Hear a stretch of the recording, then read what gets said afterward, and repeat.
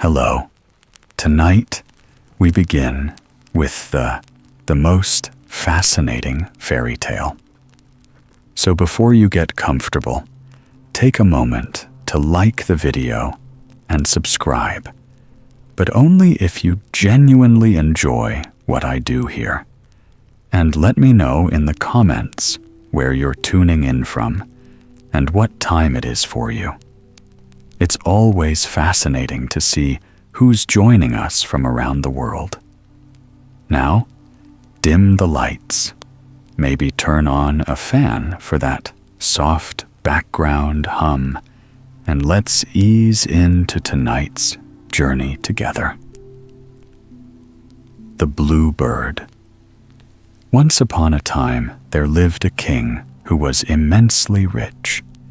He had broad lands and sacks overflowing with gold and silver, but he did not care a bit for all his riches, because the queen, his wife, was dead.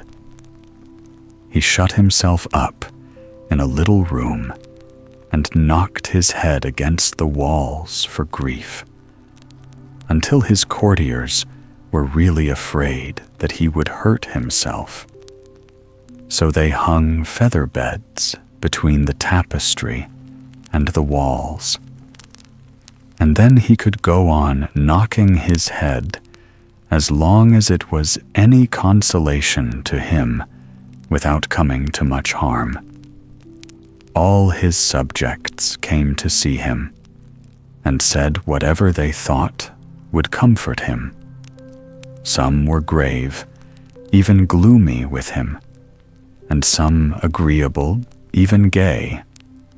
But not one could make the least impression upon him. Indeed, he hardly seemed to hear what they said. At last came a lady who was wrapped in a black mantle and seemed to be in the deepest grief. She wept and sobbed until even the king's attention was attracted. And when she said that, far from coming to try and diminish his grief, she, who had just lost a good husband, was come to add her tears to his, since she knew what he must be feeling. The king redoubled his lamentations. Then he told the sorrowful lady long stories about the good qualities of his departed queen, and she, in her turn, recounted all the virtues of her departed husband. And this passed the time so agreeably that the king quite forgot to thump his head against the feather beds, and the lady did not need to wipe the tears from her great blue eyes as often as before. By degrees, they came to talking about other things in which the king took an interest, and in a wonderfully short time, the whole kingdom was astonished by the news that the king was married again to the sorrowful lady. Now the king had one daughter who was just 15 years old. Her name was Fiordalisa, and she was the prettiest and most charming princess imaginable, always gay and merry. The new queen, who also had a daughter, very soon sent for her to come to the palace. Turritella, for that was her name, had been brought up by her godmother, the fairy Mazilla. But in spite of all the care bestowed upon her, she was neither beautiful nor gracious. Indeed, when the queen saw how ill-tempered and ugly she appeared beside Fiordalisa, she was in despair, and did everything in her power to turn the king against his own daughter, in the hope that he might take a fancy to Turritella. One day, The king said that it was time Fiordalisa and Turritella were married, so he would give one of them to the first suitable prince who visited his court. The queen answered, "My daughter certainly ought to be the first to be married. She is older than yours, and 1,000 times more charming." The king, who hated disputes, said, "Very well, it's no affair of mine. Settle it your own way." Very soon after came the news that King Charming, who was the most handsome and magnificent prince in all the country round, was on his way to visit the king. As soon as the queen heard this, she set all her jewelers, tailors, weavers, and embroiderers to work upon splendid dresses and ornaments for Turritella. But she told the king that Fiordalisa had no need of anything new. And the night before the king was to arrive, she bribed her waiting woman to steal away all the princess's own dresses and jewels, so that when the day came, and Fiordalisa wished to adorn herself as became her high rank, not even a ribbon could she find. However, as she easily guessed who had played her such a trick, she made no complaint, but sent to the merchants for some rich stuffs. But they said that the queen had expressly forbidden them to supply her with any, and they dared not disobey. So the princess had nothing left to put on but the little white frock she had been wearing the day before, and dressed in that, she went down when the time of the king's arrival came, and sat in a corner, hoping to escape notice. The queen received her guest with great ceremony, and presented him to her daughter, who was gorgeously attired, but so much splendor only made her ugliness more noticeable. And the king, after one glance at her, looked the other way. The queen, however, only thought that he was bashful, and took pains to keep Turritella in full view. King Charming then asked it there was not another princess called Fiordalisa. "Yes," said Turritella, pointing with her finger. "There she is, trying to keep out of sight because she is not smart." At this, Fiordalisa blushed and looked so shy and so lovely that the king was fairly astonished. He rose and, bowing low before her, said, "Madam, your incomparable beauty needs no adornment." "Sire," answered the princess, "I assure you that I am not in the habit of wearing dresses as crumpled and untidy as this one, so I should have been better pleased if you had not seen me at all." "Impossible," cried King Charming. "Wherever such a marvelously beautiful princess appears, I can look at nothing else." Here the queen broke in, saying sharply, "I assure you, sire, that Fiordalisa is vain enough already. Pray make her no more flattering speeches." The king quite understood that she was not pleased, but that did not matter to him, so he admired Fiordalisa to his heart's content, and talked to her for 3 hours without stopping. The queen was in despair, and so was Turritella. when they saw how much the king preferred Fiordalisa. They complained bitterly to the king and begged and teased him until he at last consented to have the princess shut up somewhere out of sight while King Charming's visit lasted. So that night, as she went to her room, she was seized by 4 masked figures and carried up into the topmost room of a high tower, where they left her in the deepest dejection. She easily guessed that she was to be kept out of sight for fear the king should fall in love with her.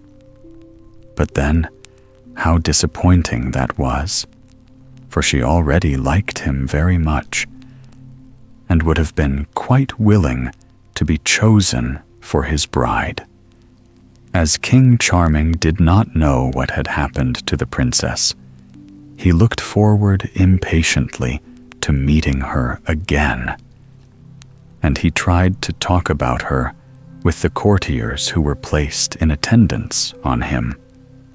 But by the queen's orders, they would say nothing good of her, but declared that she was vain, capricious, and bad-tempered, that she tormented her waiting maids, and that in spite of all the money that the king gave her, she was so mean that she preferred to go about dressed like a poor shepherdess, rather than spend any of it. All these things vexed the king very much, and he was silent. It is true, thought he, that she was very poorly dressed, but then she was so ashamed that it proves that she was not accustomed to be so. I cannot believe that with that lovely face she can be as ill-tempered and contemptible as they say. No, the queen must be jealous of her for the sake of that ugly daughter of hers. And so these evil reports are spread.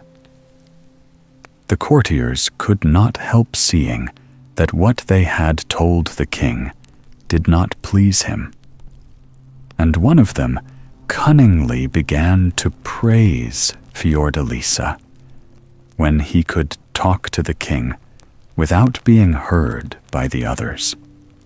King Charming thereupon became so cheerful and interested in all he said that it was easy to guess how much he admired the princess. So when the queen sent for the courtiers and questioned them about all they had found out, their report confirmed her worst fears. As to the poor Princess Fiordalisa, she cried all night without stopping. It would have been quite bad enough to be shut up in this gloomy tower before I had ever seen King Charming, she said. But now when he is here, and they are all enjoying themselves with him, it is too unkind. The next day, the queen sent King Charming splendid presents of jewels and rich stuffs, and among other things, an ornament made expressly in honor of the approaching wedding. It was a heart cut out of one huge ruby, and was surrounded by several diamond arrows and pierced by one. A golden true lover's knot above the heart bore the motto, "But one can wound me," and the whole jewel was hung upon a chain of immense pearls. Never, since the world has been a world, had such a thing been made, and the king was quite amazed when it was presented to him. The page who brought it begged him to accept it from the princess, who chose him to be her knight. "What?" cried he. "Does the lovely Princess Fiordalisa deign to think of me in this amiable and encouraging way?" "You confuse the names, sire," said the page hastily. "I come on behalf of the Princess Turritella." "Oh, it is Turritella who wishes me to be her knight," said the king coldly. "I am sorry that I cannot accept the honor." And he sent the splendid gifts back to the queen and Turritella, who were furiously angry at the contempt with which they were treated. As soon as he possibly could, King Charming went to see the king and queen. And as he entered the hall, he looked for Fiordalisa. And every time anyone came in, he started round to see who it was, and was altogether so uneasy and dissatisfied that the queen saw it plainly. But she would not take any notice, and talked of nothing but the entertainments she was planning. The prince answered at random, and presently asked if he was not to have the pleasure of seeing the Princess Fiordalisa. "Sire," answered the queen haughtily, "her father has ordered that she shall not leave her own apartments until my daughter is married." "What can be the reason for keeping that lovely princess a prisoner?" cried the king in great indignation. "That I do not know," answered the queen.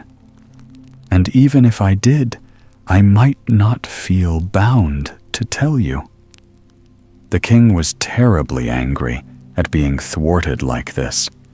He felt certain that Turritella was to blame for it, so casting a furious glance at her, he abruptly took leave of the queen and returned to his own apartments.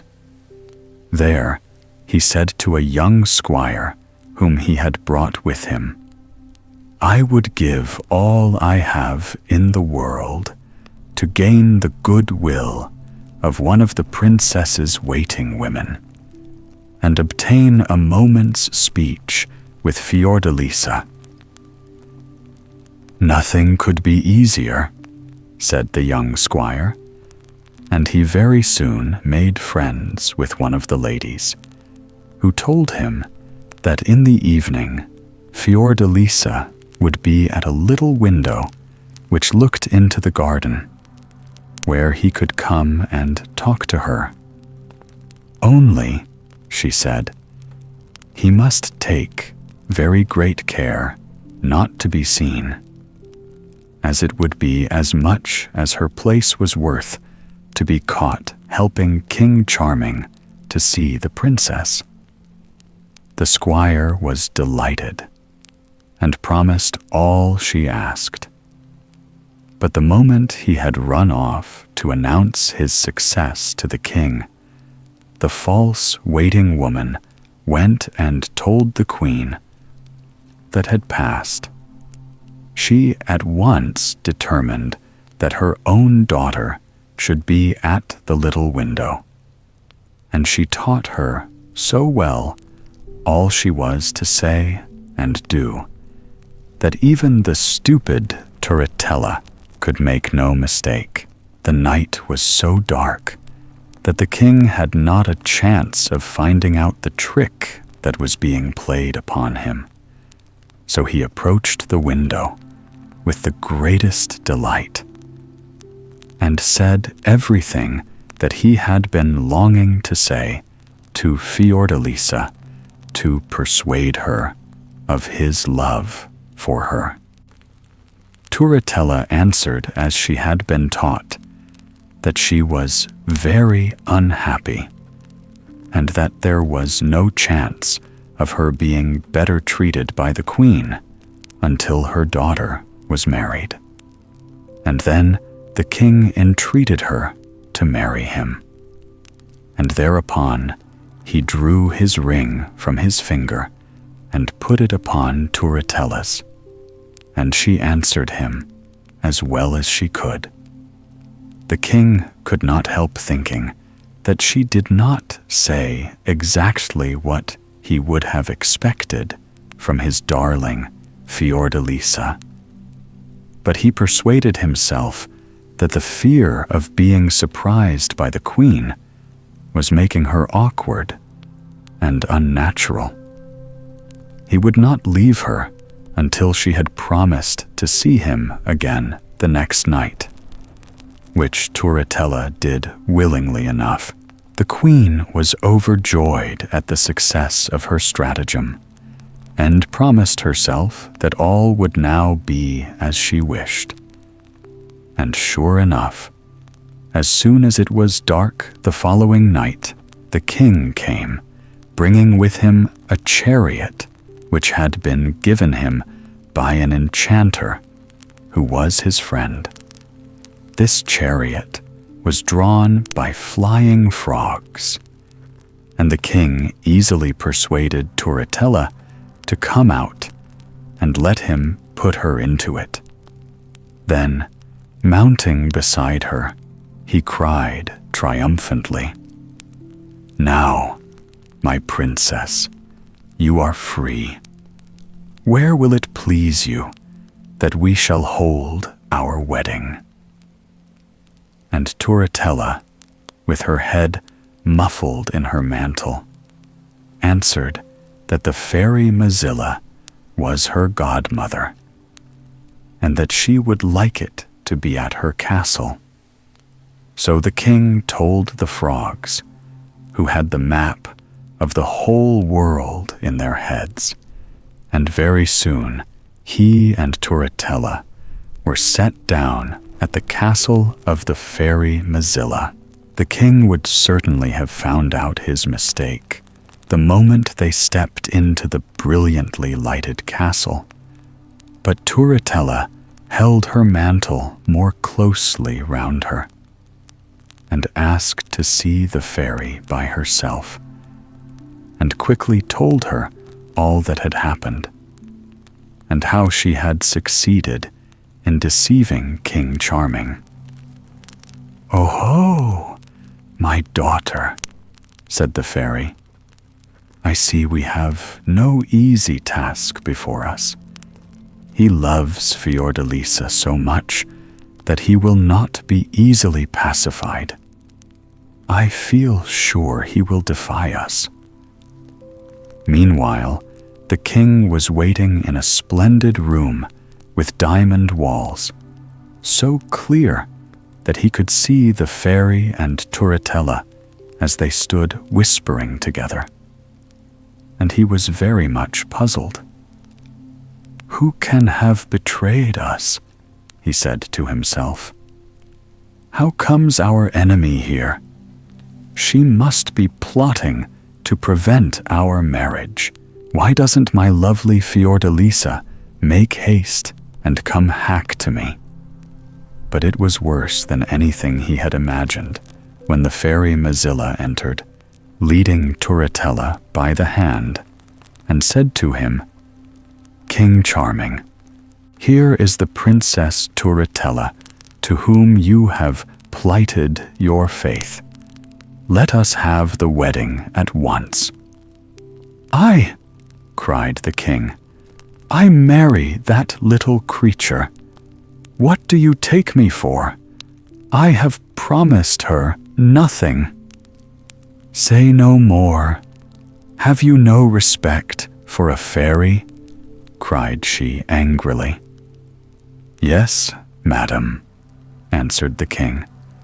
"I am prepared to respect you as much as a fairy can be respected, if you will give me back my princess." "Am I not here?" interrupted Turritella. "Here is the ring you gave me. With whom did you talk at the little window, if it was not with me?" "What?" cried the king angrily. "Have I been altogether deceived and deluded? Where is my chariot? Not another moment will I stay here." "Oh," said the fairy, "not so fast." And she touched his feet, which instantly became as firmly fixed to the floor as if they had been nailed there. "Oh, do whatever you like with me," said the king. "You may turn me to stone, but I will marry no one but Fiordalisa."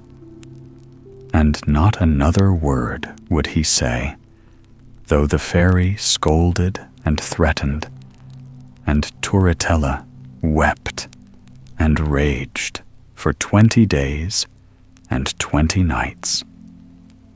At last, the fairy Mozilla said furiously, for she was quite tired out by his obstinacy, "Choose whether you will marry my goddaughter, or do penance 7 years for breaking your word to her."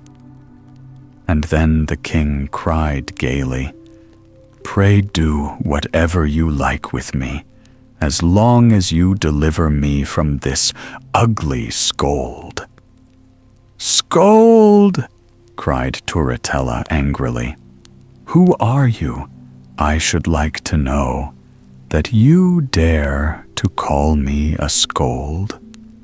A miserable king who breaks his word and goes about in a chariot drawn by croaking frogs out of a marsh. Let us have no more of these insults," cried the fairy. "Fly from that window, ungrateful king, and for 7 years be a blue bird." As she spoke, the king's face altered. His arms turned to wings, his feet to little crooked black claws. In a moment, he had a slender body like a bird, covered with shining blue feathers. His beak was like ivory. His eyes were bright as stars, and a crown of white feathers adorned his head.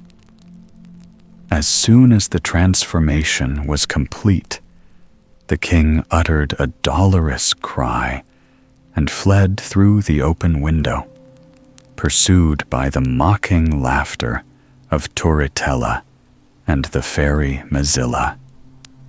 He flew on until he reached the thickest part of the wood, and there, perched upon a cypress tree, he bewailed his miserable fate. "Alas, in 7 years, who knows what may happen to my darling Fiordalisa," he said. "Her cruel stepmother may have married her to someone else before I am myself again. And then, what good will life be to me?" In the meantime, the fairy Mozilla had sent Turritella back to the queen, who was all anxiety to know how the wedding had gone off. But when her daughter arrived and told her all that had happened, she was terribly angry, and of course all her wrath fell upon Fiordalisa. "She shall have cause to repent that the king admires her," said the queen, nodding her head meaningly.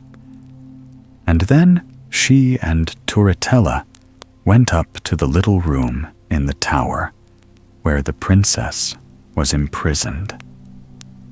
Fiordalisa was immensely surprised to see that Turritella was wearing a royal mantle and a diamond crown, and her heart sank when the queen said, "My daughter is come to show you some of her wedding presents, for she is King Charming's bride, and they are the happiest pair in the world.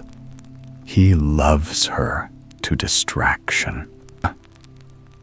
All this time, Turritella was spreading out lace and jewels and rich brocades and ribbons before Fiordalisa's unwilling eyes, and taking good care to display King Charming's ring, which she wore upon her thumb. The princess recognized it as soon as her eyes fell upon it, and after that she could no longer doubt that he had indeed married Turritella. In despair, she cried, "Take away these miserable gauds! What pleasure has a wretched captive in the sight of them?" And then she fell insensible upon the floor, and the cruel queen laughed maliciously, and went away with Turritella, leaving her there without comfort or aid. That night, the queen said to the king that his daughter was so infatuated with King Charming, in spite of his never having shown any preference for her, that it was just as well she should stay in the tower until she came to her senses. To which he answered that it was her affair, and she could give what orders she pleased about the princess. When then happy Fiordalisa recovered and remembered all she had just heard, she began to cry bitterly, believing that King Charming was lost to her forever. And all night long she sat at her open window, sighing and lamenting. But when it was dawn, she crept away into the darkest corner of her little room and sat there, too unhappy to care about anything. As soon as night came again, she once more leaned out into the darkness and bewailed her miserable lot.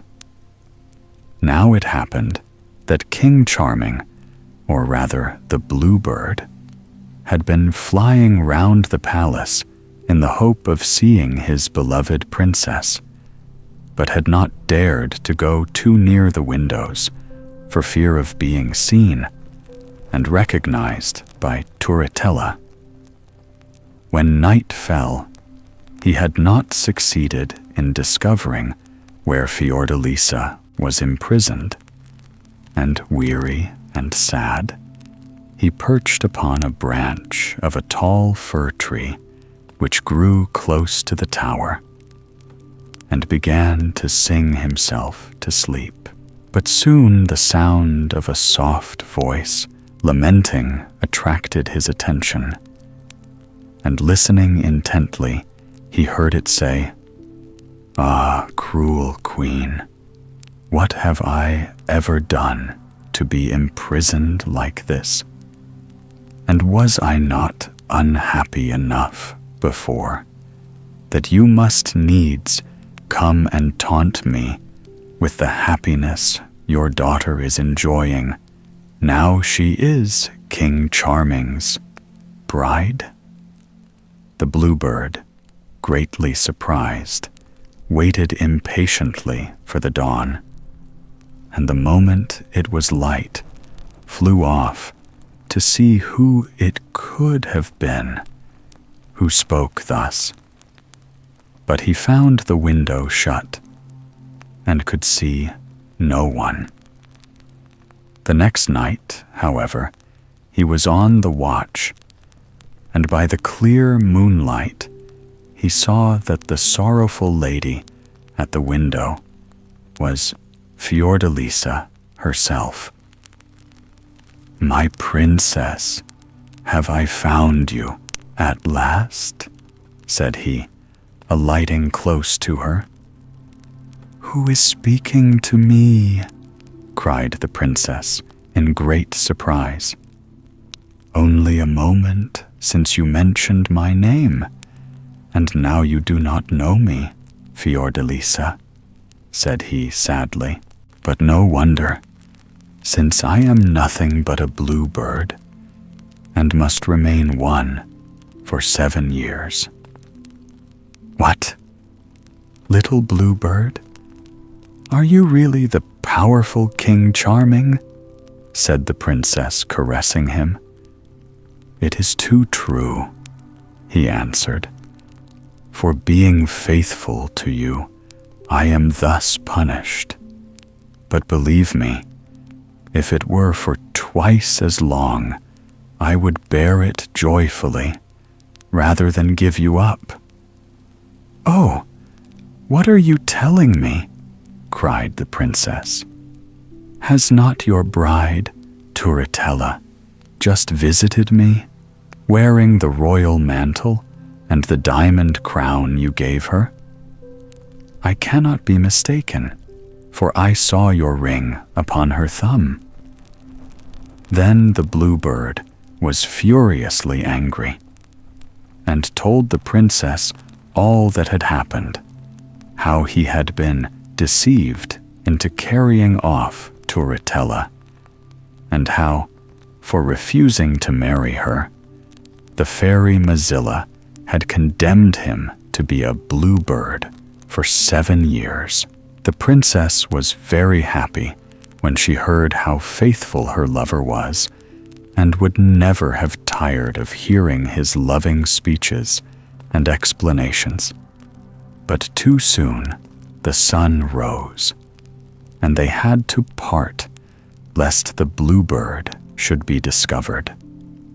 After promising to come again to the princess's window as soon as it was dark, he flew away and hid himself in a little hole in the fir tree, while Fiordalisa remained devoured by anxiety lest he should be caught in a trap or eaten up by an eagle. But the bluebird did not long stay in his hiding place.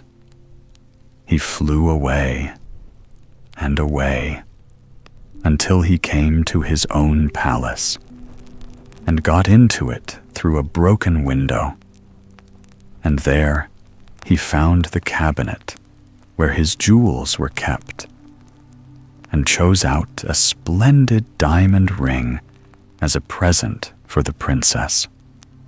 By the time he got back, Fiordalisa was sitting waiting for him by the open window. And when he gave her the ring, she scolded him gently for having run such a risk to get it for her. "Promise me that you will wear it always," said the bluebird. And the princess promised on condition that he should come and see her in the day as well as by night. They talked all night long, and the next morning the bluebird flew off to his kingdom and crept into his palace through the broken window, and chose from his treasures 2 bracelets, each cut out of a single emerald. When he presented them to the princess, she shook her head at him reproachfully, saying, "Do you think I love you so little that I need all these gifts to remind me of you?" And he answered, "No, my princess, but I love you so much that I feel I cannot express it, try as I may. I only bring you these worthless trifles to show that I have not ceased to think of you, though I have been obliged to leave you for a time." The following night, he gave Fiordalisa a watch set in a single pearl. The princess laughed a little when she saw it and said, "You may well give me a watch, for since I have known you, I have lost the power of measuring time. The hours you spend with me pass like minutes, and the hours that I drag through without you seem years to me." "Ah, princess, they cannot seem so long to you as they do to me," he answered. Day by day, he brought more beautiful things for the princess: diamonds and rubies and opals. And at night, she decked herself with them to please him. But by day, she hid them in her straw mattress. When the sun shone, the bluebird, hidden in the tall fir tree, sang to her so sweetly that all the passers-by wondered, and said that the wood was inhabited by a spirit. And so 2 years slipped away, and still the princess was a prisoner, and Turritella was not married. The queen had offered her hand to all the neighboring princes, but they always answered that they would marry Fiordalisa with pleasure, but not Turritella on any account. This displeased the queen terribly. "Fiordalisa must be in league with them to annoy me," she said. "Let us go and accuse her of it." So she and Turritella went up into the tower.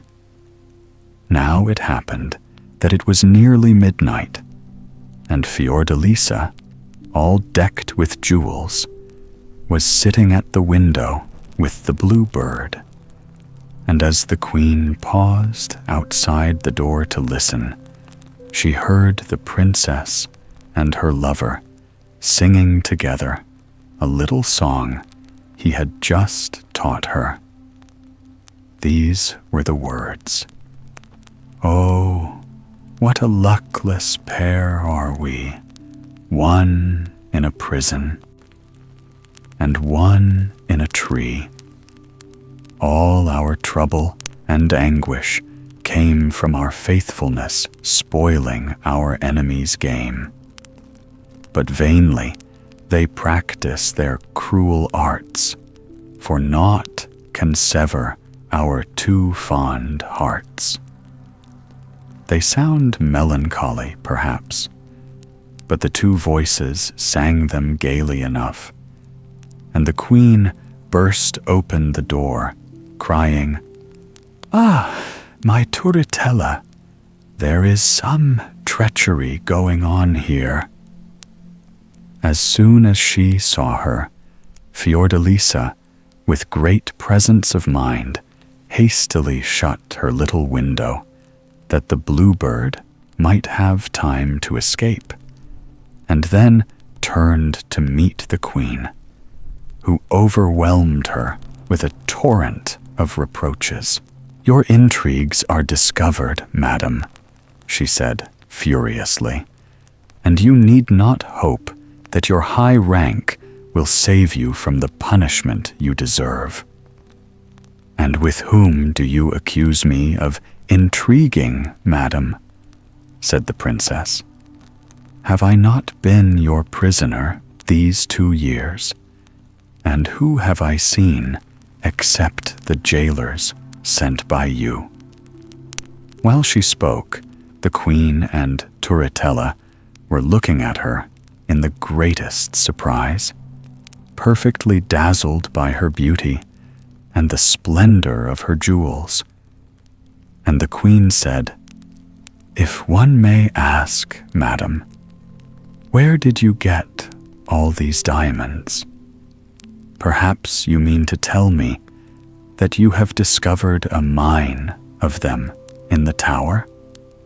"I certainly did find them here," answered the princess.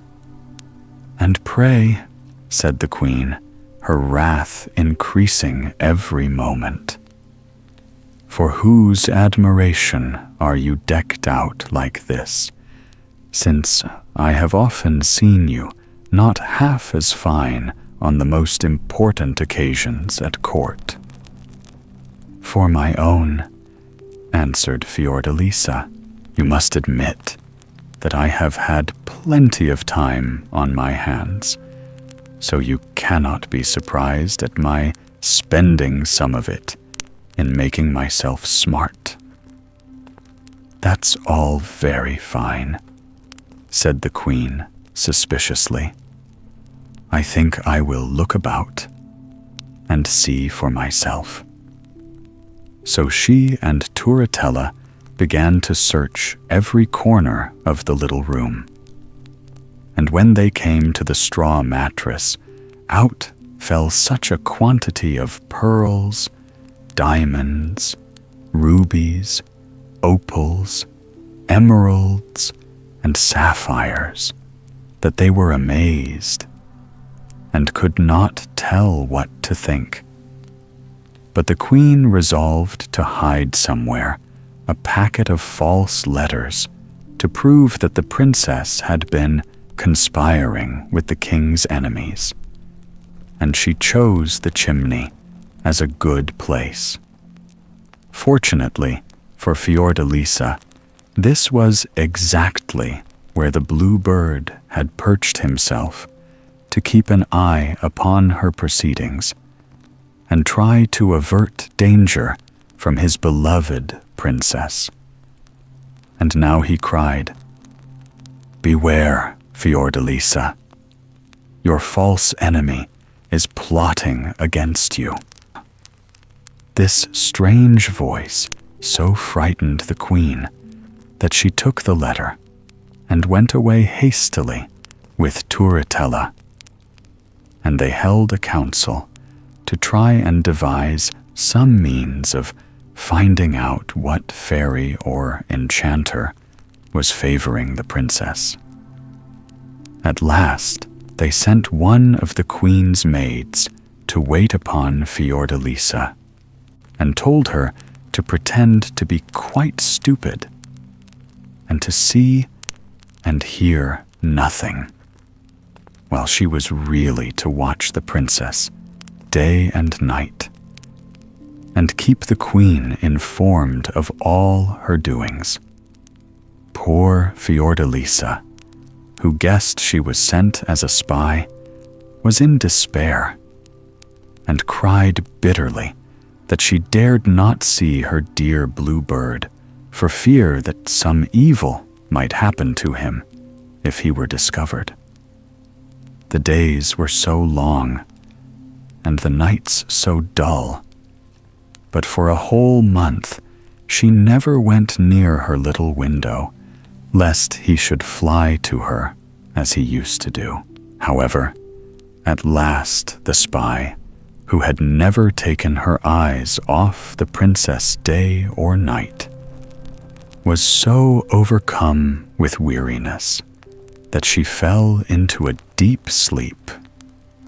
And as soon as the princess saw that, she flew to open her window and cried softly, "Blue bird, blue as the sky, fly to me now, there's nobody by."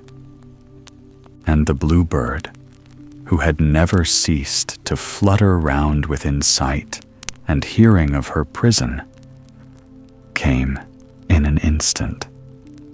They had so much to say, and were so overjoyed to meet once more, that it scarcely seemed to them 5 minutes before the sun rose, and the blue bird had to fly away.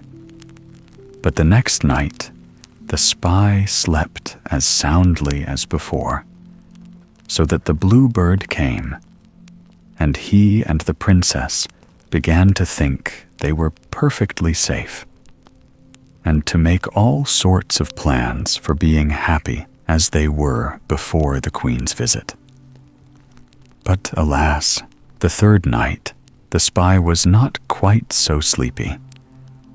And when the princess opened her window and cried as usual, "Blue bird, blue as the sky, fly to me now, there's nobody nigh," she was wide awake in a moment, though she was sly enough to keep her eyes shut at first. But presently she heard voices, and peeping cautiously, she saw by the moonlight the most lovely blue bird in the world, who was talking to the princess while she stroked and caressed it fondly. The spy did not lose a single word of the conversation, and as soon as the day dawned and the blue bird had reluctantly said goodbye to the princess, she rushed off to the queen and told her all she had seen and heard. Then the queen sent for Turritella, and they talked it over, and very soon came to the conclusion that this blue bird was no other than King Charming himself. "Ah, that insolent princess!" cried the queen. "To think that when we supposed her to be so miserable, she was all the while as happy as possible with that false king. But I know how we can avenge ourselves." So the spy was ordered to go back and pretend to sleep as soundly as ever. And indeed, she went to bed earlier than usual, and snored as naturally as possible, and the poor princess ran to the window and cried, "Blue bird, blue as the sky, fly to me now, there's nobody by." But no bird came. All night long she called and waited and listened, but still there was no answer, for the cruel queen had caused the fir tree to be hung all over with knives, swords, razors, shears, bill hooks, and sickles, so that when the blue bird heard the princess call and flew towards her, his wings were cut, and his little black feet clipped off, and all pierced and stabbed in 20 places.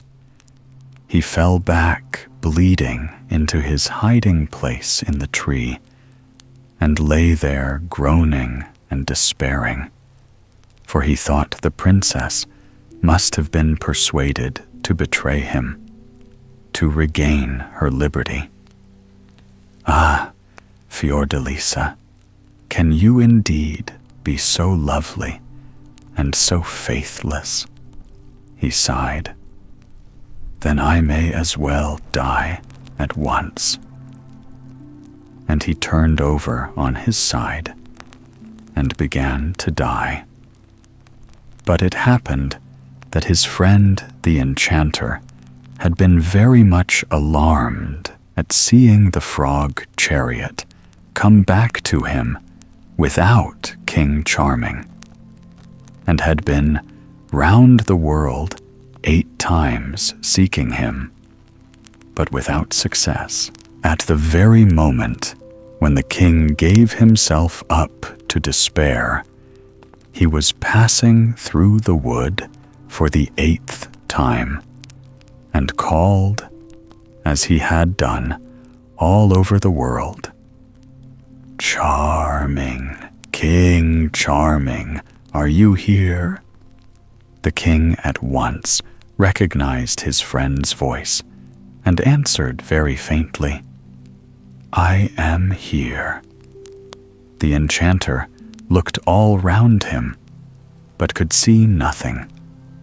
And then the king said again, "I am a blue bird, Then the enchanter found him in an instant, and seeing his pitiable condition, ran hither and thither without a word, until he had collected a handful of magic herbs, with which, and a few incantations, he speedily made the king whole and sound again.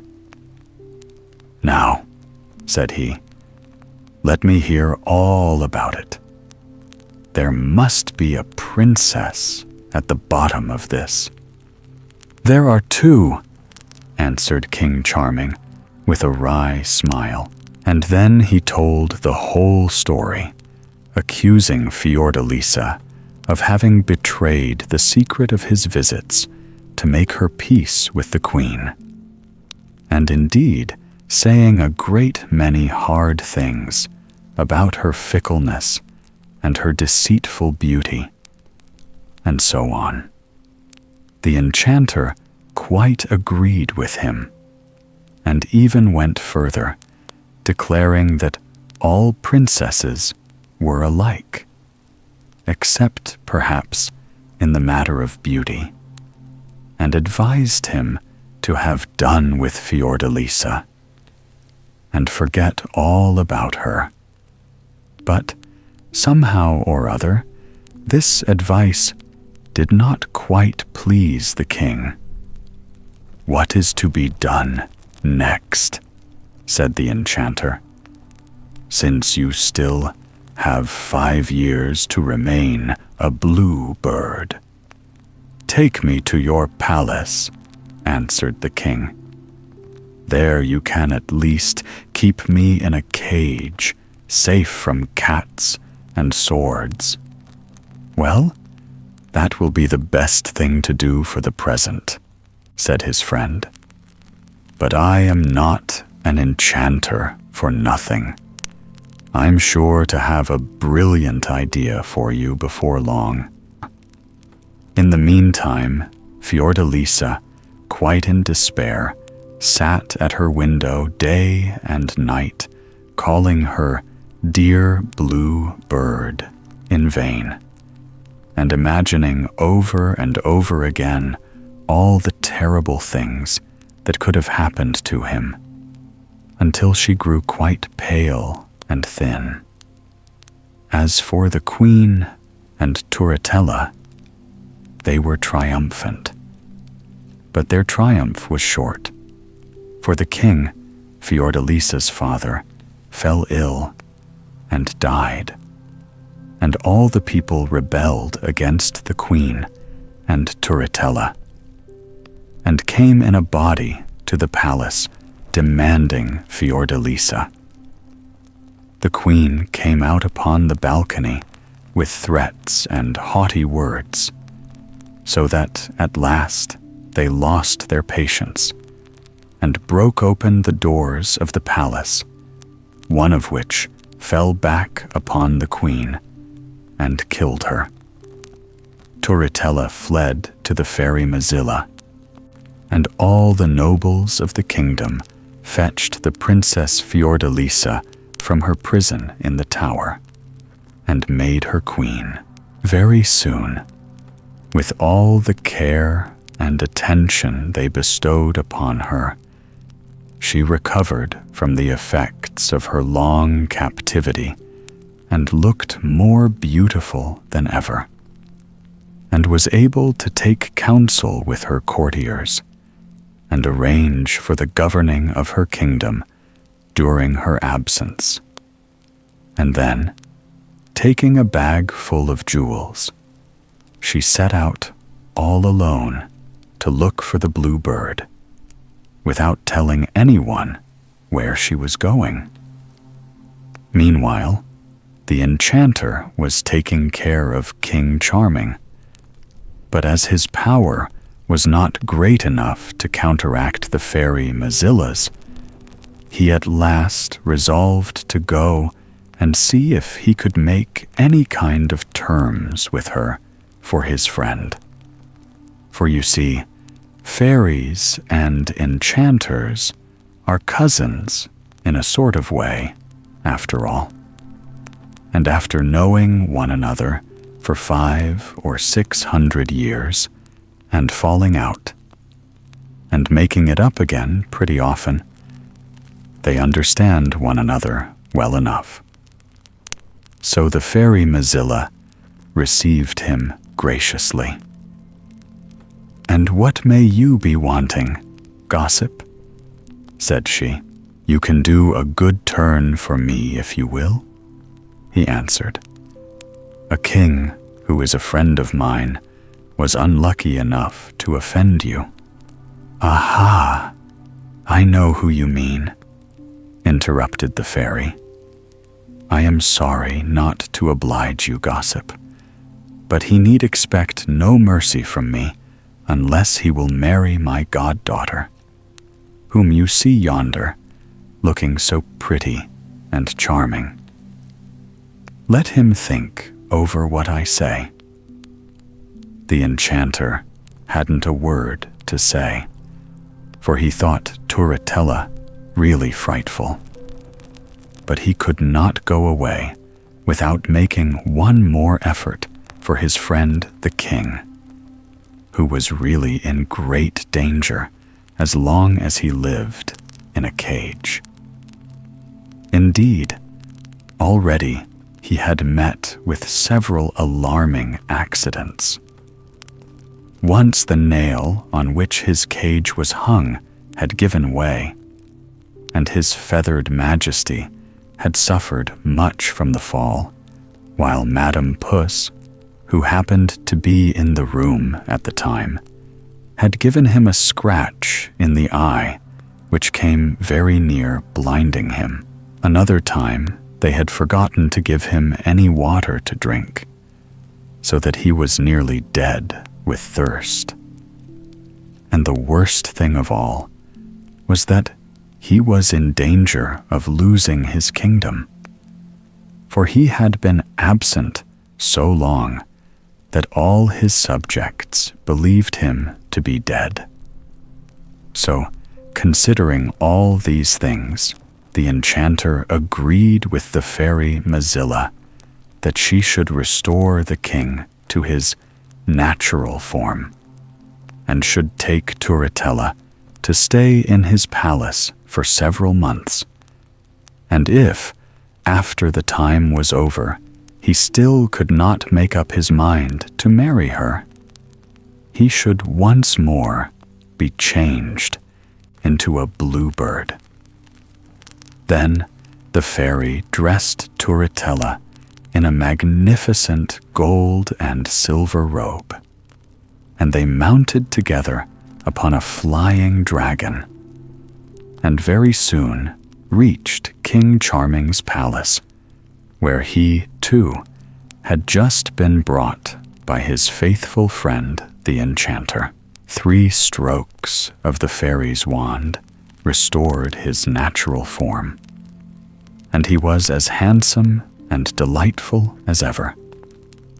But he considered that he paid dearly for his restoration when he caught sight of Turritella, and the mere idea of marrying her made him shudder.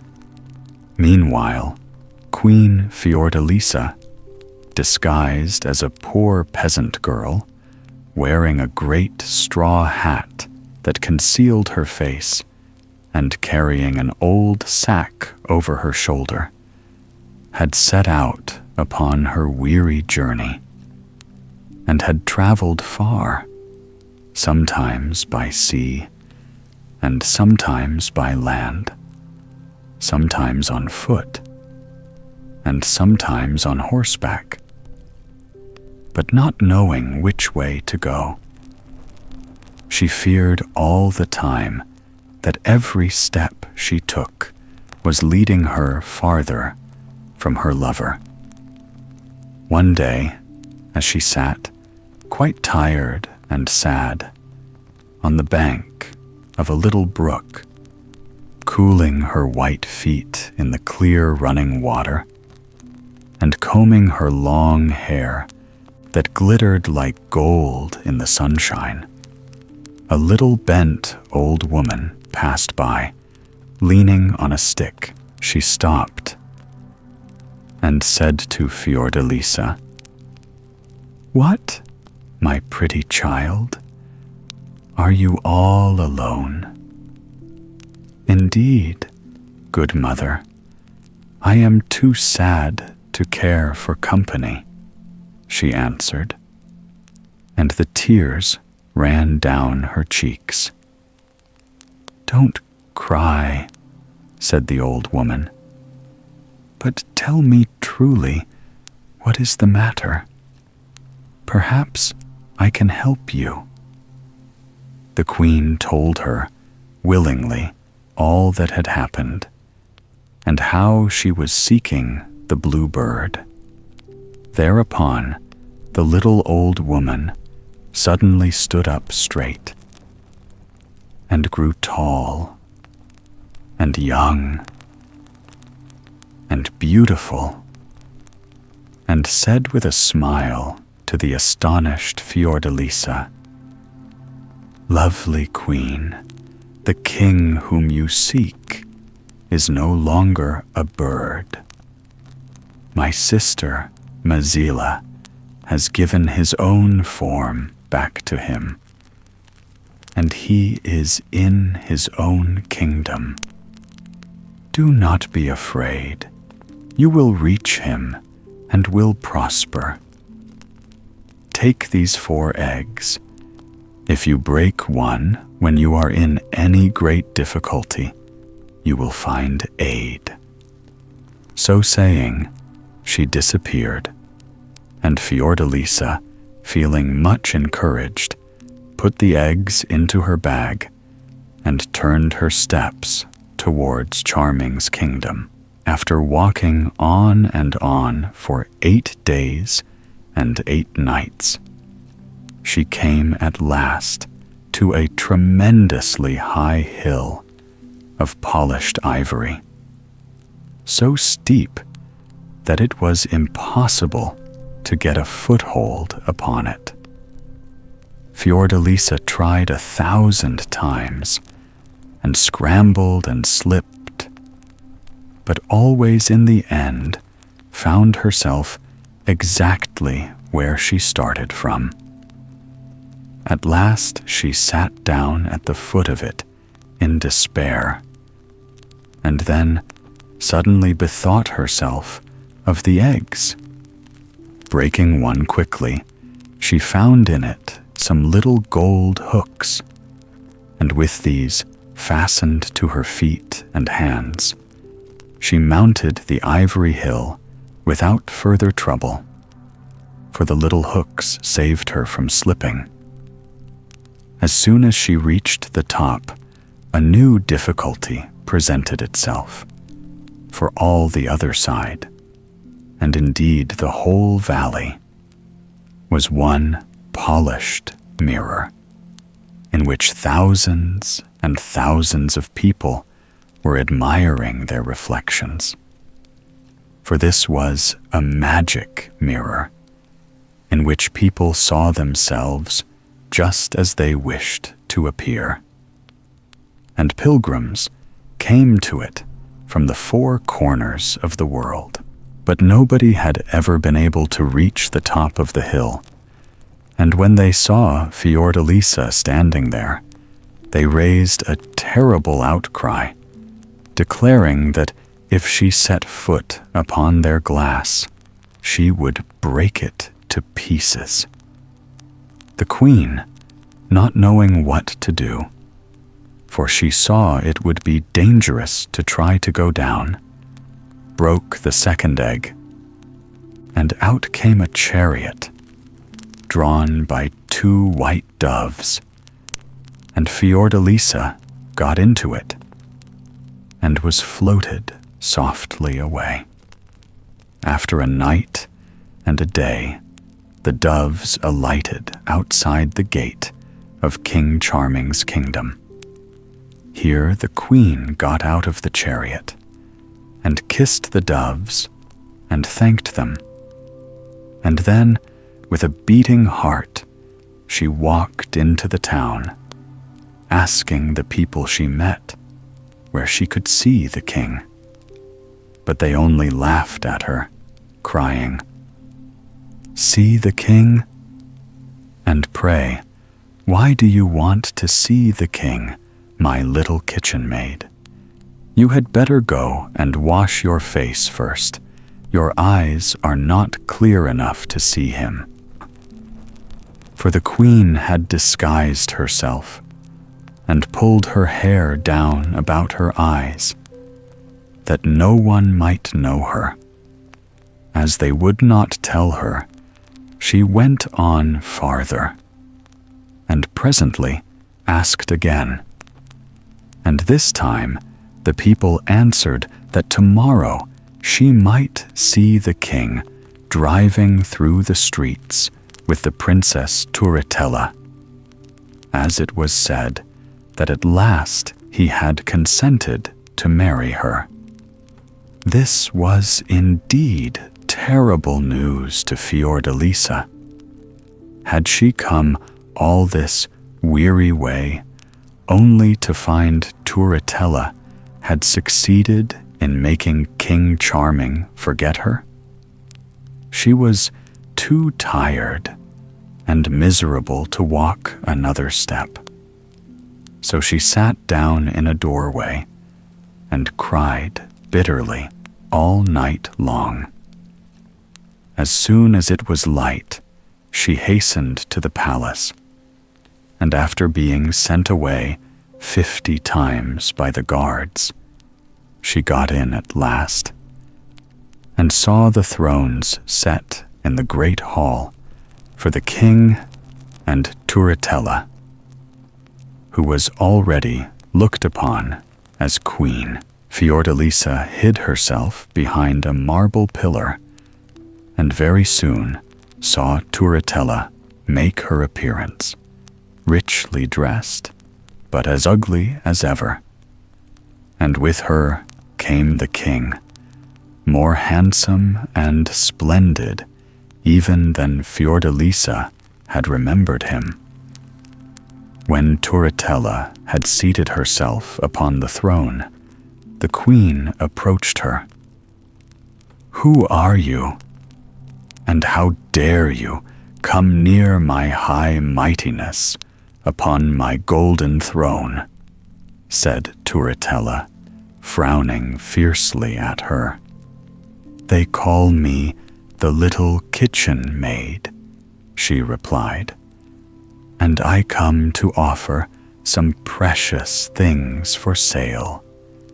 And with that she searched in her old sack and drew out the emerald bracelets King Charming had given her.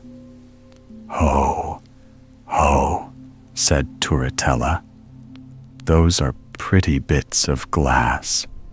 I suppose you would like 5 silver pieces for them." "Show them to someone who understands such things, madam," answered the queen. "After that, we can decide upon the price." Turritella, who really loved King Charming as much as she could love anybody, and was always delighted to get a chance of talking to him, now showed him the bracelets, asking how much he considered them worth. As soon as he saw them, he remembered those he had given to Fiordalisa, and turned very pale, and sighed deeply, and fell into such sad thought that he quite forgot to answer her. Presently, she asked him again, and then he said with a great effort, "I believe these bracelets are worth as much as my kingdom. I thought there was only one such pair in the world, but here, it seems, is another." Then Turritella went back to the queen and asked her what was the lowest price she would take for them. "More than you would find it easy to pay, madam," answered she. But if you will manage for me to sleep one night in the Chamber of Echoes, I will give you the emeralds. By all means, my little kitchen maid, said Turritella, highly delighted. The king did not try to find out where the bracelets had come from, not because he did not want to know, but because the only way would have been to ask Turritella. And he disliked her so much that he never spoke to her, if he could possibly avoid it.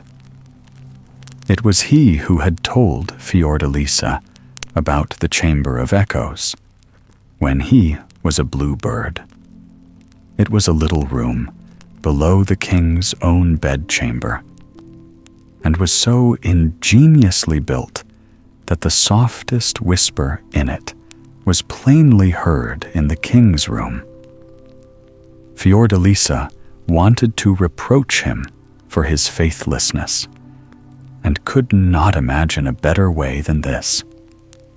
So when, by Turritella's orders, she was left there, she began to weep and lament, and never ceased until daybreak. The king's pages told Turritella, when she asked them, what a sobbing and sighing they had heard, and she asked Fiordalisa what it was all about. The queen answered that she often dreamed and talked aloud, but by an unlucky chance, the king heard nothing of all this, for he took a sleeping draught every night before he lay down, and did not wake up until the sun was high. The queen passed the day in great disquietude. If he did hear me, she said, could he remain so cruelly indifferent? But if he did not hear me, what can I do to get another chance? I have plenty of jewels, it is true, but nothing remarkable enough to catch Turritella's fancy. Just then, she thought of the eggs, and broke one, out of which came a little carriage of polished steel, ornamented with gold, drawn by 6 green mice.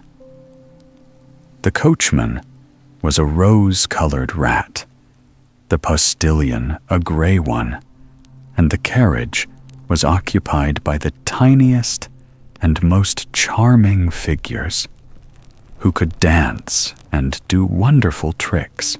Fiordalisa clapped her hands and danced for joy when she saw this triumph of magic art, and as soon as it was evening, went to a shady garden path down which she knew Turritella would pass, and then she made the mice galop, and the tiny people show off their tricks, and sure enough, Turritella came, and the moment she saw it all cried, "Little kitchen maid, little kitchen maid, what will you take for your mouse carriage?" And the queen answered, "Let me sleep once more in the Chamber of Echoes." "I won't refuse your request, poor creature," said Turritella condescendingly. And then she turned to her ladies and whispered, "The silly creature does not know how to profit by her chances. So much the better for me." When night came, Fiordalisa said all the loving words she could think of, but alas, with no better success than before, for the king slept heavily after his draught. One of the pages said, "This peasant girl must be crazy. But another answered, "Yet what she says sounds very sad and touching." As for Fiordalisa, she thought the king must have a very hard heart if he could hear how she grieved, and yet pay her no attention. She had but one more chance, and on breaking the last egg, she found, to her great delight, that it contained a more marvelous thing than ever. It was a pie made of cis-birds, cooked to perfection, and yet they were all alive, and singing and talking, and they answered questions and told fortunes in the most amusing way. Taking this treasure, Fiordalisa once more set herself to wait in the great hall through which Turritella was sure to pass. And as she sat there, one of the king's pages came by and said to her, "Well, little kitchen maid, it is a good thing that the king always takes a sleeping draught, for if not, he would be kept awake all night by your sighing and lamenting." Then Fiordalisa knew why the king had not heeded her, and taking a handful of pearls and diamonds out of her sack, she said, "If you can promise me that tonight the king shall not have his sleeping draught, I will give you all these jewels." "Oh, I promise that willingly," said the page. At this moment, Turritella appeared, and at the first sight of the savory pie, with the pretty little birds all singing and chattering, she cried, "That is an admirable pie, little kitchen maid. Pray, what will you take for it?"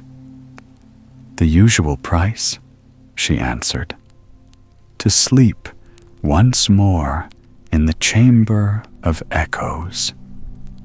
"By all means, only give me the pie," said the greedy Turritella. And when night was come, Queen Fiordalisa waited until she thought everybody in the palace would be asleep, and then began to lament as before. "Ah, charming," she said, "what have I ever done that you should forsake me and marry Turritella? If you could only know all I have suffered, and what a weary way I have come to seek you." Now the page had faithfully kept his word, and given King Charming a glass of water instead of his usual sleeping draught.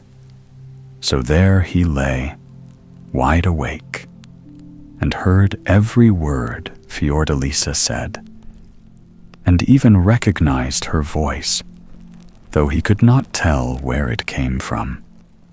"Ah, princess," he said, "how could you betray me to our cruel enemies when I loved you so dearly?" Fiordalisa heard him and answered quickly, "Find out the little kitchen maid, and she will explain everything." Then the king, in a great hurry, sent for his pages and said, "If you can find the little kitchen maid, bring her to me at once." "Nothing could be easier, sire," they answered, "for she is in the chamber of echoes." The king was very much puzzled when he heard this. How could the lovely Princess Fiordalisa be a little kitchen maid? Or how could a little kitchen maid have Fiordalisa's own voice. So he dressed hastily and ran down a little secret staircase which led to the Chamber of Echoes. There, upon a heap of soft cushions, sat his lovely princess. She had laid aside all her ugly disguises and wore a white silken robe, and her golden hair shone in the soft lamplight. The king was overjoyed at the sight, and rushed to throw himself at her feet, and asked her 1,000 questions without giving her time to answer one. Fiordalisa was equally happy to be with him once more, and nothing troubled them but the remembrance of the fairy Mozilla. But at this moment in came the enchanter, and with him a famous fairy, the same, in fact, who had given Fiordalisa the eggs after greeting the king and queen. They said that as they were united in wishing to help King Charming, the fairy Mozilla had no longer any power against him, and he might marry Fiordalisa as soon as he pleased. The king's joy may be imagined, and as soon as it was day, the news was spread through the palace, and everybody who saw Fiordalisa loved her directly. When Turritella heard what had happened, she came running to the king, and when she saw Fiordalisa with him, she was terribly angry.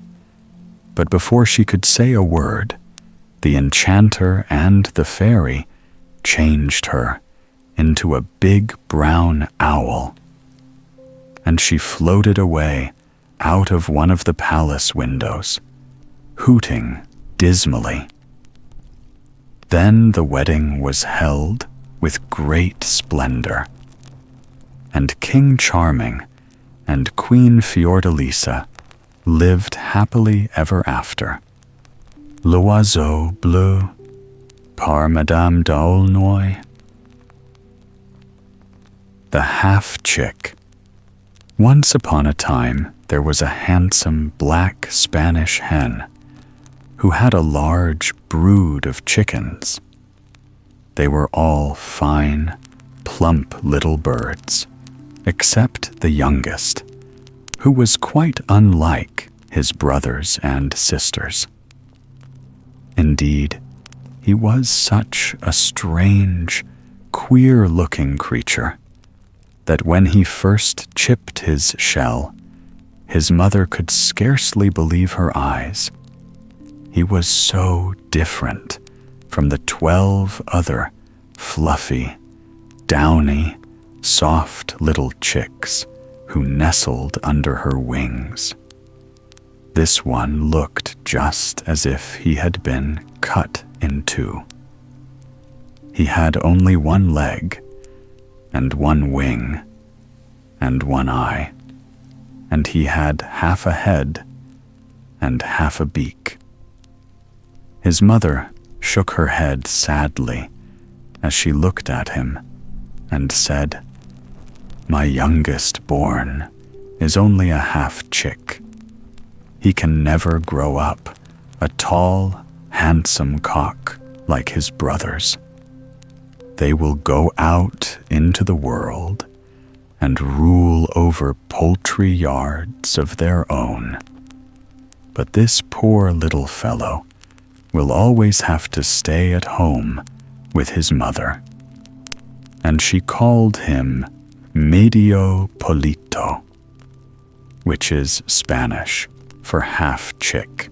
Now, though Medio Polito was such an odd, helpless-looking little thing, his mother soon found that he was not at all willing to remain under her wing and protection.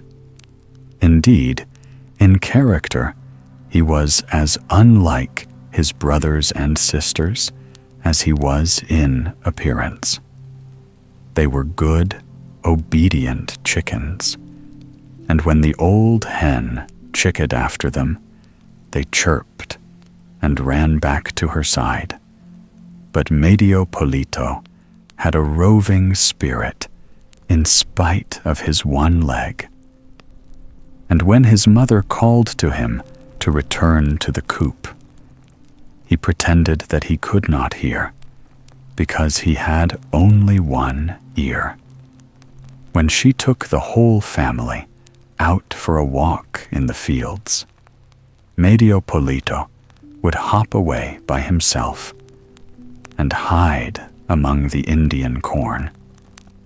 Many an anxious minute his brothers and sisters had looking for him, while his mother ran to and fro, cackling in fear and dismay. As he grew older, he became more self-willed and disobedient, and his manner to his mother was often very rude, and his temper to the other chickens very disagreeable. One day, he had been out for a longer expedition than usual in the fields.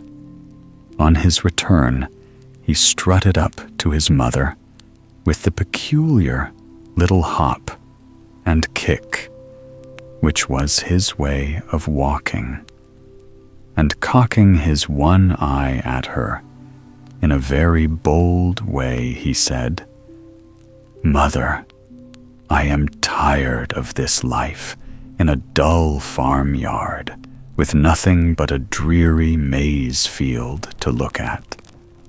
I'm off to Madrid to see the king." "To Madrid, Medio Polito," exclaimed his mother. "Why, you silly chick, it would be a long journey for a grown-up cock, and a poor little thing like you would be tired out before you had gone half the distance. No, no, stay at home with your mother. And someday, when you are bigger, we will go a little journey together." But Medio Polito had made up his mind, and he would not listen to his mother's advice, nor to the prayers and entreaties of his brothers and sisters. "What is the use of our all crowding each other up in this poky little place," he said, "when I have a fine courtyard of my own at the king's palace? I shall perhaps ask some of you to come and pay me a short visit." And scarcely waiting to say goodbye to his family, away he stumped down the high road that led to Madrid. "Be sure that you are kind and civil to everyone you meet," called his mother, running after him. But he was in such a hurry to be off that he did not wait to answer her, or even to look back. A little later in the day, as he was taking a short cut through a field, he passed a stream. Now the stream was all choked up and overgrown with weeds and water plants, so that its waters could not flow freely. "Oh, Medio Polito," it cried, as the half-chick hopped along its banks. "Do come and help me by clearing away these weeds." "Help you, indeed," exclaimed Medio Polito, tossing his head and shaking the few feathers in his tail. "Do you think I have nothing to do but to waste my time on such trifles? Help yourself and don't trouble busy travelers. I am off to Madrid to see the king." And hoppity-kick, away stumped Medio Polito. A little later, he came to a fire that had been left by some gypsies in a wood. It was burning very low and would soon be out. "Oh, Medio Polito," cried the fire in a weak, wavering voice as the half-chick approached. "In a few minutes I shall go quite out, unless you put some sticks and dry leaves upon me. Do help me, or I shall die." "Help you, indeed," answered Medio Polito. "I have other things to do. Gather sticks for yourself, and don't trouble me. I am off to Madrid to see the king." And hoppity-kick, away stumped Medio Polito. The next morning, as he was getting near Madrid, he passed a large chestnut tree in whose branches the wind was caught and entangled. "Oh, Medio Polito," called the wind, "do hop up here and help me to get free of these branches. I cannot come away, and it is so uncomfortable." "It is your own fault for going there," answered Medio Polito. "I can't waste all my morning stopping here to help you. Just shake yourself off, and don't hinder me, for I am off to Madrid to see the king." And hoppity-kick, away stumped Medio Polito in great glee, for the towers and roofs of Madrid were now in sight. When he entered the town, he saw before him a great, splendid house, with soldiers standing before the gates. This he knew must be the king's palace, and he determined to hop up to the front gate and wait there until the king came out. But as he was hopping past one of the back windows, the king's cook saw him. "Here is the very thing I want," he exclaimed. "For the king has just sent a message to say that he must have chicken broth for his dinner." And opening the window, he stretched out his arm, caught Medio Polito, and popped him into the broth pot that was standing near the fire. Oh, how wet and clammy the water felt as it went over Medio Polito's head, making his feathers cling to his side. "Water, water," he cried in his despair.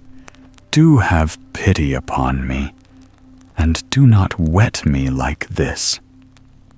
"Ah, Medio Polito," replied the water, "you would not help me when I was a little stream away on the fields. Now you must be punished."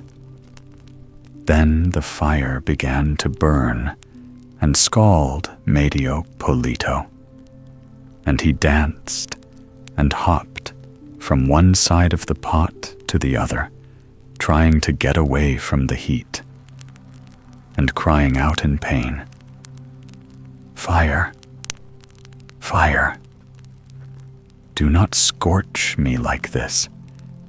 You can't think how it hurts." "Ah, Medio Polito," answered the fire, "you would not help me when I was dying away in the wood. You are being punished." At last, just when the pain was so great that Medio Polito thought he must die, the cook lifted up the lid of the pot to see if the broth was ready for the king's dinner. "Look here," he cried in horror. "This chicken is quite useless. It is burnt to a cinder. I can't send it up to the royal table." And opening the window, he threw Medio Polito out into the street. But the wind caught him up and whirled him through the air so quickly that Medio Polito could scarcely breathe, and his heart beat against his side till he thought it would break. "Oh, wind!" At last he gasped out, "If you hurry me along like this, you will kill me. Do let me rest a moment, or—" But he was so breathless that he could not finish his sentence. "Ah, Medio Polito," replied the wind, "when I was caught in the branches of the chestnut tree, you would not help me. Now you are punished." And he swirled Medio Polito over the roofs of the houses till they reached the highest church in the town. And there he left him fastened to the top of the steeple. And there stands Medio Polito to this day. And if you go to Madrid and walk through the streets till you come to the highest church, you will see Medio Polito perched on his one leg on the steeple, with his one wing drooping at his side, and gazing sadly out of his one eye over the town. Spanish tradition. The story of Caliph Stork. Caliph Chasid of Baghdad was resting comfortably on his divan one fine afternoon. He was smoking a long pipe, and from time to time he sipped a little coffee which a slave handed to him, and after each sip he stroked his long beard with an air of enjoyment. In short, anyone could see that the Caliph was in an excellent humor.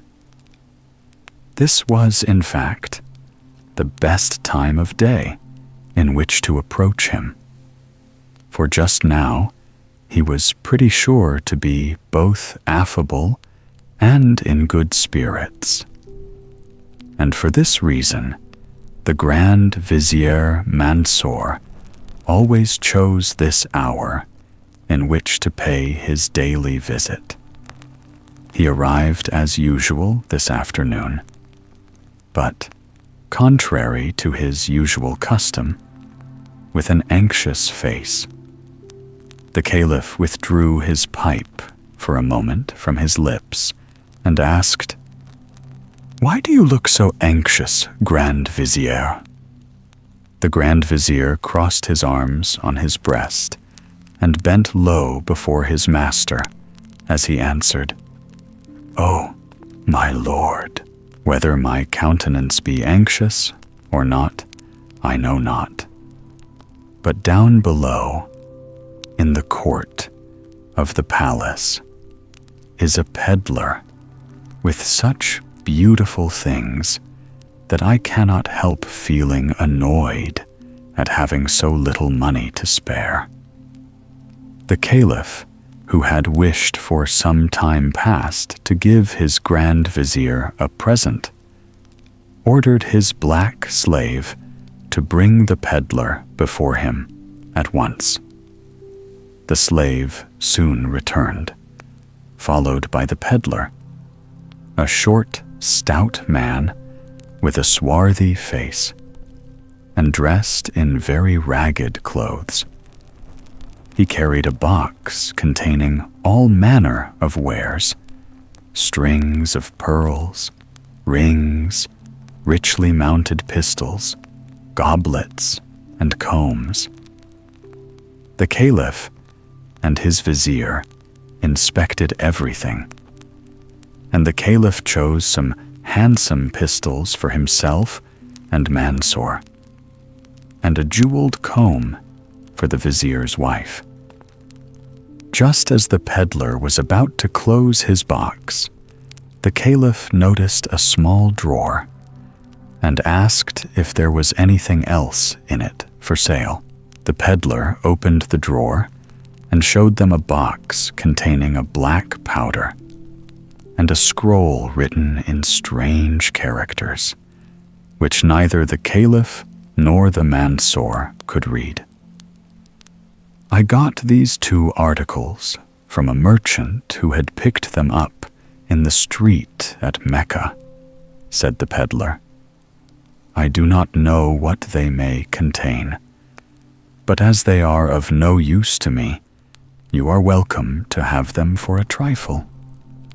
The Caliph, who liked to have old manuscripts in his library, even though he could not read them, purchased the scroll and the box, and dismissed the peddler. Then, being anxious to know what might be the contents of the scroll, he asked the vizier if he did not know of anyone who might be able to decipher it. "Most gracious lord and master," replied the vizier, "near the great mosque lives a man called Selim the Learned, who knows every language under the sun. Send for him. It may be that he will be able to interpret these mysterious characters." The learned Selim was summoned immediately. "Selim," said the Caliph, "I hear you are a scholar. Look well at this scroll and see whether you can read it. If you can, I will give you a robe of honor. But if you fail, I will order you to receive 12 strokes on your cheeks, and 25 on the soles of your feet, because you have been falsely called Selim the Learned." Selim prostrated himself and said, "Be it according to your will, O master."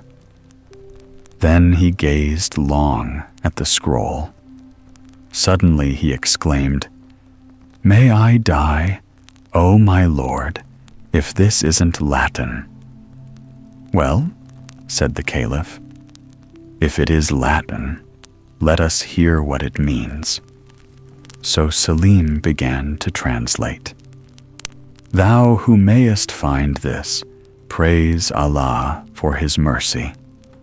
Whoever shall snuff the powder in this box, and at the same time shall pronounce the word Mutabor, can transform himself into any creature he likes, and will understand the language of all animals. When he wishes to resume the human form, he has only to bow 3 times towards the east, and to repeat the same word. Be careful, however, when wearing the shape of some beast or bird, not to laugh, or thou wilt certainly forget the magic word and remain an animal forever." When Selim the Learned had read this, the Caliph was delighted. He made the wise man swear not to tell the matter to anyone, gave him a splendid robe, and dismissed him. Then he said to his vizier, "That's what I call a good bargain, Mansour. I am longing for the moment when I can become some animal. Tomorrow morning, I shall expect you early. We will go into the country, take some snuff from my box, and then hear what is being said in air, earth, and water. 2. Next morning, Caliph Chasid had barely finished dressing and breakfasting when the Grand Vizier arrived, according to orders, to accompany him in his expedition. The Caliph stuck the snuff box in his girdle, and, having desired his servants to remain at home, started off with the Grand Vizier only in attendance. First, they walked through the palace gardens, but they looked in vain for some creature which could tempt them to try their magic power. At length, the vizier suggested going further on to a pond which lay beyond the town, and where he had often seen a variety of creatures, especially storks, whose grave, dignified appearance and constant chatter had often attracted his attention. The Caliph consented, and they went straight to the pond. As soon as they arrived, they remarked a stork strutting up and down with a stately air, hunting for frogs, and now and then muttering something to itself. At the same time, they saw another stork far above in the sky, flying towards the same spot. "I would wager my beard, most gracious master," said the Grand Vizier, "that these two long legs will have a good chat together. How would it be if we turned ourselves into storks?" "Well said," replied the Caliph. "But first, let us remember carefully how we are to become men once more. True, bow 3 times towards the east, and say, 'Mutabor,' and I shall be Caliph, and you my Grand Vizier again. But for heaven's sake, don't laugh, or we are lost." As the Caliph spoke, he saw the second stork circling round his head, and gradually flying towards the earth. Quickly, he drew the box from his girdle, took a good pinch of the snuff, and offered one to Mansour, who also took one, and both cried together, "Mutabor." Instantly, their legs shriveled up and grew thin and red. Their smart, yellow slippers turned to clumsy stork's feet, their arms to wings. Their necks began to sprout from between their shoulders and grew a yard long. Their beards disappeared, and their bodies were covered with feathers. "You've got a fine long bill, Sir Vizier," cried the Caliph, after standing for some time lost in astonishment. "By the beard of the Prophet, I never saw such a thing in all my life. So, my very humble thanks," replied the Grand Vizier, as he bent his long neck. "But if I may venture to say so, your Highness is even handsomer as a stork than as a caliph. But come, if it so pleases you, let us go near our comrades there and find out whether we really do understand the language of storks." Meantime, the second stork had reached the ground. It first scraped its bill with its claw, stroked down its feathers, and then advanced towards the first stork. The two newly made storks lost no time in drawing near, and to their amazement, overheard the following conversation. "Good morning, Dame Longlegs. You are out early this morning?" "Yes, indeed, dear Chatterbill. I am getting myself a morsel of breakfast. May I offer you a joint of lizard? Or a frog's thigh?" "1,000 thanks, but I have really no appetite this morning. I am here for a very different purpose. I am to dance today before my father's guests, and I have come to the meadow for a little quiet practice." Thereupon the young stork began to move about with the most wonderful steps. The Caliph and Mansour looked on in surprise for some time, but when at last she balanced herself in a picturesque attitude on one leg and flapped her wings gracefully up and down, they could hold out no longer. A prolonged peal burst from each of their bills, and it was some time before they could recover their composure. The Caliph was the first to collect himself. "That was the best joke," said he, "I've ever seen. It's a pity the stupid creatures were scared away by our laughter, or no doubt they would have sung next."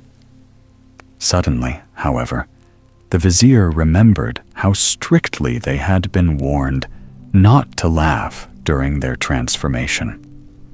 He at once communicated his fears to the Caliph, who exclaimed, "By Mecca and Medina, it would indeed prove but a poor joke if I had to remain a stork for the remainder of my days. Do just try and remember the stupid word. It has slipped my memory. What? We must bow 3 times eastwards and say, 'Moo, moo, moo.'" They turned to the east and fell to bowing till their bills touched the ground. But, oh horror, the magic word was quite forgotten, and however often the Caliph bowed, and however touchingly his vizier cried, "Moo, moo," they could not recall it, and the unhappy Chasid and Mansour remained storks as they were. 3. The 2 enchanted birds wandered sadly on through the meadows. In their misery, they could not think what to do next. They could not rid themselves of their new forms. There was no use in returning to the town and saying who they were. For who would believe a stork who announced that he was a caliph? And even if they did believe him, would the people of Baghdad consent to let a stork rule over them? So they lounged about for several days, supporting themselves on fruits, which, however, they found some difficulty in eating with their long bills. They did not much care to eat frogs or lizards. Their one comfort in their sad plight was the power of flying, and accordingly, they often flew over the roofs of Baghdad to see what was going on there. During the first few days, they noticed signs of much disturbance and distress in the streets. But about the 4th day, as they sat on the roof of the palace, they perceived a splendid procession passing below them along the street. Drums and trumpets sounded. A man in a scarlet mantle, embroidered in gold, sat on a splendidly caparisoned horse, surrounded by richly dressed slaves. Half Baghdad crowded after him, and they all shouted, "Hail Mirza, the Lord of Baghdad!" The two storks on the palace roof looked at each other, and Caliph Chasid said, "Can you guess now, Grand Vizier, why I have been enchanted? This Mirza is the son of my deadly enemy, the mighty magician Kashnor, who in an evil moment vowed vengeance on me. Still, I will not despair. Come with me, my faithful friend. We will go to the grave of the prophet, and perhaps at that sacred spot the spell may be loosed." They rose from the palace roof and spread their wings toward Medina. But flying was not quite an easy matter, for the two storks had had but little practice as yet. "Oh, my lord," gasped the vizier after a couple of hours. "I can get on no longer. You really fly too quick for me.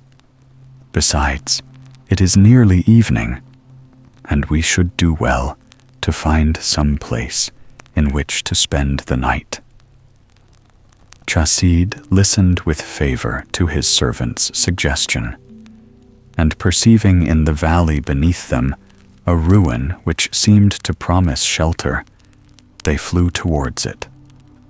The building in which they proposed to pass the night had apparently been formerly a castle. Some handsome pillars still stood amongst the heaps of ruins, and several rooms, which yet remained in fair preservation, gave evidence of former splendor. Chasid and his companion wandered along the passages seeking a dry spot, when suddenly Mansour stood still. "My lord and master," he whispered, "if it were not absurd for a grand vizier, and still more for a stork, to be afraid of ghosts, I should feel quite nervous, for someone, or something close by me, has sighed and moaned quite audibly." The Caliph stood still and distinctly heard a low, weeping sound which seemed to proceed from a human being rather than from any animal. Full of curiosity, he was about to rush towards the spot from whence the sounds of woe came, when the vizier caught him by the wing with his bill and implored him not to expose himself to fresh and unknown dangers. The Caliph, however, under whose stork's breast a brave heart beat, tore himself away with the loss of a few feathers, and hurried down a dark passage. He saw a door which stood ajar, and through which he distinctly heard sighs, mingled with sobs. He pushed open the door with his bill, but remained on the threshold, astonished at the sight which met his eyes. On the floor of the ruined chamber, which was but scantily lighted by a small barred window, sat a large screech owl. Big tears rolled from its large round eyes, and in a hoarse voice it uttered its complaints through its crooked beak. As soon as it saw the Caliph and his vizier, who had crept up meanwhile, it gave vent to a joyful cry. It gently wiped the tears from its eyes with its spotted brown wings, and to the great amazement of the two visitors, addressed them in good human Arabic. "Welcome, ye storks. You are a good sign of my deliverance, for it was foretold me that a piece of good fortune should befall me through a stork." When the Caliph had recovered from his surprise, he drew up his feet into a graceful position, bent his long neck, and said, "Oh, Screech Owl, from your words, I am led to believe that we see in you a companion in misfortune. But alas, your hope that you may attain your deliverance through us is but a vain one. You will know our helplessness when you have heard our story." The Screech Owl begged him to relate it, and the Caliph accordingly told him what we already know. When the Caliph had ended, the owl thanked him and said, "You hear my story, and own that I am no less unfortunate than yourselves. My father is the king of the Indies. I, his only daughter, am named Lusa. That magician Kashnur, who enchanted you, has been the cause of my misfortunes too. He came one day to my father and demanded my hand for his son Mirza. My father, who is rather hasty, ordered him to be thrown downstairs. The wretch, not long after, managed to approach me under another form. And one day, when I was in the garden and asked for some refreshment, he brought me, in the disguise of a slave, a draught which changed me at once to this horrid shape. Whilst I was fainting with terror, he transported me here and cried to me with his awful voice, "There shall you remain, lonely and hideous, despised even by the brutes, till the end of your days, or till someone of his own free will asks you to be his wife. Thus do I avenge myself on you and your proud father." Since then, many months have passed away. Sad and lonely do I live like any hermit within these walls, avoided by the world, and a terror even to animals. The beauties of nature are hidden from me, for I am blind by day, and it is only when the moon sheds her pale light on this spot that the veil falls from my eyes, and I can see. The owl paused, and once more wiped her eyes with her wing, for the recital of her woes had drawn fresh tears from her. The Caliph fell into deep thought on hearing this story of the princess.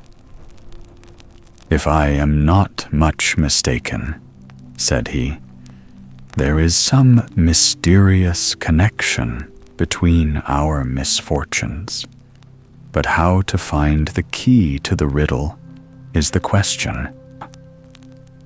The owl answered, "Oh, my lord, I too feel sure of this, for in my earliest youth a wise woman foretold that a stork would bring me some great happiness, and I think I could tell you how we might save ourselves." The Caliph was much surprised and asked her what she meant. "The magician who has made us both miserable," said she, "comes once a month to these ruins. Not far from this room is a large hall where he is in the habit of feasting with his companions. I have often watched them. They tell each other all about their evil deeds, and possibly the magic word which you have forgotten may be mentioned."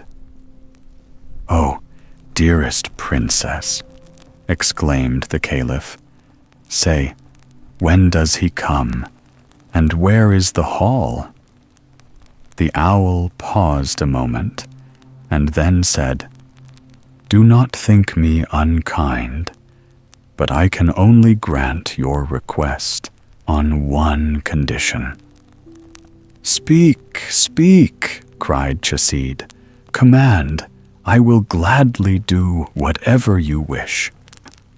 "Well," replied the owl, "you see, I should like to be free too, but this can only be if one of you will offer me his hand in marriage." The storks seemed rather taken aback by this suggestion, and the Caliph beckoned to his vizier to retire and consult with him. When they were outside the door, the Caliph said, "Grand Vizier, this is a tiresome business. However, you can take her." "Indeed," said the Vizier, "so that when I go home, my wife may scratch my eyes out. Besides, I am an old man, and your Highness is still young and unmarried, and a far more suitable match for a young and lovely princess." "That's just where it is," sighed the Caliph, whose wings drooped in a dejected manner.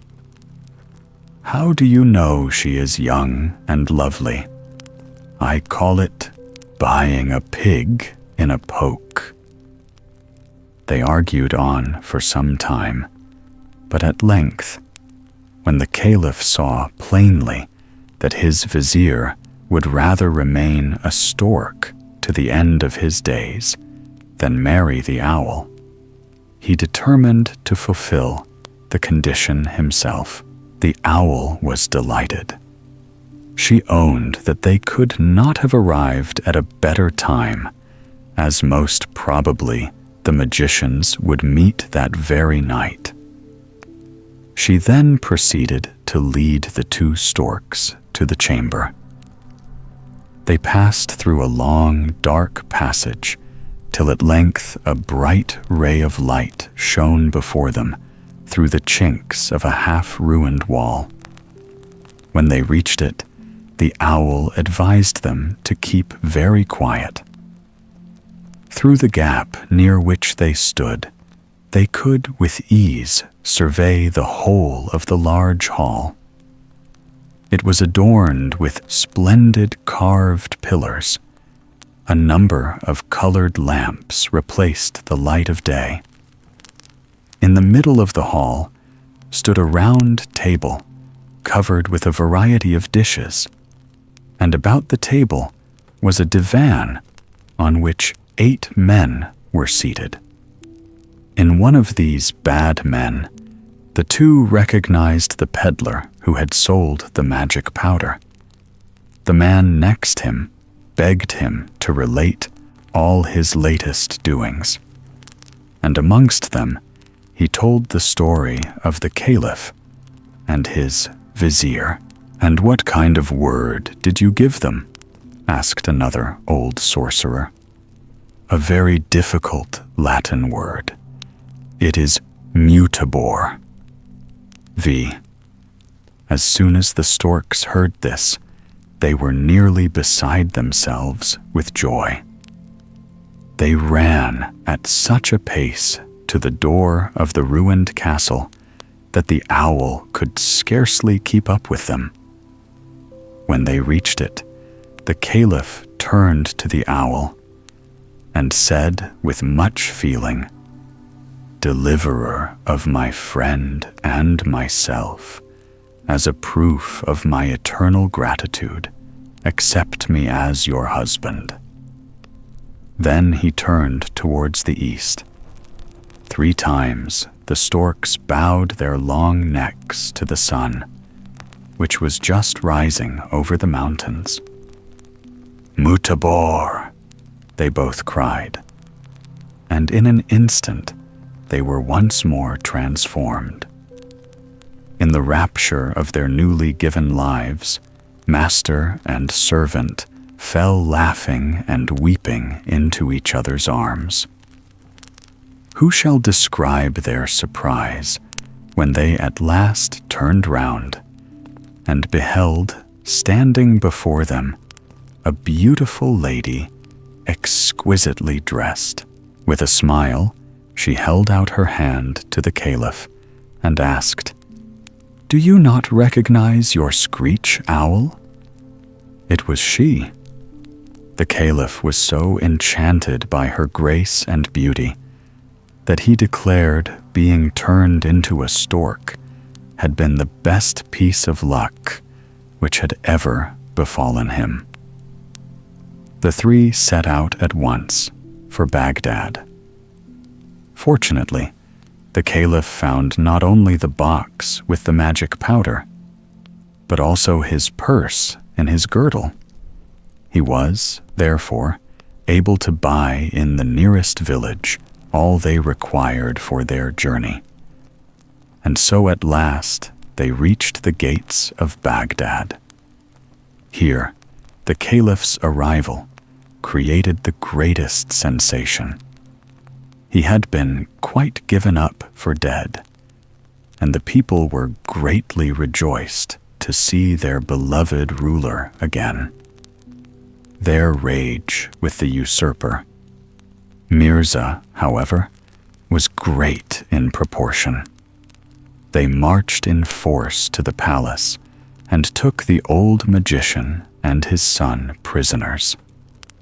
The Caliph sent the magician to the room where the princess had lived as an owl, and there had him hanged. As the son, however, knew nothing of his father's acts, the Caliph gave him his choice between death and a pinch of the magic snuff.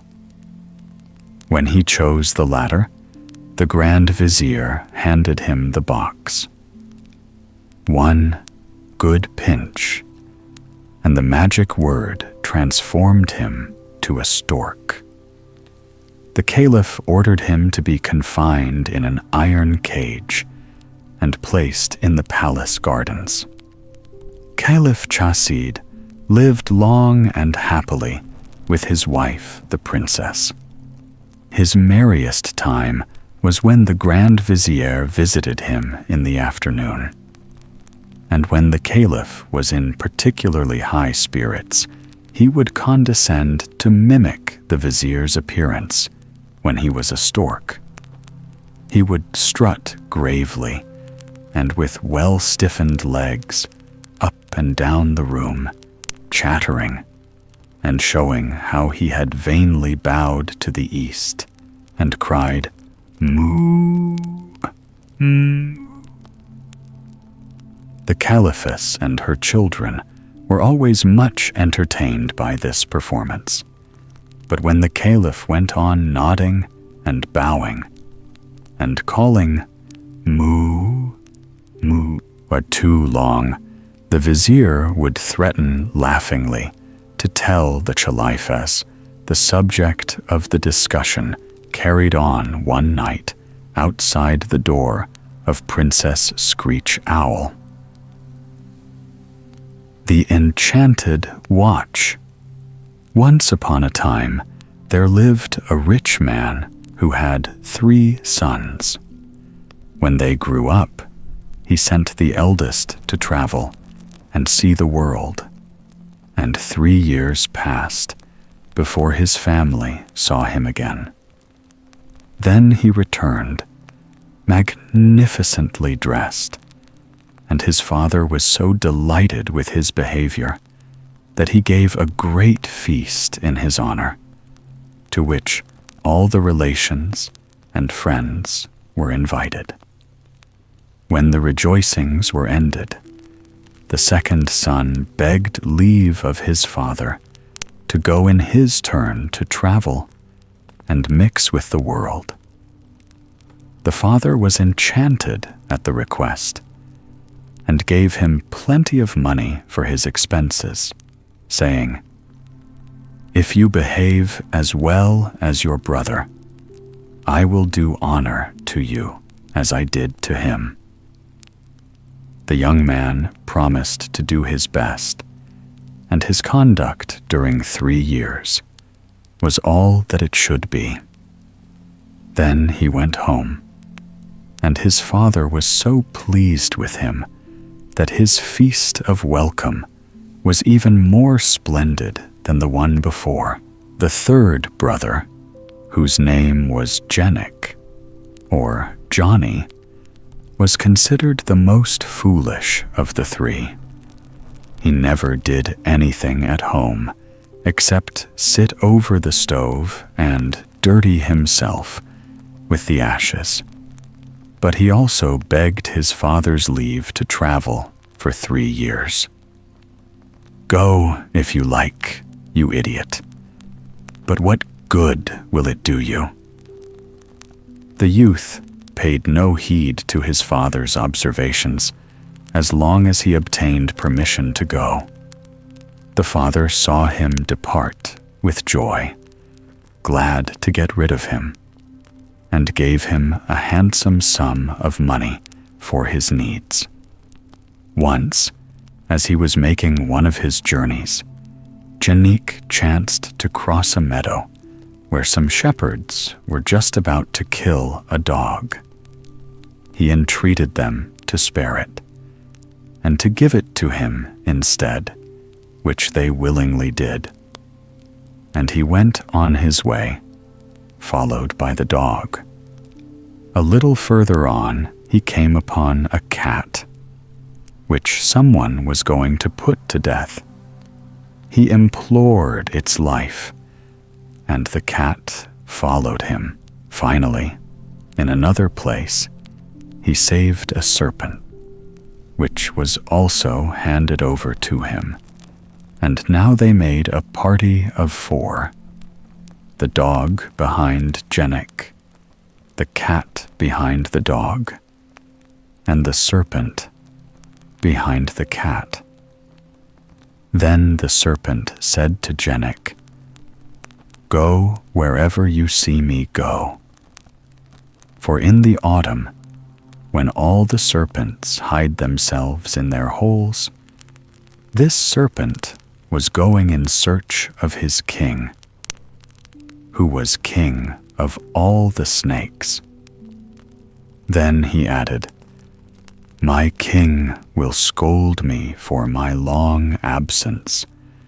Everyone else is housed for the winter, and I am very late. I shall have to tell him what danger I have been in, and how, without your help, I should certainly have lost my life.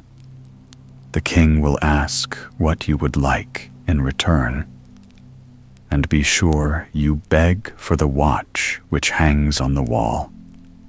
It has all sorts of wonderful properties. You only need to rub it to get whatever you like." No sooner said than done. Jenik became the master of the watch, and the moment he got out, he wished to put its virtues to the proof. He was hungry, and thought it would be delightful to eat in the meadow a loaf of new bread and a steak of good beef washed down by a flask of wine. So he scratched the watch, and in an instant, it was all before him. Imagine his joy. Evening soon came, and Janik rubbed his watch and thought it would be very pleasant to have a room with a comfortable bed and a good supper. In an instant, they were all before him. After supper, he went to bed and slept till morning, as every honest man ought to do. Then he set forth for his father's house, his mind dwelling on the feast that would be awaiting him. But as he returned in the same old clothes in which he went away, his father flew into a great rage and refused to do anything for him. Janik went to his old place near the stove and dirtied himself in the ashes without anybody minding. The third day, feeling rather dull, he thought it would be nice to see a 3-story house filled with beautiful furniture and with vessels of silver and gold. So he rubbed the watch, and there it all was. Janik went to look for his father and said to him, "You offered me no feast of welcome, but permit me to give one to you. And come and let me show you my plate." The father was much astonished and longed to know where his son had got all this wealth. Janik did not reply, but begged him to invite all their relations and friends to a grand banquet. So the father invited all the world, and everyone was amazed to see such splendid things, so much plate, and so many fine dishes on the table. After the first course, Janik prayed his father to invite the king and his daughter, the princess. He rubbed his watch and wished for a carriage ornamented with gold and silver, and drawn by 6 horses, with harness glittering with precious stones. The father did not dare to sit in this gorgeous coach, but went to the palace on foot. The king and his daughter were immensely surprised with the beauty of the carriage, and mounted the steps at once to go to Janik's banquet. Then Janik rubbed his watch afresh and wished that for 6 miles the way to the house should be paved with marble. Who ever felt so astonished as the king? Never had he traveled over such a gorgeous road. When Janik heard the wheels of the carriage, he rubbed his watch and wished for a still more beautiful house, 4 stories high, and hung with gold, silver, and damask, filled with wonderful tables, covered with dishes such as no king had ever eaten before. The king, the queen, and the princess were speechless with surprise. Never had they seen such a splendid palace, nor such a high feast. At dessert, the king asked Janik's father to give him the young man for a son-in-law. No sooner said than done. The marriage took place at once, and the king returned to his own palace and left Janik with his wife in the enchanted house. Now Janik was not a very clever man, and at the end of a very short time he began to bore his wife. She inquired how he managed to build palaces and to get so many precious things. He told her all about the watch, and she never rested till she had stolen the precious talisman. One night, she took the watch, rubbed it, and wished for a carriage drawn by 4 horses.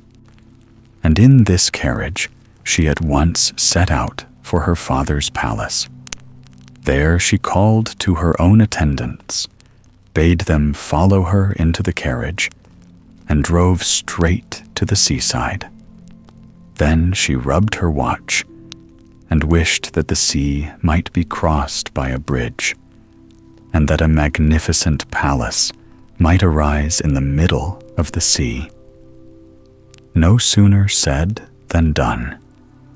The princess entered the house, rubbed her watch, and in an instant the bridge was gone.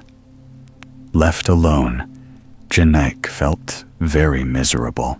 His father, mother, and brothers, and, indeed, everybody else, all laughed at him.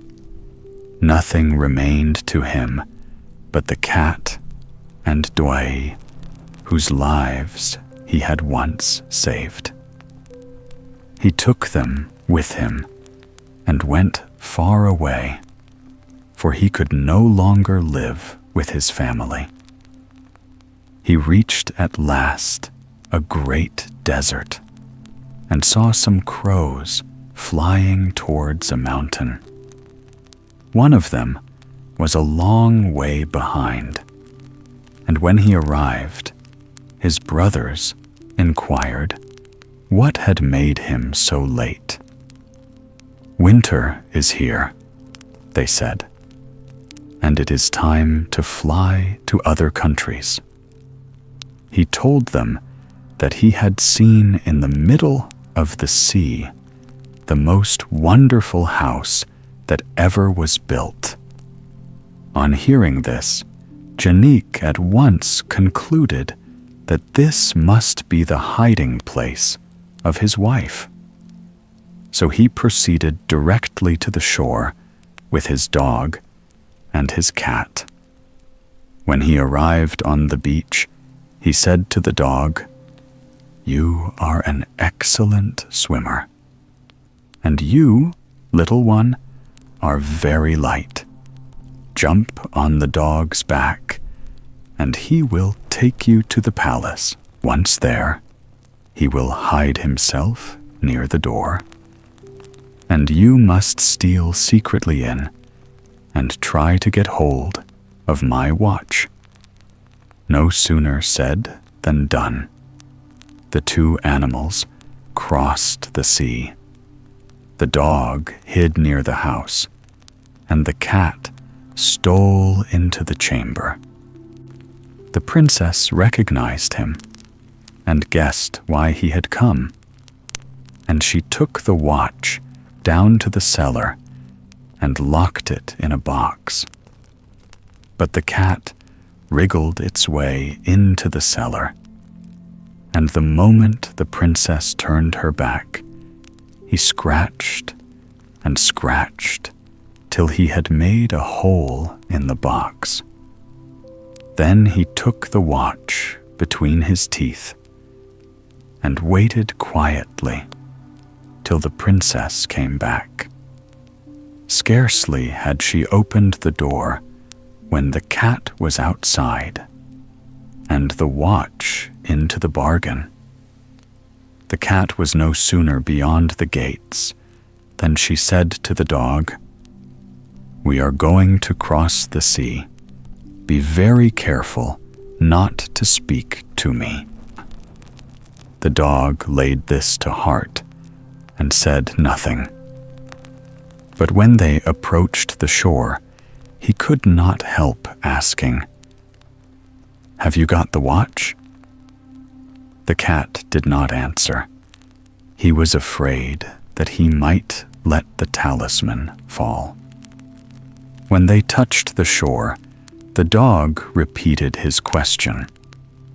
"Yes," said the cat, and the watch fell into the sea. Then our two friends began each to accuse the other, and both looked sorrowfully at the place where their treasure had fallen in. Suddenly, a fish appeared near the edge of the sea. The cat seized it and thought it would make them a good supper. "I have 9 little children," cried the fish. "Spare the father of a family." "Granted," replied the cat, "but on condition that you find our watch." The fish executed his commission, and they brought the treasure back to their master. Janik rubbed the watch and wished that the palace, with the princess and all its inhabitants, should be swallowed up in the sea. No sooner said than done. Janik returned to his parents, and he and his watch, his cat, and his dog lived together happily to the end of their days. Dulin. Rosanella.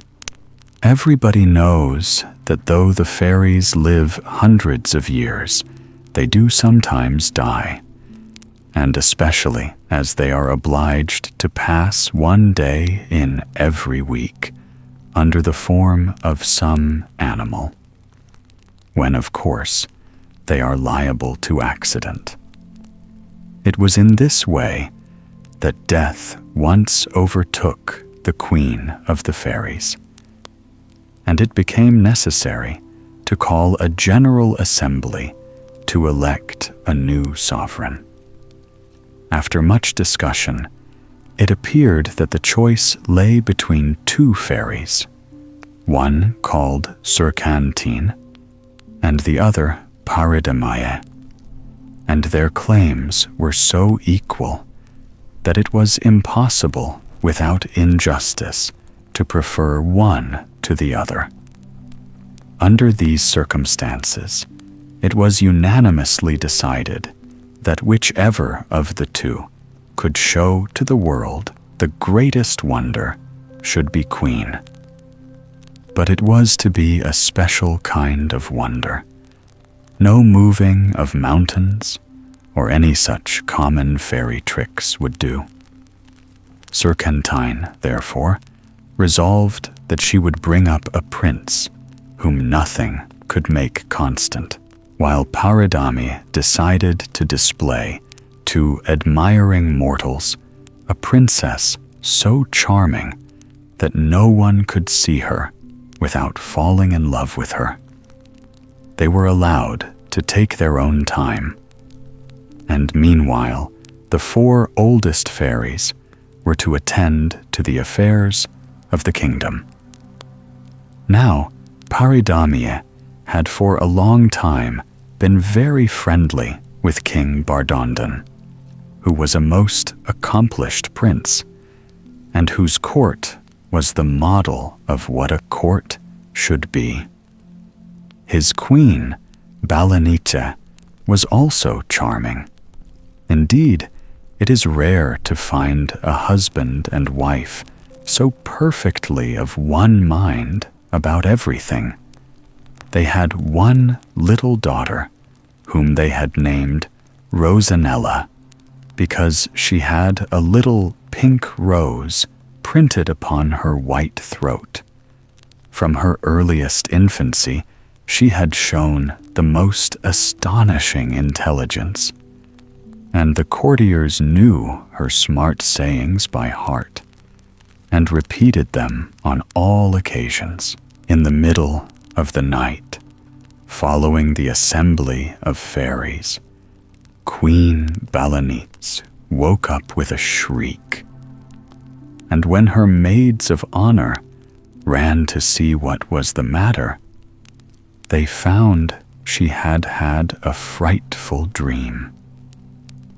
"I thought," said she, that my little daughter had changed into a bouquet of roses, and that, as I held it in my hand, a bird swooped down suddenly and snatched it from me and carried it away.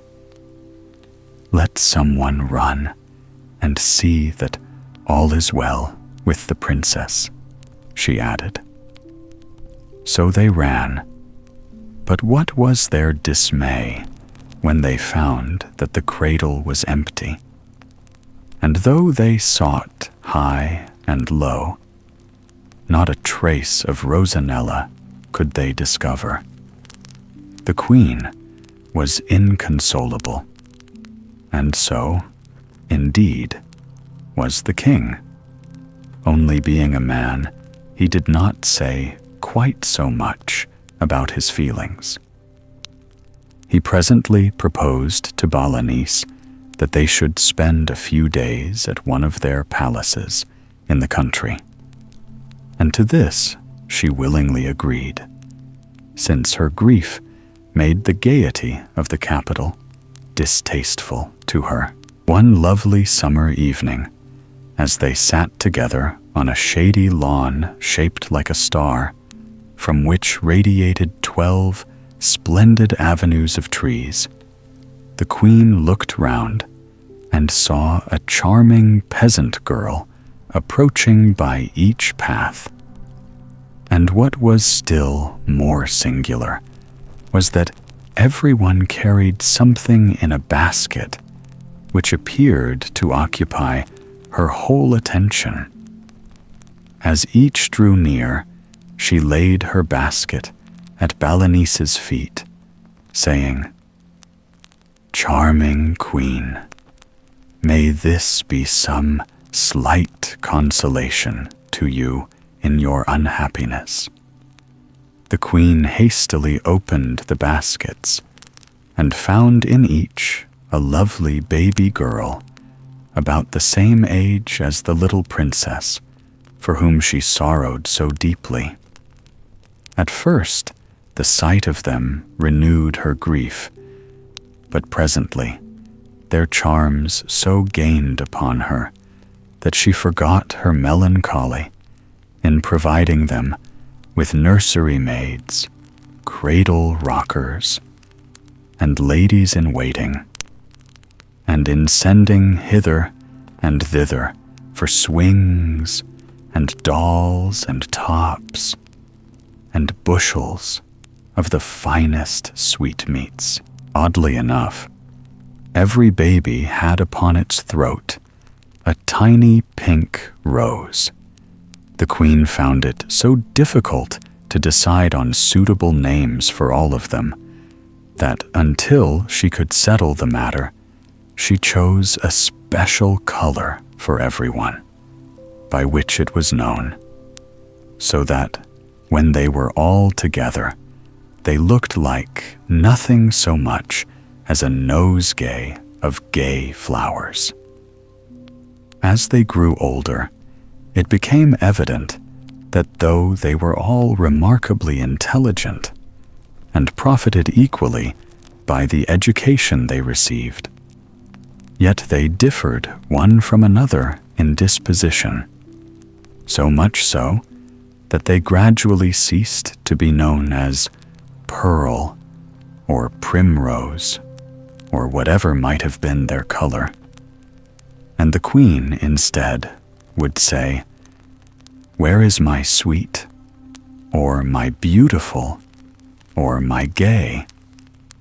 Of course, with all these charms, they had lovers by the dozen, not only in their own court, but princes from afar, who were constantly arriving, attracted by the reports which were spread abroad.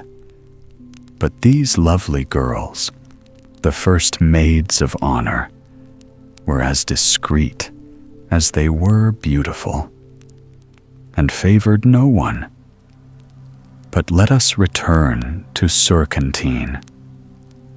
She had fixed upon the son of a king who was cousin to Bardandon, to bring up as her fickle prince. She had before, at his christening, given him all the graces of mind and body that a prince could possibly require. But now she redoubled her efforts and spared no pains in adding every imaginable charm and fascination, so that whether he happened to be cross or amiable, splendidly or simply attired, serious or frivolous, he was always perfectly irresistible. In truth, he was a charming young fellow, since the fairy had given him the best heart in the world as well as the best head, and had left nothing to be desired but constancy. For it cannot be denied that Prince Mirliflor was a desperate flirt, and as fickle as the wind. So much so that by the time he arrived at his 18th birthday, there was not a heart left for him to conquer in his father's kingdom. They were all his own, and he was tired of everyone. Things were in this state when he was invited to visit the court of his father's cousin, King Bardenden. Imagine his feelings when he arrived, and was presented at once to 12 of the loveliest creatures in the world. And his embarrassment was heightened by the fact that they all liked him as much as he liked each one of them, so that things came to such a pass that he was never happy a single instant without them. For could he not whisper soft speeches to sweet, and laugh with joy, while he looked at beauty? And in his more serious moments, what could be pleasanter than to talk to grave upon some shady lawn, while he held the hand of loving in his own, and all the others lingered near in sympathetic silence? For the first time in his life, he really loved, though the object of his devotion was not one person, but 12, to whom he was equally attached. And even Sir Cantin was deceived into thinking that this was indeed the height of inconstancy. But Paridamie said not a word. In vain did Prince Mirliflor's father write commanding him to return, and proposing for him one good match after another. Nothing in the world could tear him from his 12 enchantresses. One day, the queen gave a large garden party, and just as the guests were all assembled, and Prince Mirliflor was, as usual, dividing his attentions between the 12 beauties, a humming of bees was heard. The rose maidens, fearing their stings, uttered little shrieks, and fled all together to a distance from the rest of the company. Immediately, to the horror of all who were looking on, the bees pursued them, and growing suddenly to an enormous size, pounced each upon a maiden, and carried her off into the air. And in an instant, they were all lost to view. This amazing occurrence plunged the whole court into the deepest affliction, and Prince Mirliflor, after giving way to the most violent grief at first, fell gradually into a state of such deep dejection that it was feared if nothing could rouse him, he would certainly die. Celandine came in all haste to see what she could do for her darling. But he rejected with scorn all the portraits of lovely princesses which she offered him for his collection. In short, it was evident that he was in a bad way, and the fairy was at her wit's end. One day, as he wandered about, absorbed in melancholy reflections, he heard sudden shouts and exclamations of amazement, and if he had taken the trouble to look up, he could not have helped being as astonished as everyone else. For through the air, a chariot of crystal was slowly approaching, which glittered in the sunshine. 6 lovely maidens with shining wings drew it by rose-colored ribbons, while a whole flight of others, equally beautiful, were holding long garlands of roses crossed above it, so as to form a complete canopy. In it sat the fairy Paridamie, and by her side a princess whose beauty positively dazzled all who saw her. At the foot of the great staircase they descended, and proceeded to the queen's apartments, though everyone had run together to see this marvel, till it was quite difficult to make a way through the crowd, and exclamations of wonder rose on all sides at the loveliness of the strange princess. "Great queen," said Paridamie, "permit me to restore to you your daughter Rosanella, whom I stole out of her cradle." After the first transports of joy were over, the queen said to Paridamie, "But my 12 lovely ones, are they lost to me forever? Shall I never see them again?" But Paridamie only said, "Very soon you will cease to miss them," in a tone that evidently meant, "Don't ask me any more questions." And then, mounting again into her chariot, she swiftly disappeared. The news of his beautiful cousin's arrival was soon carried to the prince, but he had hardly the heart to go and see her. However, it became absolutely necessary that he should pay his respects, and he had scarcely been 5 minutes in her presence before it seemed to him that she combined in her own charming person all the gifts and graces which had so attracted him in the 12 rose maidens, whose loss he had so truly mourned. And after all, it is really more satisfactory to make love to one person at a time. So it came to pass that before he knew where he was entreating his lovely cousin to marry him.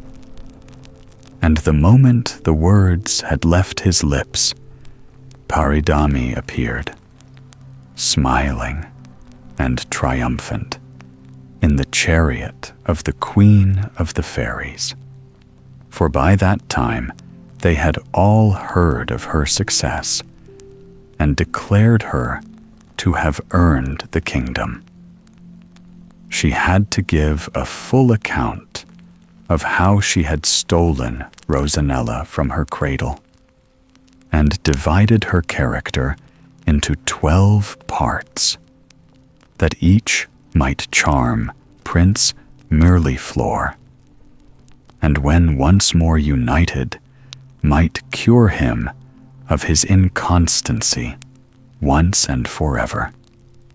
And as one more proof of the fascination of the whole Rosanella, I may tell you that even the defeated Celandine sent her a wedding gift, and was present at the ceremony which took place as soon as the guests could arrive. Prince Mirliflor was constant for the rest of his life, and indeed, who would not have been in his place? As for Rosanella, she loved him as much as all the 12 beauties put together. So they reigned in peace and happiness to the end of their long lives. By the Comte de Caliph. Sylvain and Jocosa. Once upon a time, there lived in the same village 2 children, one called Sylvain and the other Jocosa, who were both remarkable for beauty and intelligence. It happened that their parents were not on terms of friendship with one another, on account of some old quarrel, which had, however, taken place so long ago that they had quite forgotten what it was all about, and only kept up the feud from force of habit. Sylvain and Jocosa, for their parts, were far from sharing this enmity, and indeed were never happy when apart. Day after day, they fed their flocks of sheep together, and spent the long sunshiny hours in playing or resting upon some shady bank. It happened one day that the fairy of the meadows passed by and saw them, and was so much attracted by their pretty faces and gentle manners that she took them under her protection. And the older they grew, the dearer they became to her. At first, she showed her interest by leaving in their favorite haunts many little gifts, such as they delighted to offer one to the other. For they loved each other so much that their first thought was always, "What will Jocosa like?" Or, "What will please Sylvain?" And the fairy took a great delight in their innocent enjoyment of the cakes and sweetmeats she gave them nearly every day. When they were grown up, she resolved to make herself known to them, and chose a time when they were sheltering from the noonday sun in the deep shade of a flowery hedgerow. They were startled at first by the sudden apparition of a tall and slender lady, dressed all in green and crowned with a garland of flowers.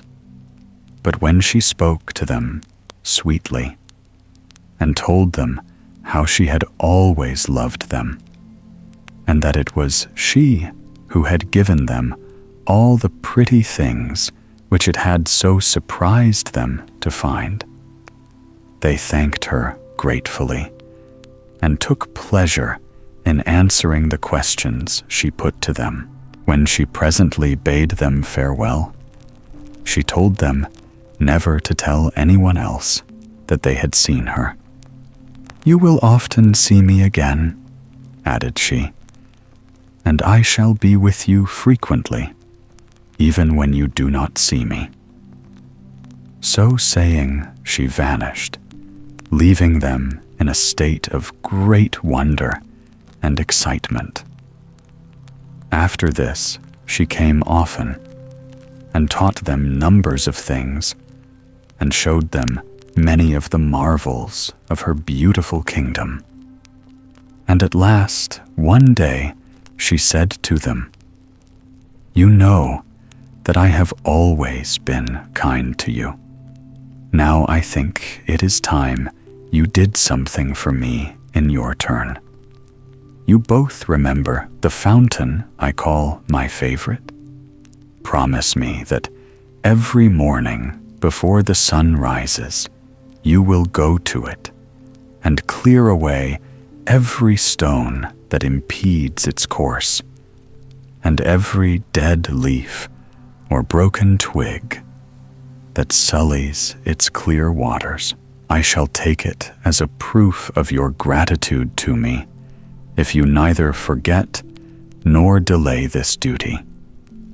And I promise that so long as the sun's earliest rays find my favorite spring, the clearest and sweetest in all my meadows, you two shall not be parted from one another.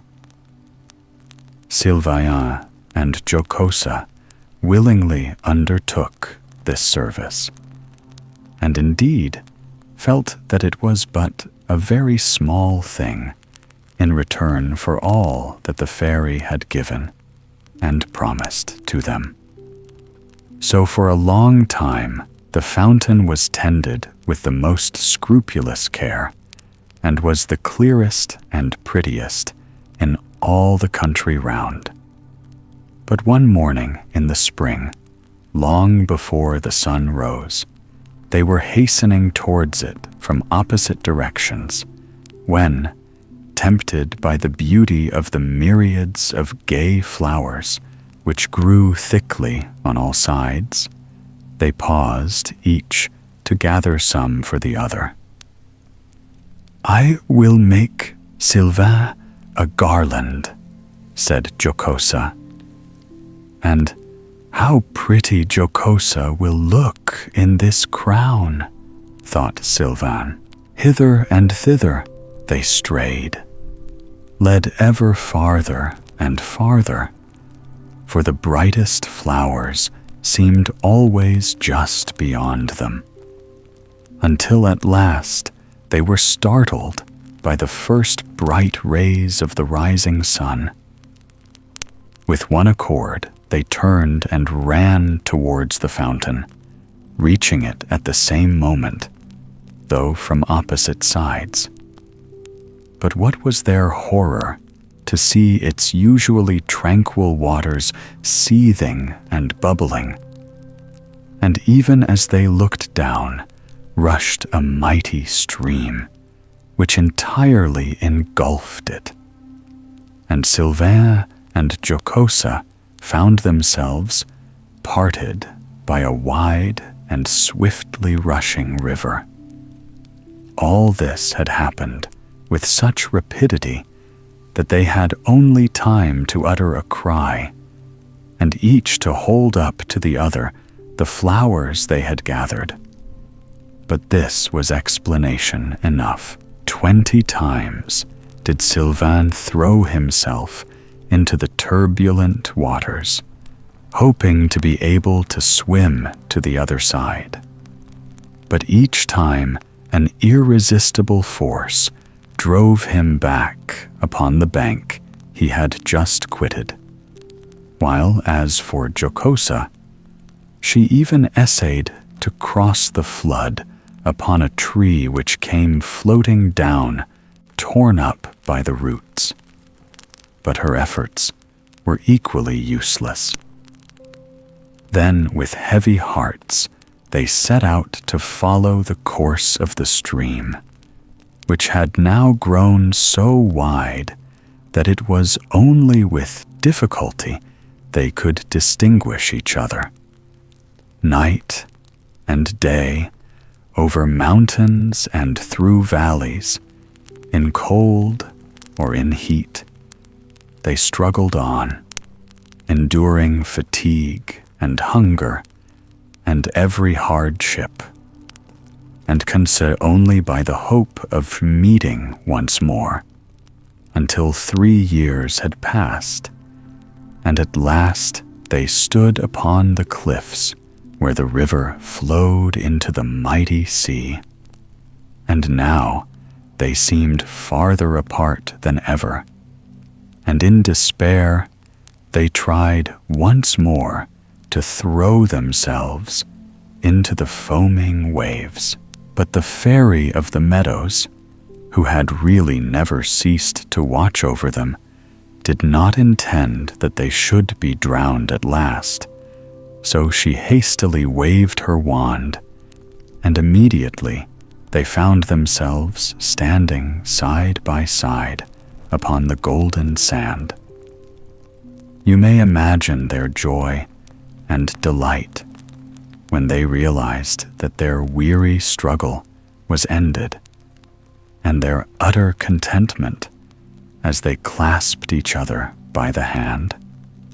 They had so much to say that they hardly knew where to begin, but they agreed in blaming themselves bitterly for the negligence which had caused all their trouble.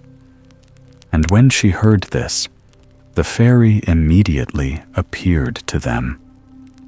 They threw themselves at her feet and implored her forgiveness, which she granted freely, and promised at the same time that now their punishment was ended, she would always befriend them. Then she sent for her chariot of green rushes, ornamented with May dewdrops, which she particularly valued, and always collected with great care, and ordered her 6 short-tailed moles to carry them all back to the well-known pastures, which they did in a remarkably short time. And Sylvain and Jocosa were overjoyed to see their dearly loved home once more after all their toilful wanderings. The fairy, who had set her mind upon securing their happiness, had in their absence quite made up the quarrel between their parents, and gained their consent to the marriage of the faithful lovers. And now she conducted them to the most charming little cottage that can be imagined, close to the fountain, which had once more resumed its peaceful aspect, and flowed gently down into the little brook which enclosed the garden and orchard and pasture which belonged to the cottage. Indeed, nothing more could have been thought of, either for Sylvain and Jocosa, or for their flocks. And their delight satisfied even the fairy, who had planned it all to please them. When they had explored and admired until they were tired, they sat down to rest under the rose-covered porch, and the fairy said that to pass the time until the wedding guests whom she had invited could arrive, she would tell them a story. This is it: The Yellow Bird. Once upon a time, a fairy who had somehow or other got into mischief was condemned by the High Court of Fairyland to live for several years under the form of some creature, and at the moment of resuming her natural appearance, once again to make the fortune of 2 men. It was left to her to choose what form she would take, and because she loved yellow, she transformed herself into a lovely bird with shining golden feathers such as no one had ever seen before. When the time of her punishment was at an end, the beautiful yellow bird flew to Baghdad and let herself be caught by a fowler at the precise moment when Badi al-Zaman was walking up and down outside his magnificent summer palace. This Badi al-Zaman, whose name means wonder of the world, was looked upon in Baghdad as the most fortunate creature under the sun because of his vast wealth. But really, what with anxiety about his riches, and being weary of everything, and always desiring something he had not, he never knew a moment's real happiness. Even now, he had come out of his palace, which was large and splendid enough for 50 kings, weary and cross because he could find nothing new to amuse him. The fowler thought that this would be a favorable opportunity for offering him the marvelous bird, which he felt certain he would buy the instant he saw it. And he was not mistaken.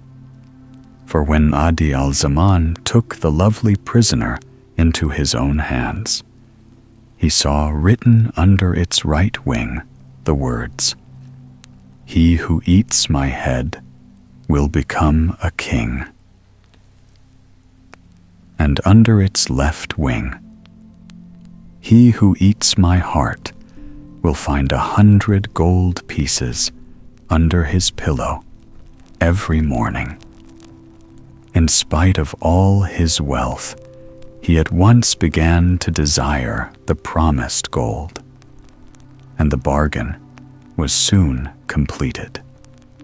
Then the difficulty arose as to how the bird was to be cooked, for among all his army of servants, not one could Badi al-Zaman trust.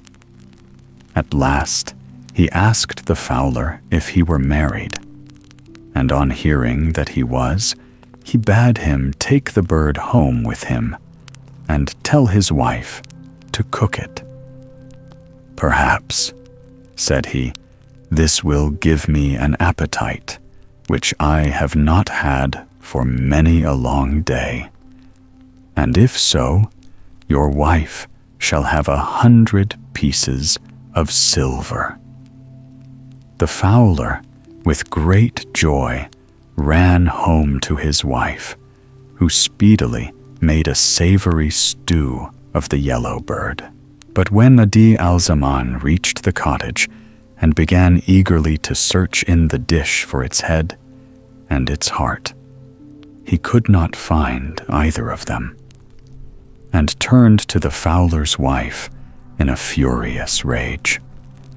She was so terrified that she fell upon her knees before him and confessed that her 2 children had come in just before he arrived, and had so teased her for some of the dish she was preparing that she had presently given the head to one and the heart to the other, since these morsels are not generally much esteemed. And Badi al-Zaman rushed from the cottage, vowing vengeance against the whole family. The wrath of a rich man is generally to be feared, so the fowler and his wife resolved to send their children out of harm's way. But the wife, to console her husband, confided to him that she had purposely given them the head and heart of the bird, because she had been able to read what was written under its wings. So, believing that their children's fortunes were made, they embraced them and sent them forth, bidding them get as far away as possible, to take different roads, and to send news of their welfare. For themselves, they remained hidden and disguised in the town, which was really rather clever of them. But very soon afterwards, Badi al-Zaman died of vexation and annoyance at the loss of the promised treasure. And then they went back to their cottage to wait for news of their children. The younger, who had eaten the heart of the yellow bird, very soon found out what it had done for him.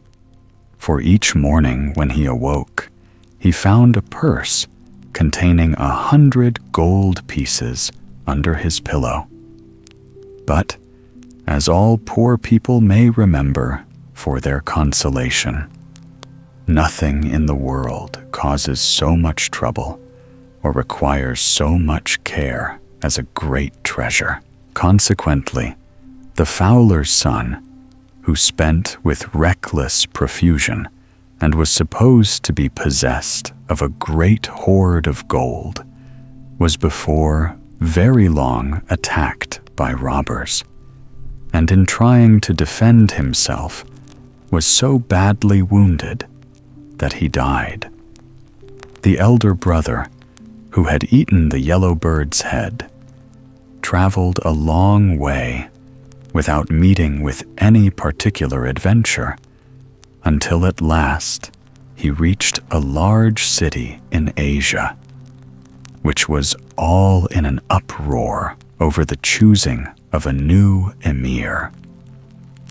All the principal citizens had formed themselves into two parties, and it was not until after a prolonged squabble that they agreed that the person to whom the most singular thing happened should be emir. Our young traveler entered the town at this juncture, with his agreeable face and jaunty air, and all at once felt something alight upon his head, which proved to be a snow-white pigeon. Thereupon all the people began to stare and to run after him, so that he presently reached the palace with the pigeon upon his head, and all the inhabitants of the city at his heels. And before he knew where he was, they made him emir, to his great astonishment, as there is nothing more agreeable than to command, and nothing to which people get accustomed more quickly. The young emir soon felt quite at his ease in his new position, but this did not prevent him from making every kind of mistake, and so misgoverning the kingdom, that at last the whole city rose in revolt and deprived him at once of his authority and his life, a punishment which he richly deserved.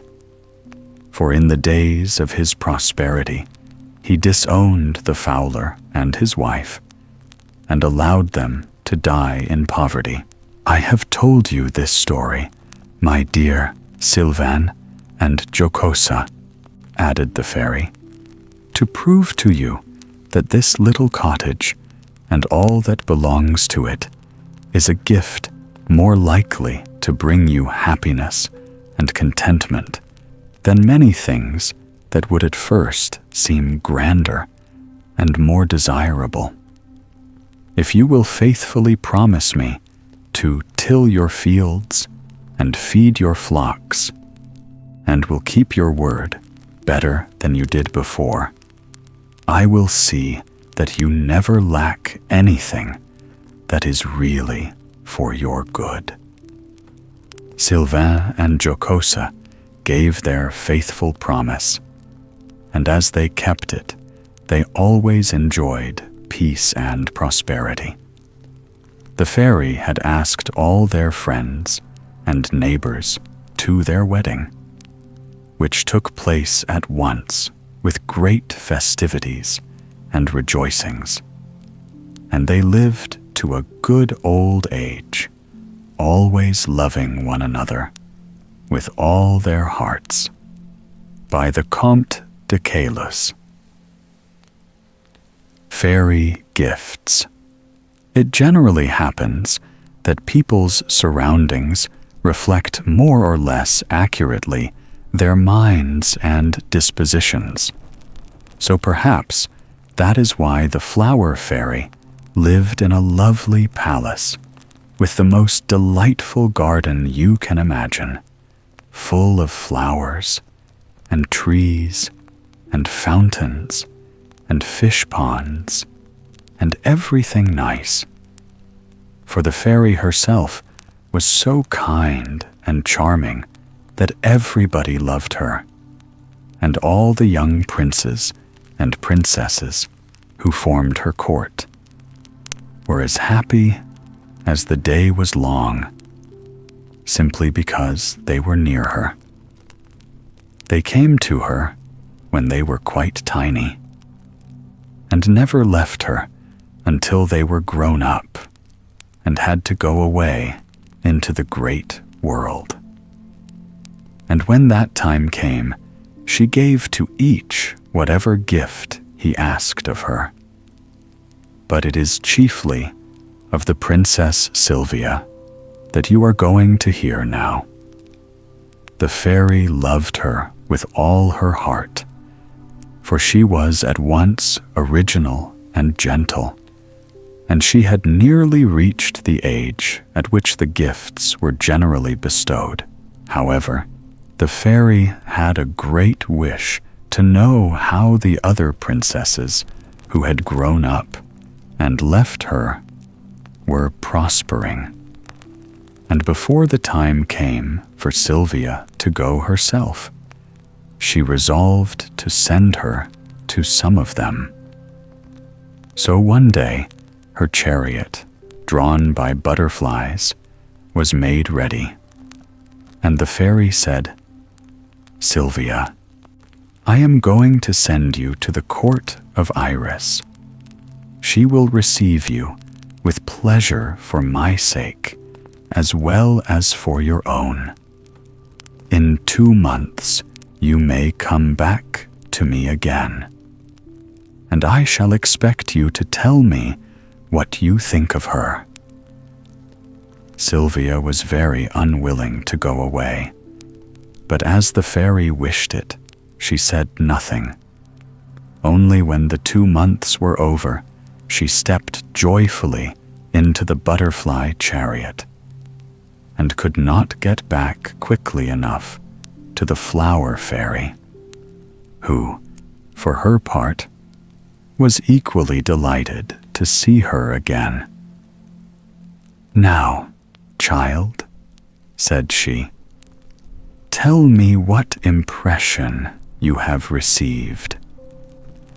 "You sent me, madam," answered Sylvia, "to the court of Iris, on whom you had bestowed the gift of beauty." She never tells anyone, however, that it was your gift, though she often speaks of your kindness in general. It seemed to me that her loveliness, which fairly dazzled me at first, had absolutely deprived her of the use of any of her other gifts or graces. In allowing herself to be seen, she appeared to think that she was doing all that could possibly be required of her. But unfortunately, while I was still with her, she became seriously ill. And though she presently recovered, her beauty is entirely gone, so that she hates the very sight of herself and is in despair. She entreated me to tell you what had happened, and to beg you, in pity, to give her beauty back to her. And indeed, she does need it terribly, for all the things in her that were tolerable and even agreeable when she was so pretty seem quite different now. She is ugly, and it is so long since she thought of using her mind or her natural cleverness that I really don't think she has any left now. She is quite aware of all this herself, so you may imagine how unhappy she is, and how earnestly she begs for your aid. "You have told me what I wanted to know," cried the fairy. "But alas, I cannot help her. My gifts can be given but once, Some time passed, in all the usual delights of the Flower Fairy's palace, and then she sent for Sylvia again, and told her she was to stay for a little while with the Princess Daphne, and accordingly the butterflies whisked her off and set her down in quite a strange kingdom. But she had only been there a very little time before a wandering butterfly brought a message from her to the fairy, begging that she might be sent for as soon as possible. And before very long, she was allowed to return. "Ah, madam," cried she, "what a place you sent me to that time." "Why, what was the matter?" asked the fairy. "Daphne was one of the princesses who asked for the gift of eloquence, if I remember rightly. So, and very ill the gift of eloquence becomes a woman," replied Sylvia with an air of conviction. "It is true that she speaks well, and her expressions are well chosen, but then she never leaves off talking.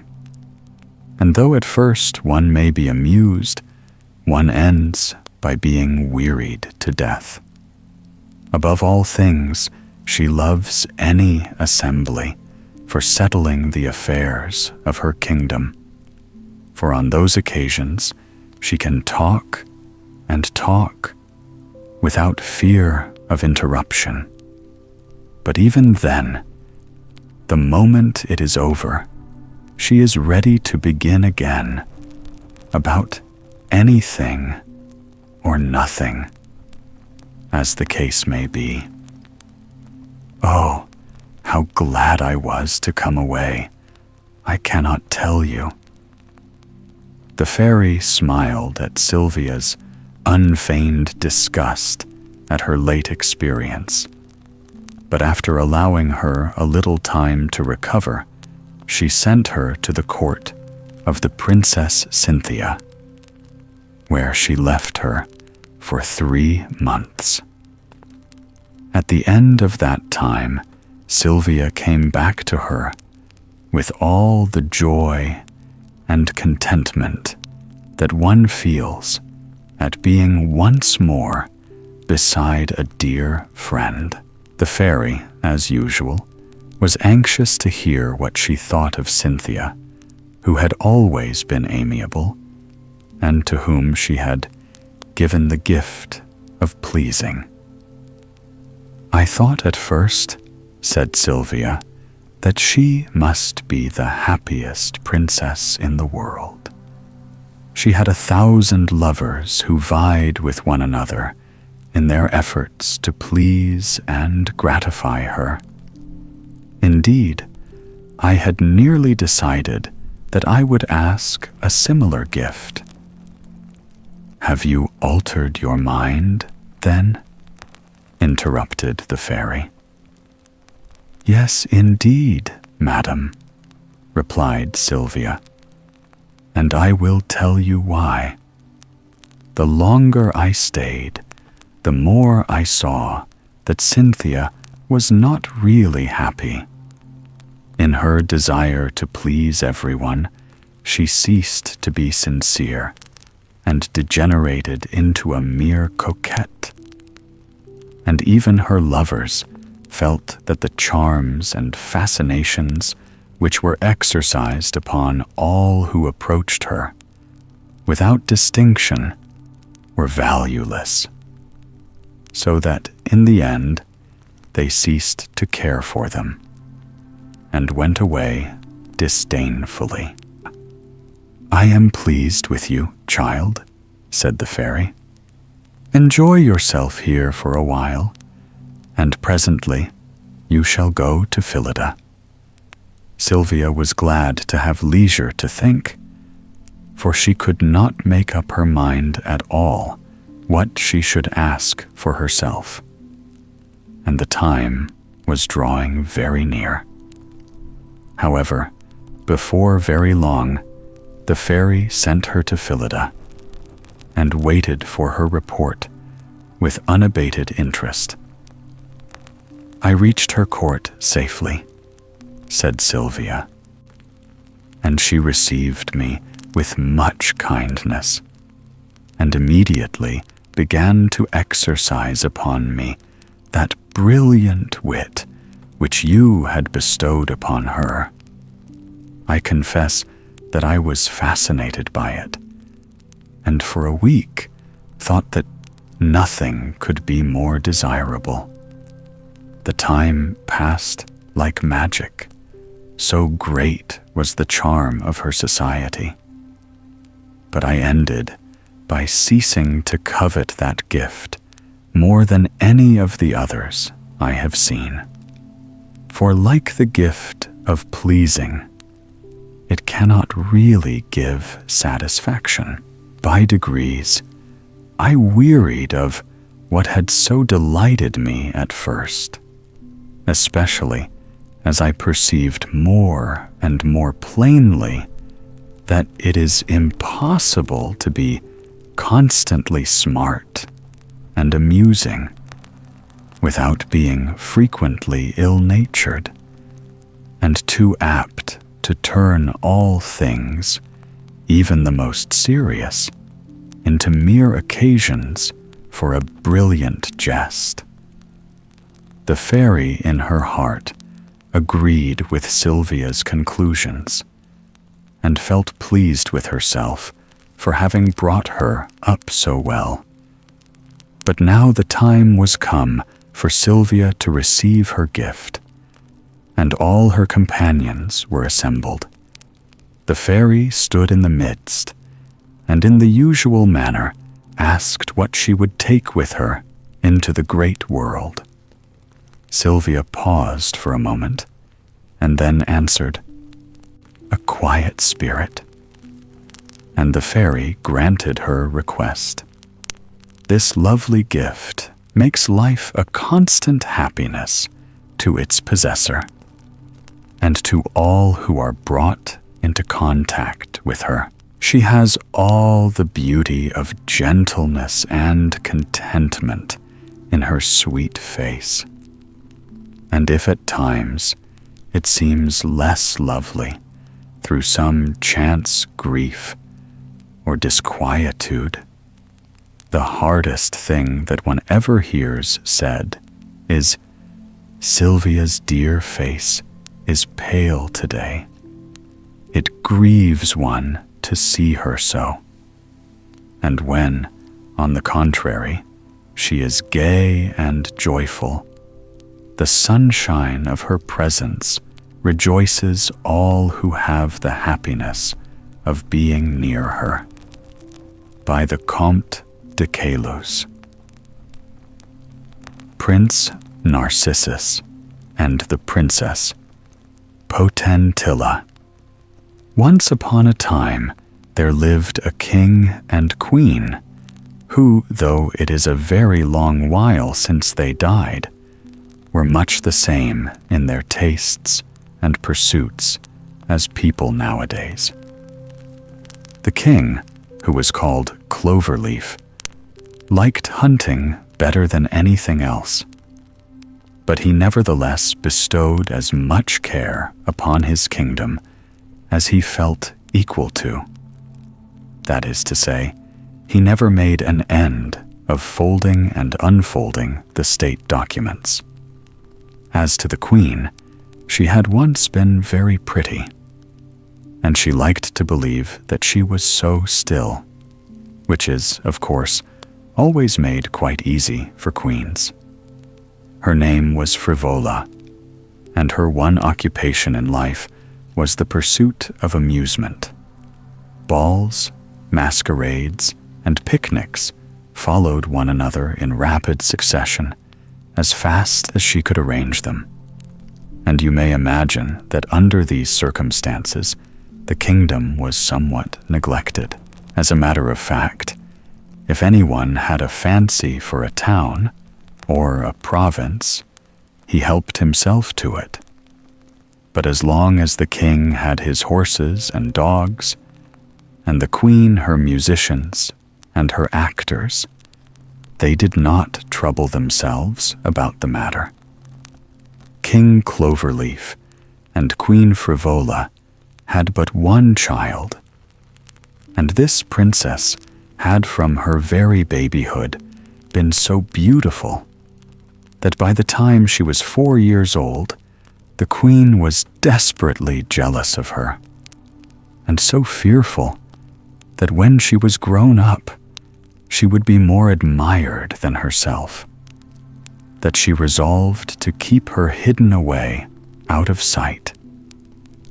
To this end, she caused a little house to be built not far beyond the palace gardens, on the bank of a river.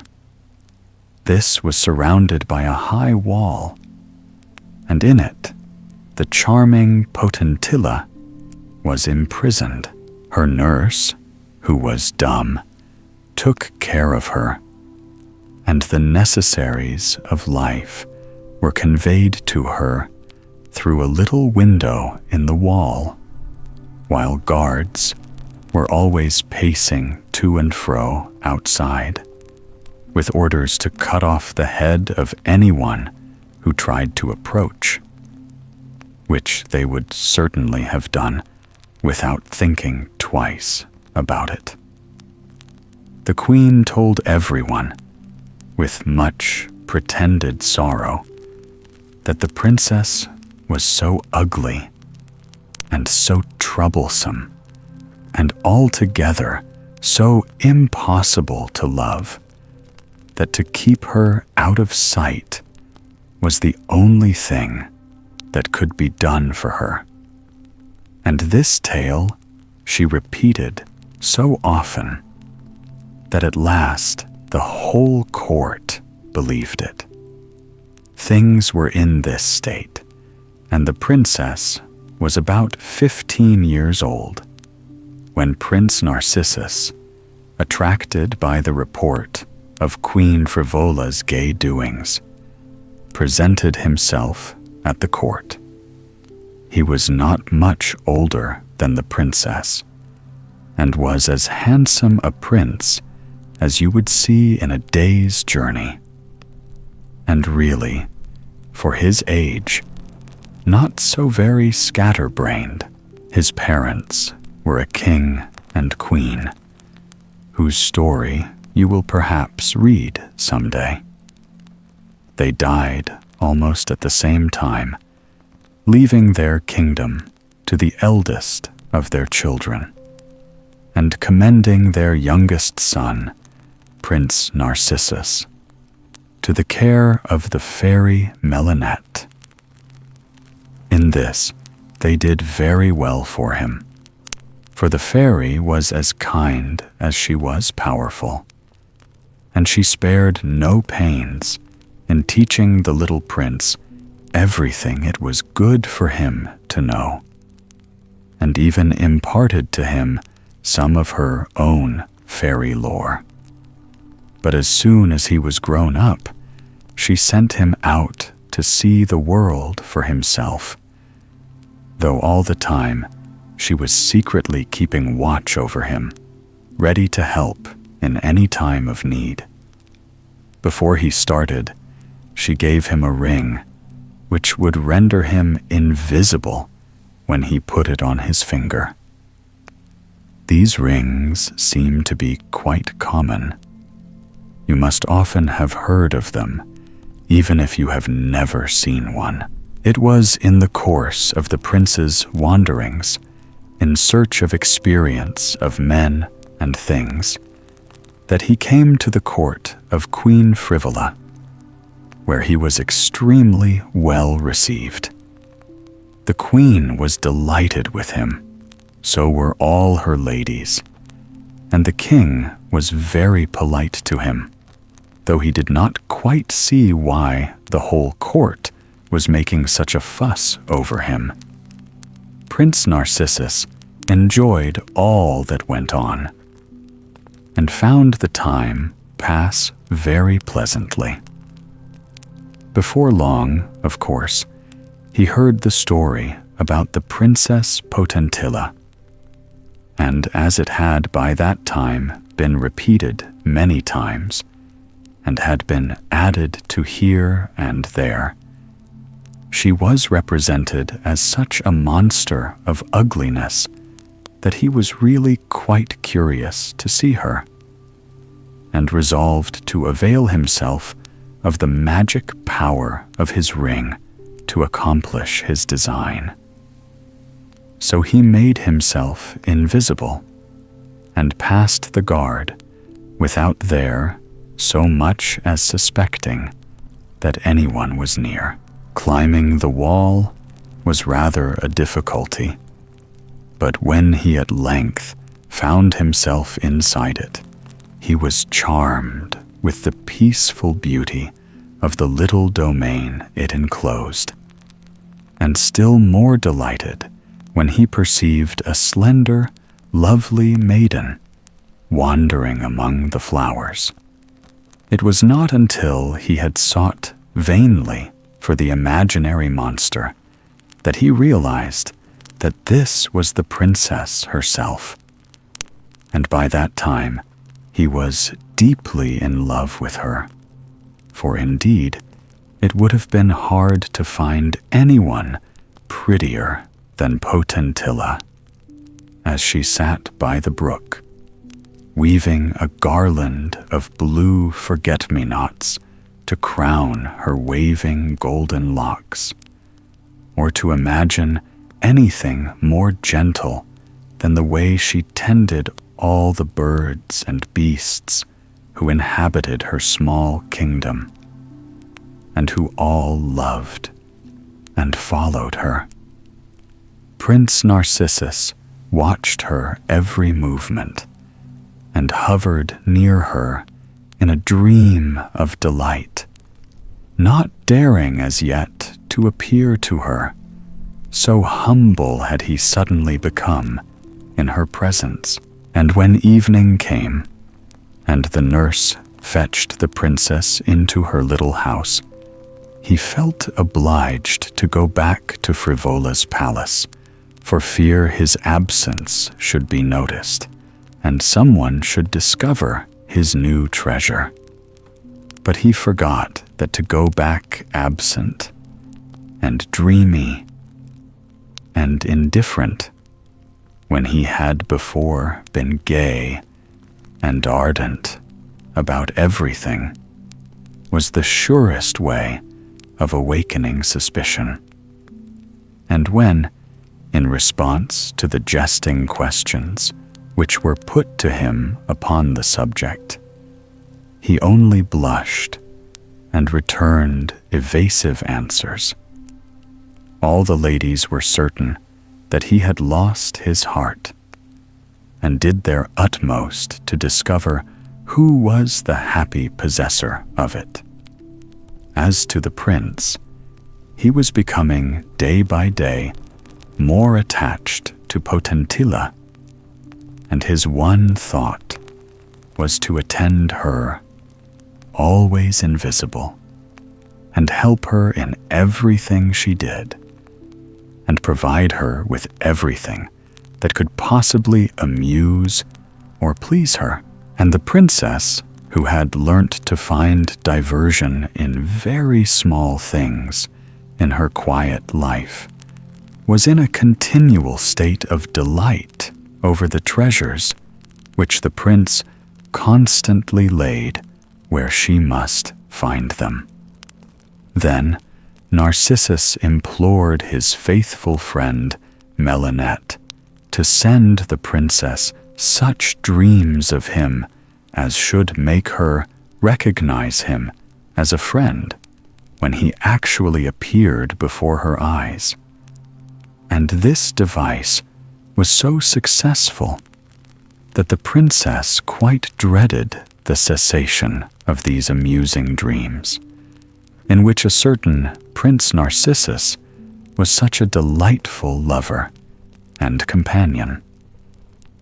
After that, he went a step further and began to have long talks with the princess, still, however, keeping himself invisible, until she begged him so earnestly to appear to her that he could no longer resist.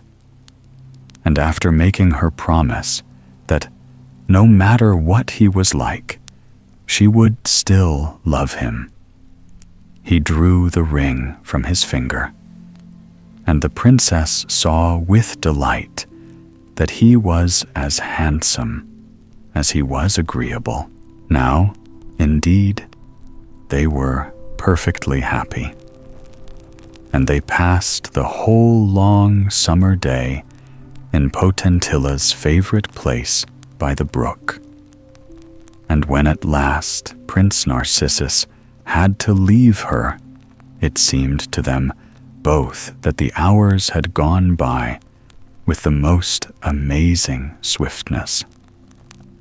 The princess stayed where she was, dreaming of her delightful prince, and nothing could have been further from her thoughts than any trouble or misfortune, when suddenly, in a cloud of dust and shavings, came the enchanter Grumedan, and unluckily he chanced to catch sight of Potentilla. Down he came straightway and alighted at her feet, and one look at her charming blue eyes and smiling lips quite decided him that he must appear to her at once, though he was rather annoyed to remember that he had on only his second best cloak. The princess sprang to her feet with a cry of terror at this sudden apparition, for really, the enchanter was no beauty. To begin with, he was very big and clumsy. Then he had but one eye, and his teeth were long, and he stammered badly. Nevertheless, he had an excellent opinion of himself, and mistook the princess's cry of terror for an exclamation of delighted surprise. After pausing a moment to give her time to admire him, the enchanter made her the most complimentary speech he could invent, which, however, did not please her at all, though he was extremely delighted with it himself. Poor Potentilla only shuddered and cried, "Oh, where is my Narcissus?" To which he replied with a self-satisfied chuckle, "You want a Narcissus, madam? Well, they are not rare. You shall have as many as you like." Whereupon he waved his wand, and the princess found herself surrounded and half buried in the fragrant flowers. She would certainly have betrayed that this was not the kind of Narcissus she wanted, but for the fairy Melinette, who had been anxiously watching the interview, and now thought it quite time to interfere. Assuming the prince's voice, she whispered in Potentilla's ear, "We are menaced by a great danger, but my only fear is for you, my princess. Therefore, I beg you to hide what you really feel, and we will hope that some way out of the difficulty may present itself."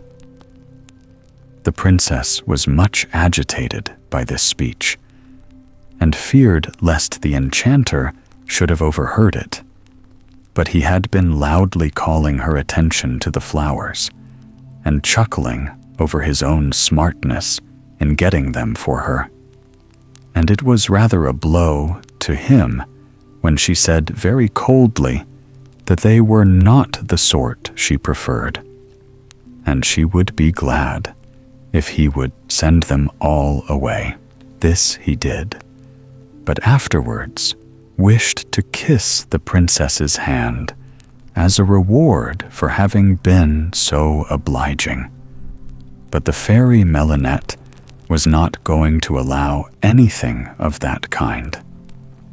She appeared suddenly in all her splendor and cried, "Stay, Grumedan. This princess is under my protection, and the smallest impertinence will cost you 1,000 years of captivity. If you can win Potentilla's heart by the ordinary methods, I cannot oppose you. But I warn you that I will not put up with any of your usual tricks." This declaration was not at all to the enchanter's taste, but he knew that there was no help for it, and that he would have to behave well, and pay the princess all the delicate attentions he could think of, though they were not at all the sort of thing he was used to. However, he decided that to win such a beauty, it was quite worthwhile. And Melinette, feeling that she could now leave the princess in safety, hurried off to tell Prince Narcissus what was going forward.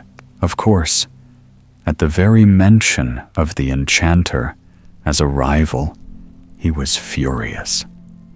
And I don't know what foolish things he would not have done if Melinette had not been there to calm him down.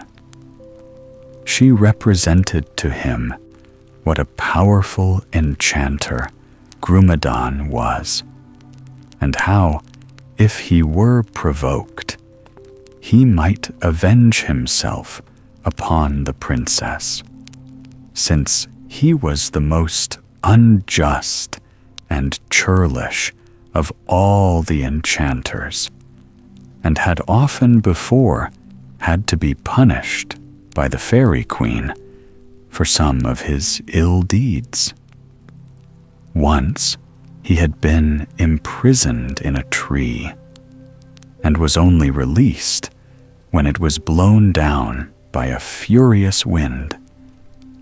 Another time, he was condemned to stay under a big stone at the bottom of a river, until, by some chance, the stone should be turned over. But nothing could ever really improve him. The fairy finally made Narcissus promise that he would remain invisible when he was with the princess, since she felt sure that this would make things easier for all of them. Then began a struggle between Grumedan and the prince, the latter under the name of Melinette, as to which could best delight and divert the princess and win her approbation. Prince Narcissus first made friends with all the birds in Potentilla's little domain, and taught them to sing her name and her praises, with all their sweetest trills and most touching melodies, and all day long to tell her how dearly he loved her. Grumedan, thereupon, declared that there was nothing new about that, since the birds had sung since the world began, and all lovers had imagined that they sang for them alone. Therefore, he said he would himself write an opera that should be absolutely a novelty, and something worth hearing. When the time came for the performance, which lasted 5 weary hours, the princess found to her dismay that the opera consisted of this more than indifferent verse, chanted with all their might by 10,000 frogs.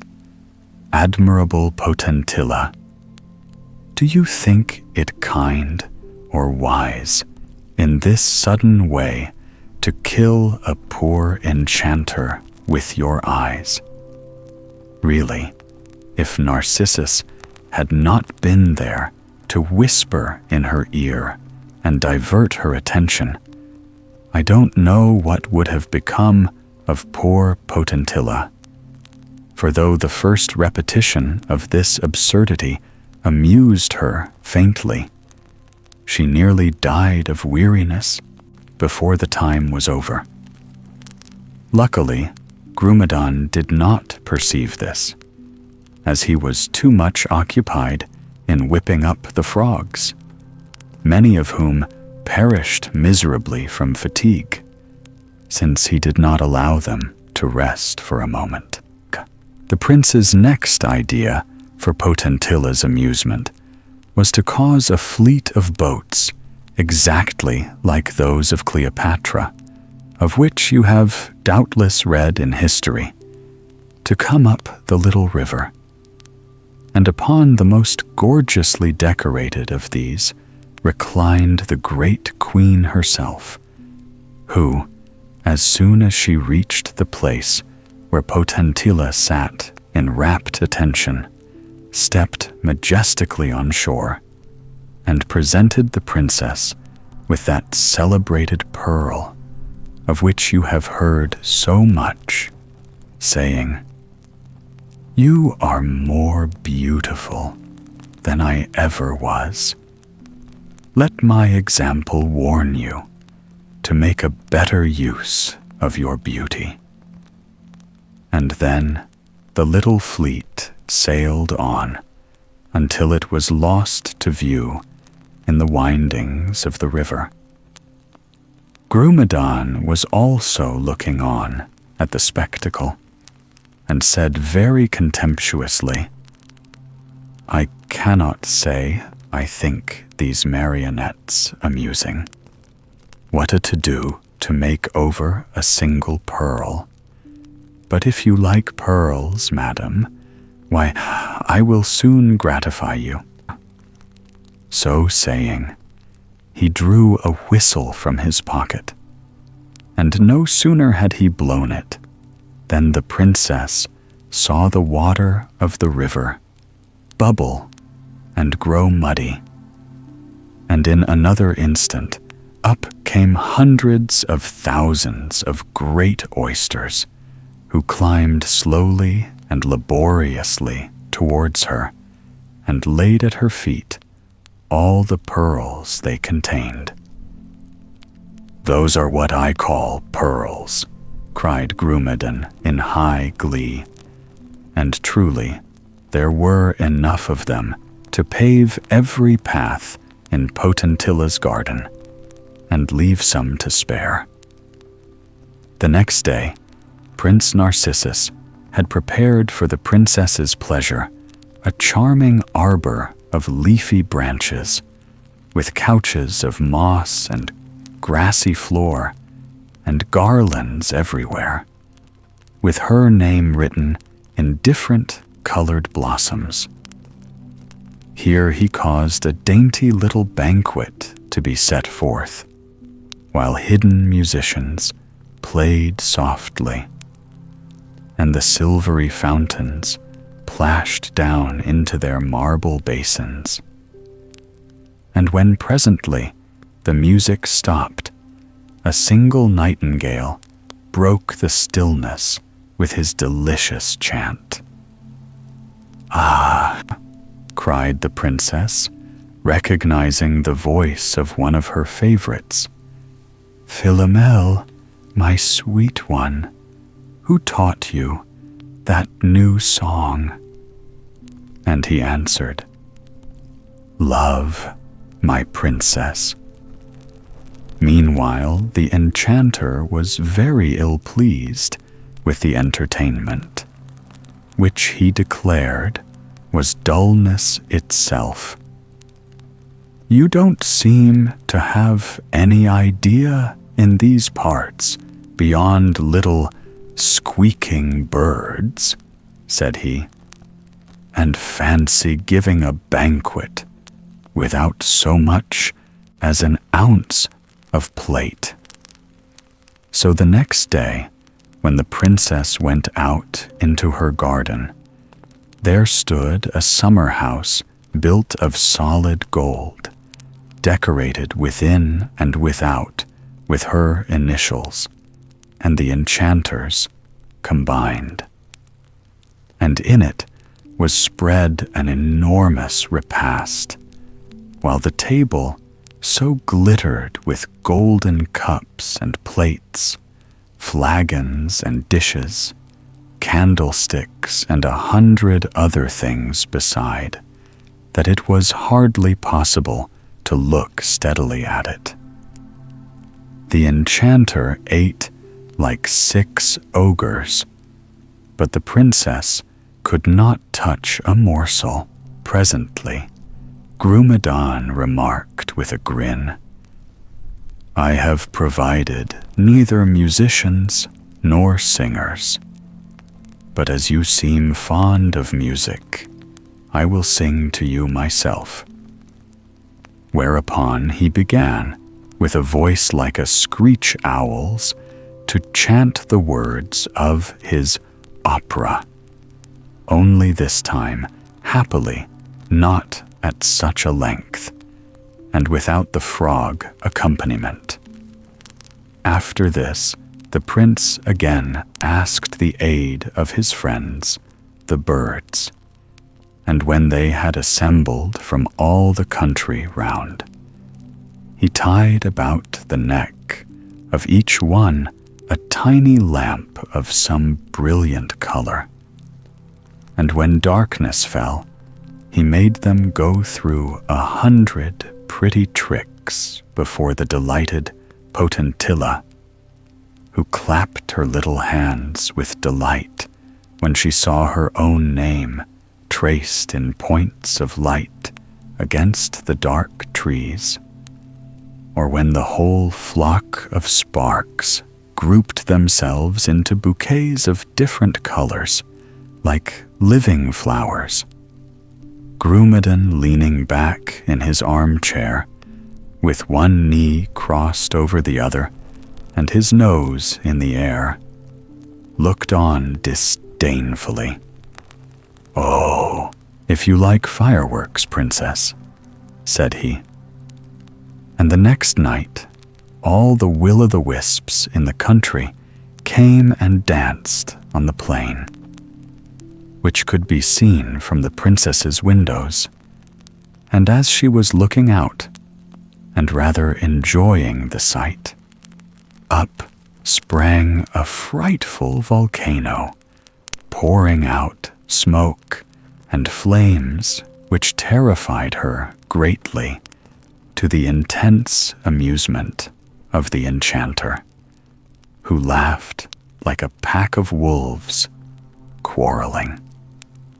After this, as many of the will-o'-the-wisps as could get in crowded into Potentilla's garden, and by their light the tall yew trees danced minuets until the princess was weary and begged to be excused from looking at anything more that night. But in spite of Potentilla's efforts to behave politely to the tiresome old enchanter, whom she detested, he could not help seeing that he failed to please her. And then he began to suspect very strongly that she must love someone else, and that somebody besides Melinette was responsible for all the festivities he had witnessed. So after much consideration, he devised a plan for finding out the truth. He went to the princess suddenly and announced that he was most unwillingly forced to leave her and had come to bid her farewell. Potentilla could scarcely hide her delight when she heard this, and his back was hardly turned before she was entreating Prince Narcissus to make himself visible once more. The poor prince had been getting quite thin with anxiety and annoyance, and was only too delighted to comply with her request. They greeted one another rapturously and were just sitting down to talk over everything cozily and enjoy the enchanter's discomfiture together, when out he burst in a fury from behind a bush. With his huge club, he aimed a terrific blow at Narcissus, which must certainly have killed him but for the adroitness of the fairy Melinette, who arrived upon the scene just in time to snatch him up and carry him off at lightning speed to her castle in the air. Poor Potentilla, however, had not the comfort of knowing this, for at the sight of the enchanter threatening her beloved prince, she had given one shriek and fallen back insensible. When she recovered her senses, she was more than ever convinced that he was dead, since even Melinette was no longer near her, and no one was left to defend her from the odious old enchanter.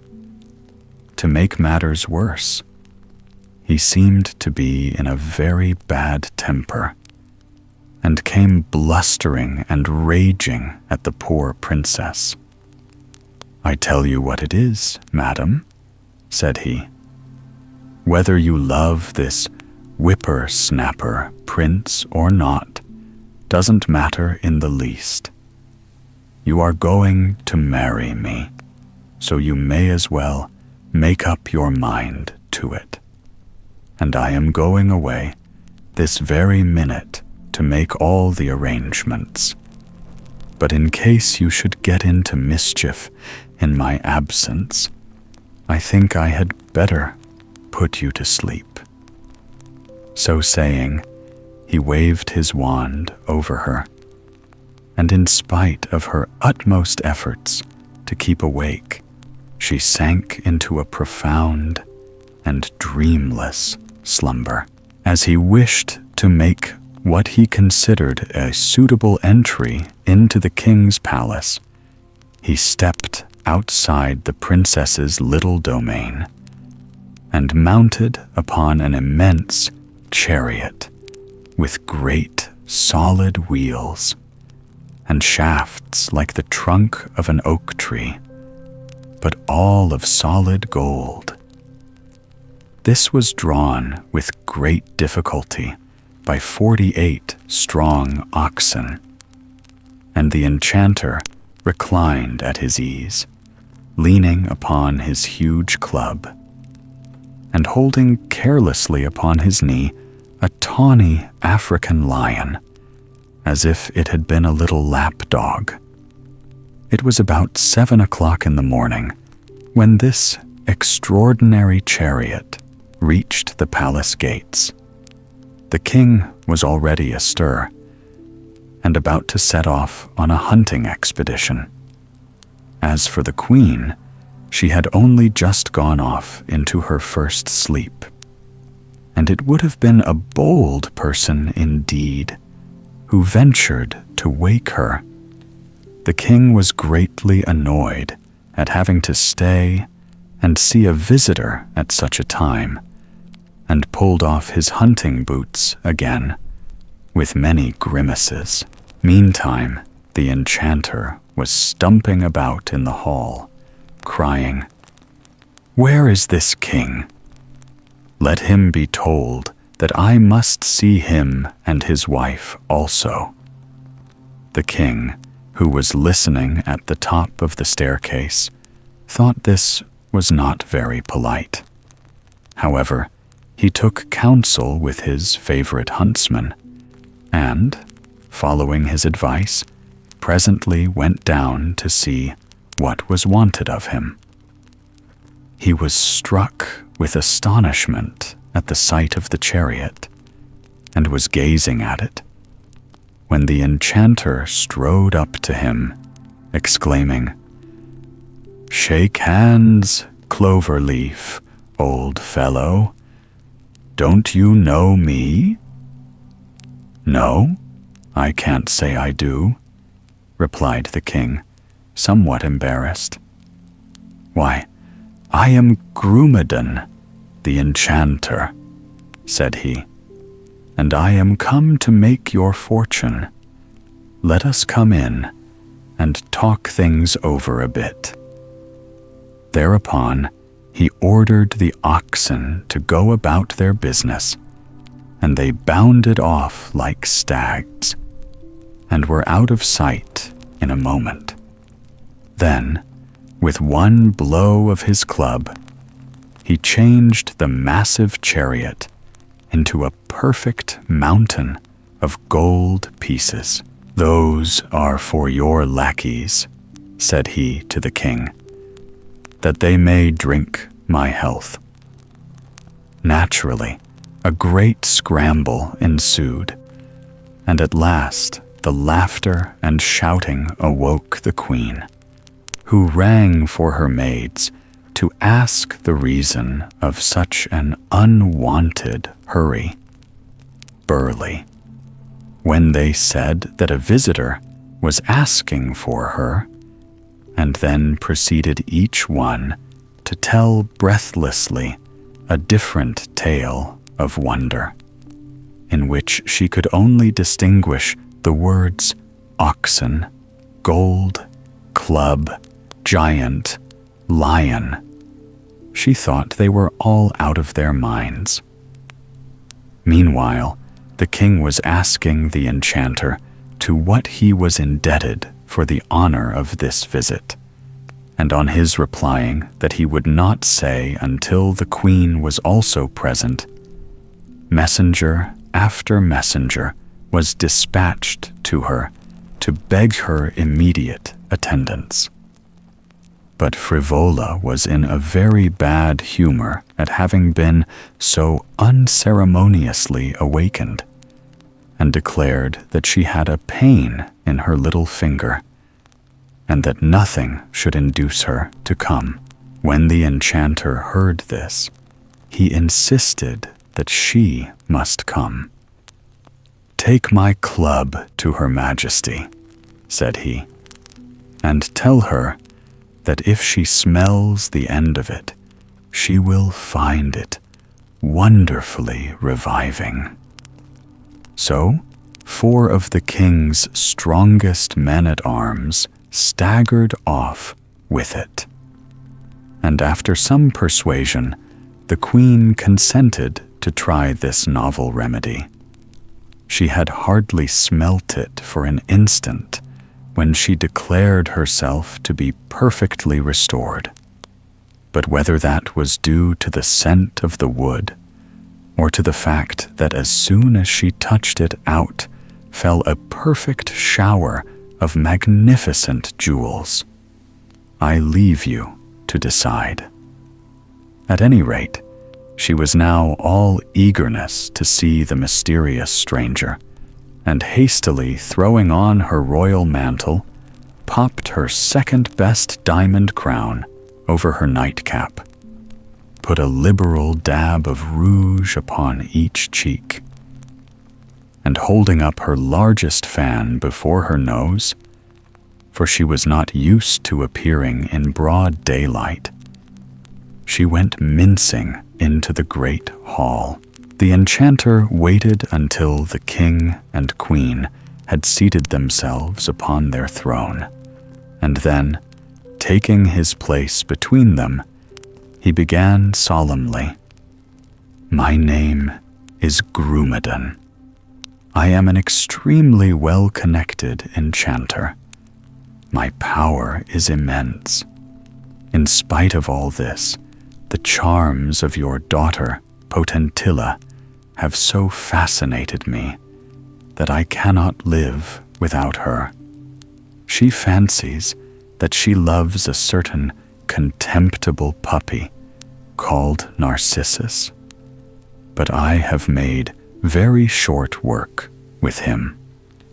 I really do not care whether you consent to my marriage with your daughter or not, but I am bound to ask your consent on account of a certain meddling fairy called Melinette, with whom I have reason for wishing to keep on good terms."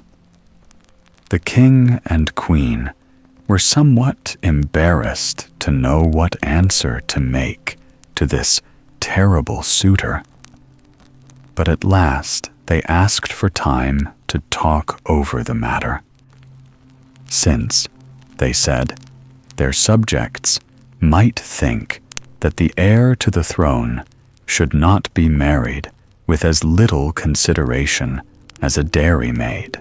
"Oh, take a day or two if you like," said the enchanter.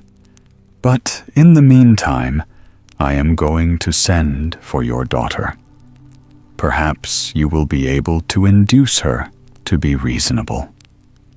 So saying, he drew out his favorite whistle and blew one ear-piercing note, whereupon the great lion, who had been dozing in the sunny courtyard, come bounding in on his soft, heavy feet. "Orion," said the enchanter, "go and fetch me the princess and bring her here at once. Be gentle now." At these words, Orion went off at a great pace and was soon at the other end of the king's gardens. Scattering the guards right and left, he cleared the wall at a bound, and seizing the sleeping princess, he threw her onto his back, where he kept her by holding her robe in his teeth. Then he trotted gently back, and in less than 5 minutes stood in the great hall before the astonished king and queen.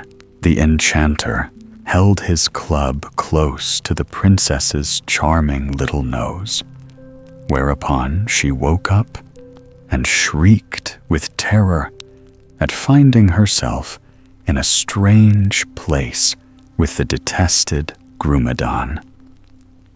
Frivola, who had stood by, stiff with displeasure at the sight of the lovely princess, now stepped forward, and with much pretended concern proposed to carry off Potentilla to her own apartments, that she might enjoy the quiet she seemed to need.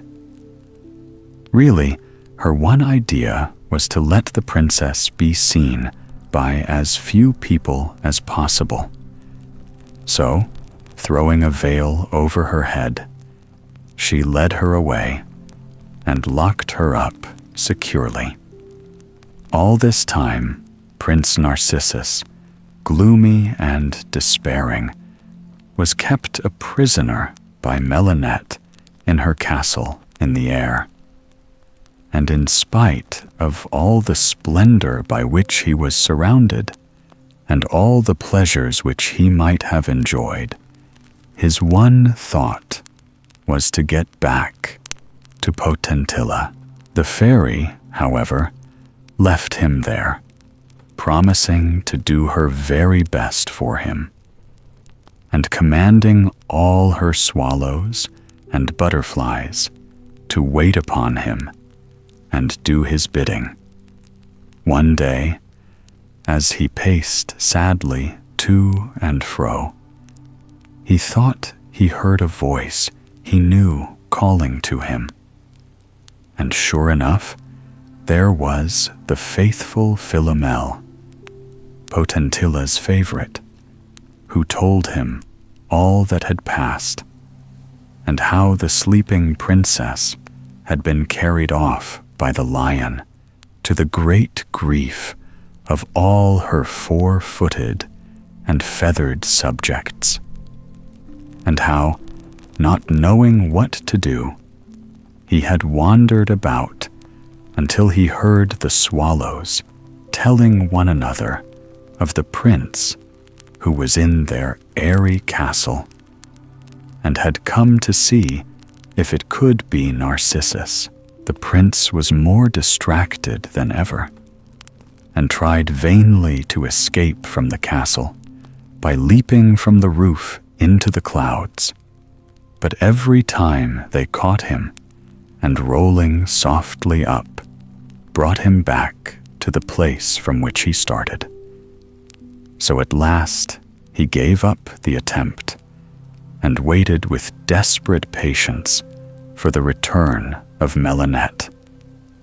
Meanwhile, matters were advancing rapidly in the court of King Cloverleaf, for the queen quite made up her mind that such a beauty as Potentilla must be got out of the way as quickly as possible.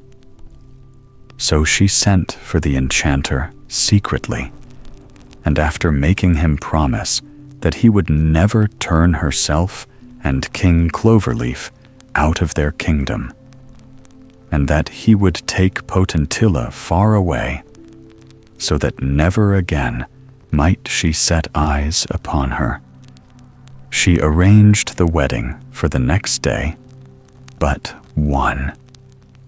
You may imagine how Potentilla lamented her sad fate and entreated to be spared. All the comfort she could get out of Frivola was that if she preferred a cup of poison to a rich husband, she would certainly provide her with one.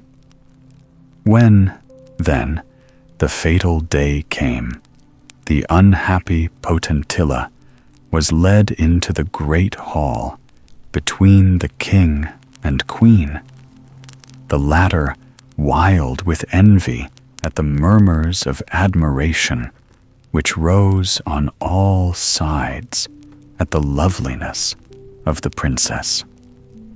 An instant later, in came Grumada by the opposite door. His hair stood on end, and he wore a huge bag purse and a cravat tied in a bow. His mantle was made of a shower of silver coins with a lining of rose color, and his delight in his own appearance knew no bounds. That any princess could prefer a cup of poison to himself never for an instant occurred to him. Nevertheless, that was what did happen. For when Queen Frivola in jest held out the fatal cup to the princess, she took it eagerly, crying, "Ah, beloved Narcissus, I come to thee," and was just raising it to her lips when the window of the great hall burst open, and the fairy Melinette floated in upon a glowing sunset cloud, followed by the prince himself. All the court looked on in dazzled surprise, while Potentilla, catching sight of her lover, dropped the cup and ran joyfully to meet him. The enchanter's first thought was to defend himself when he saw Melinette appear, but she slipped round his blind side, and catching him by the eyelashes, dragged him off to the ceiling of the hall, where she held him kicking for a while just to give him a lesson. And then, touching him with her wand, she imprisoned him for 1,000 years in a crystal ball which hung from the roof. Let this teach you to mind what I tell you another time, she remarked severely. Then, turning to the king and queen, she begged them to proceed with the wedding, since she had provided a much more suitable bridegroom. She also deprived them of their kingdom, for they had really shown themselves unfit to manage it, and bestowed it upon the prince and princess, who, though they were unwilling to take it, had no choice but to obey the fairy. However, they took care that the king and queen were always supplied with everything they could wish for. Prince Narcissus and Princess Potentilla lived long and happily, beloved by all their subjects. As for the enchanter, I don't believe he has been let out yet. La princesse Pimprenella et le prince Romarin. Prince Featherhead and the Princess Celandine. Once upon a time, there lived a king and queen who were the best creatures in the world, and so kind-hearted that they could not bear to see their subjects want for anything. The consequence was that they gradually gave away all their treasures, till they positively had nothing left to live upon. And this, coming to the ears of their neighbor, King Bruin, he promptly raised a large army and marched into their country. The poor king, having no means of defending his kingdom, was forced to disguise himself with a false beard, and carrying his only son, the little Prince Featherhead, in his arms, and accompanied only by the queen, to make the best of his way into the wild country. They were lucky enough to escape the soldiers of King Bruin, and at last, after unheard-of fatigues and adventures, they found themselves in a charming green valley, through which flowed a stream clear as crystal and overshadowed by beautiful trees. As they looked round them with delight, a voice said suddenly, "Fish, and see what you will catch." Now the king had always loved fishing, and never went anywhere without a fish hook or two in his pocket. So he drew one out hastily, and the queen lent him her girdle to fasten it to, and it had hardly touched the water before it caught a big fish, which made them an excellent meal, and not before they needed it, for they had found nothing until then but a few wild berries and roots. They thought that for the present they could not do better than stay in this delightful place, and the king set to work, and soon built a bower of branches to shelter them. And when it was finished, the queen was so charmed with it that she declared nothing was lacking to complete her happiness but a flock of sheep, which she and the little prince might tend while the king fished. They soon found that the fish were not only abundant and easily caught, but also very beautiful, with glittering scales of every imaginable hue. And before long, the king discovered that he could teach them to talk and whistle better than any parrot. Then he determined to carry some to the nearest town and try to sell them. And as no one had ever before seen any like them, the people flocked about him eagerly and bought all he had caught, so that presently not a house in the city was considered complete without a crystal bowl full of fish. And the king's customers were very particular about having them to match the rest of the furniture, and gave him a vast amount of trouble in choosing them. However, the money he obtained in this way enabled him to buy the queen her flock of sheep, as well as many of the other things which go to make life pleasant, so that they never once regretted their lost kingdom. Now it happened that the fairy of the beech woods lived in the lovely valley to which chance had led the poor fugitives, and it was she who had, in pity for their forlorn condition, sent the king such good luck to his fishing, and generally taken them under her protection.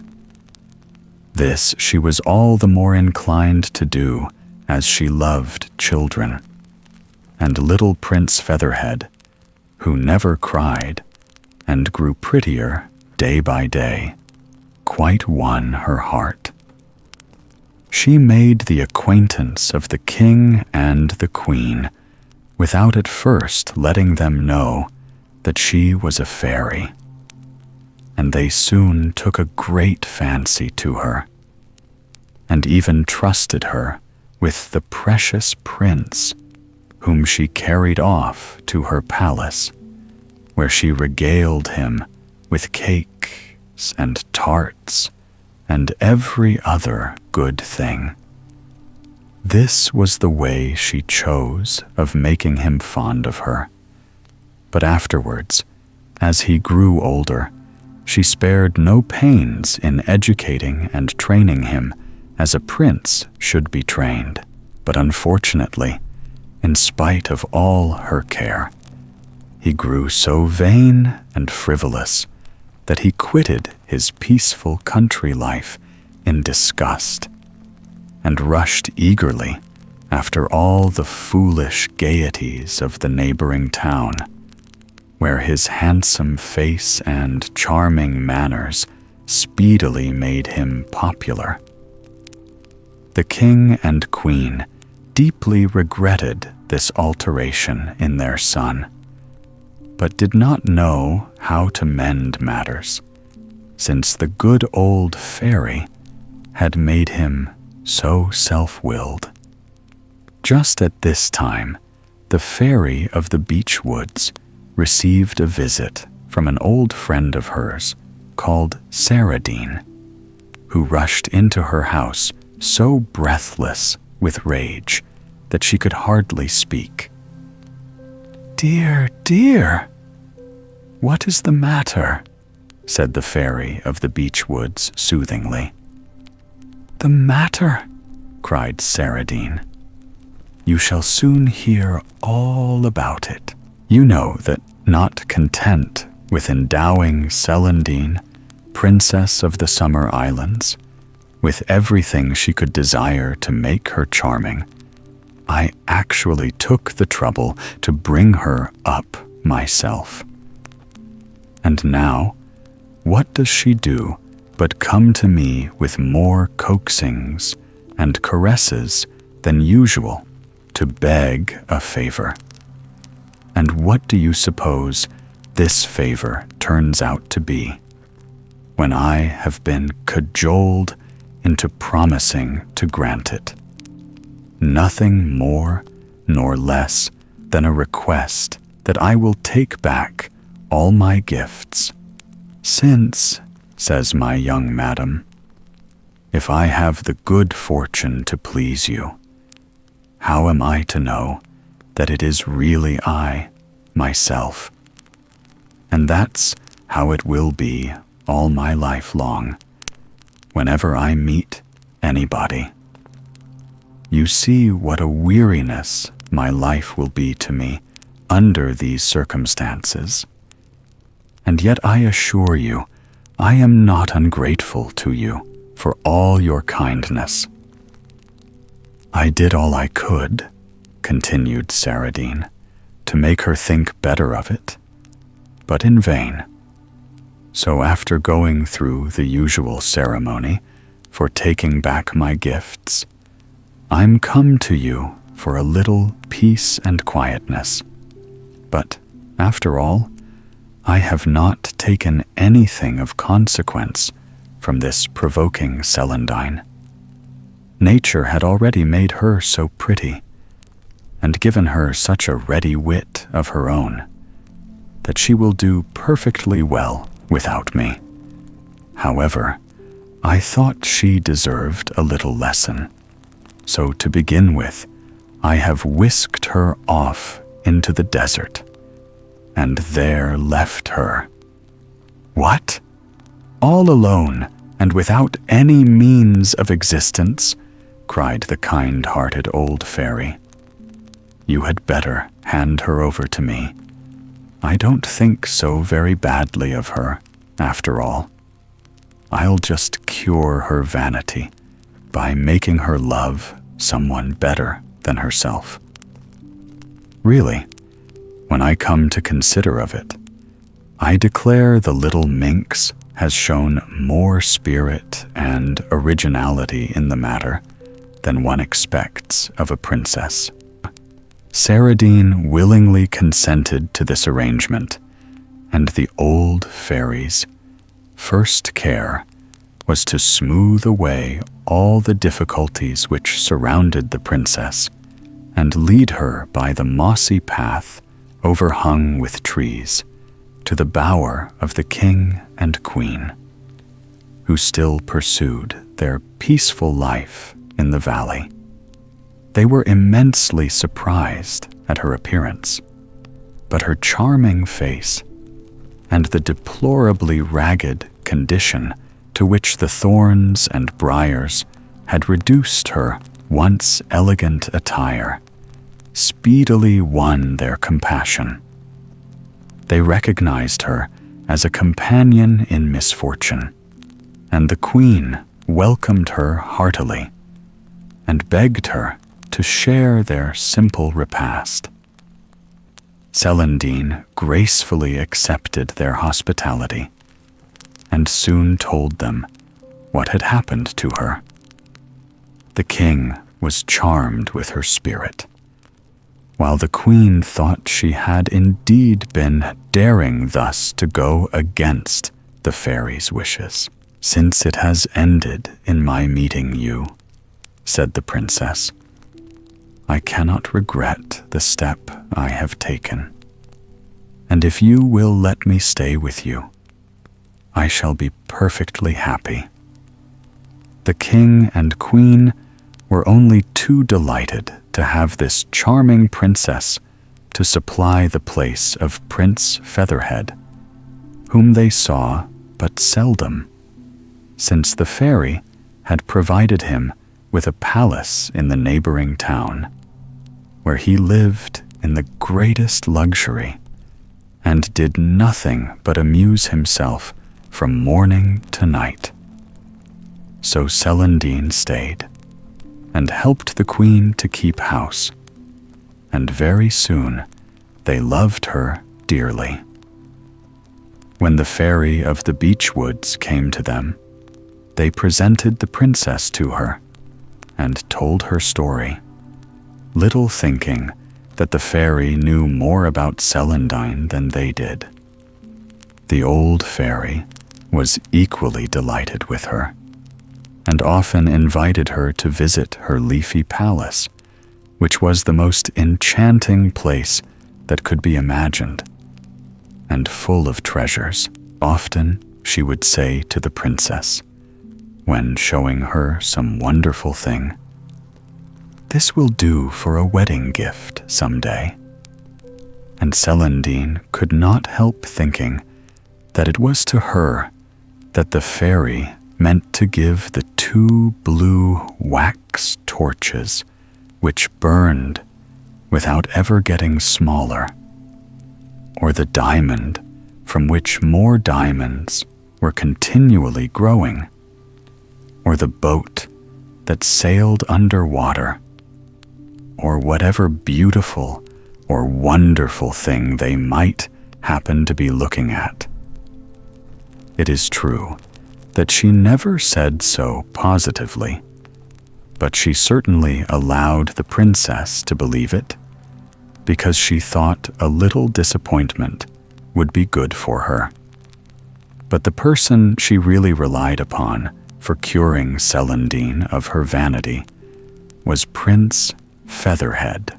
The old fairy was not at all pleased with the way he had been going on for some time, but her heart was so soft towards him that she was unwilling to take him away from the pleasures he loved, except by offering him something better, which is not the most effectual mode of correction, though it is without doubt the most agreeable. However, she did not even hint to the princess that Featherhead was anything but absolutely perfect, and talked of him so much that when at last she announced that he was coming to visit her, Celandine made up her mind that this delightful prince would be certain to fall in love with her at once, and was quite pleased at the idea. The old fairy thought so too, but as this was not at all what she wished, she took care to throw such an enchantment over the princess that she appeared to Featherhead quite ugly and awkward, though to everyone else she looked just as usual.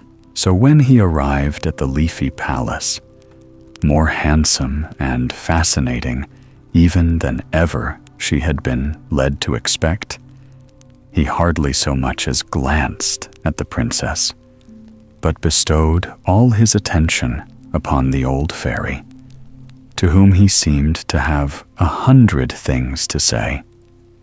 The princess was immensely astonished at his indifference, and put on a cold and offended air, which, however, he did not seem to observe.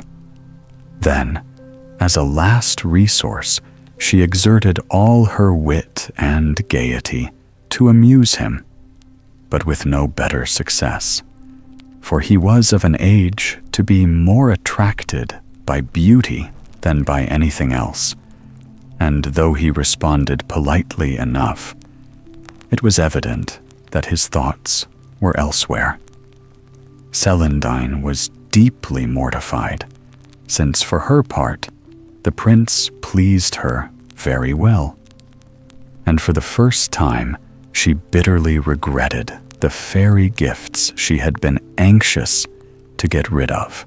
Prince Featherhead was almost equally puzzled, for he had heard nothing from the king and queen but the praises of this charming princess, and the fact that they had spoken of her as so very beautiful only confirmed his opinion that people who live in the country have no taste.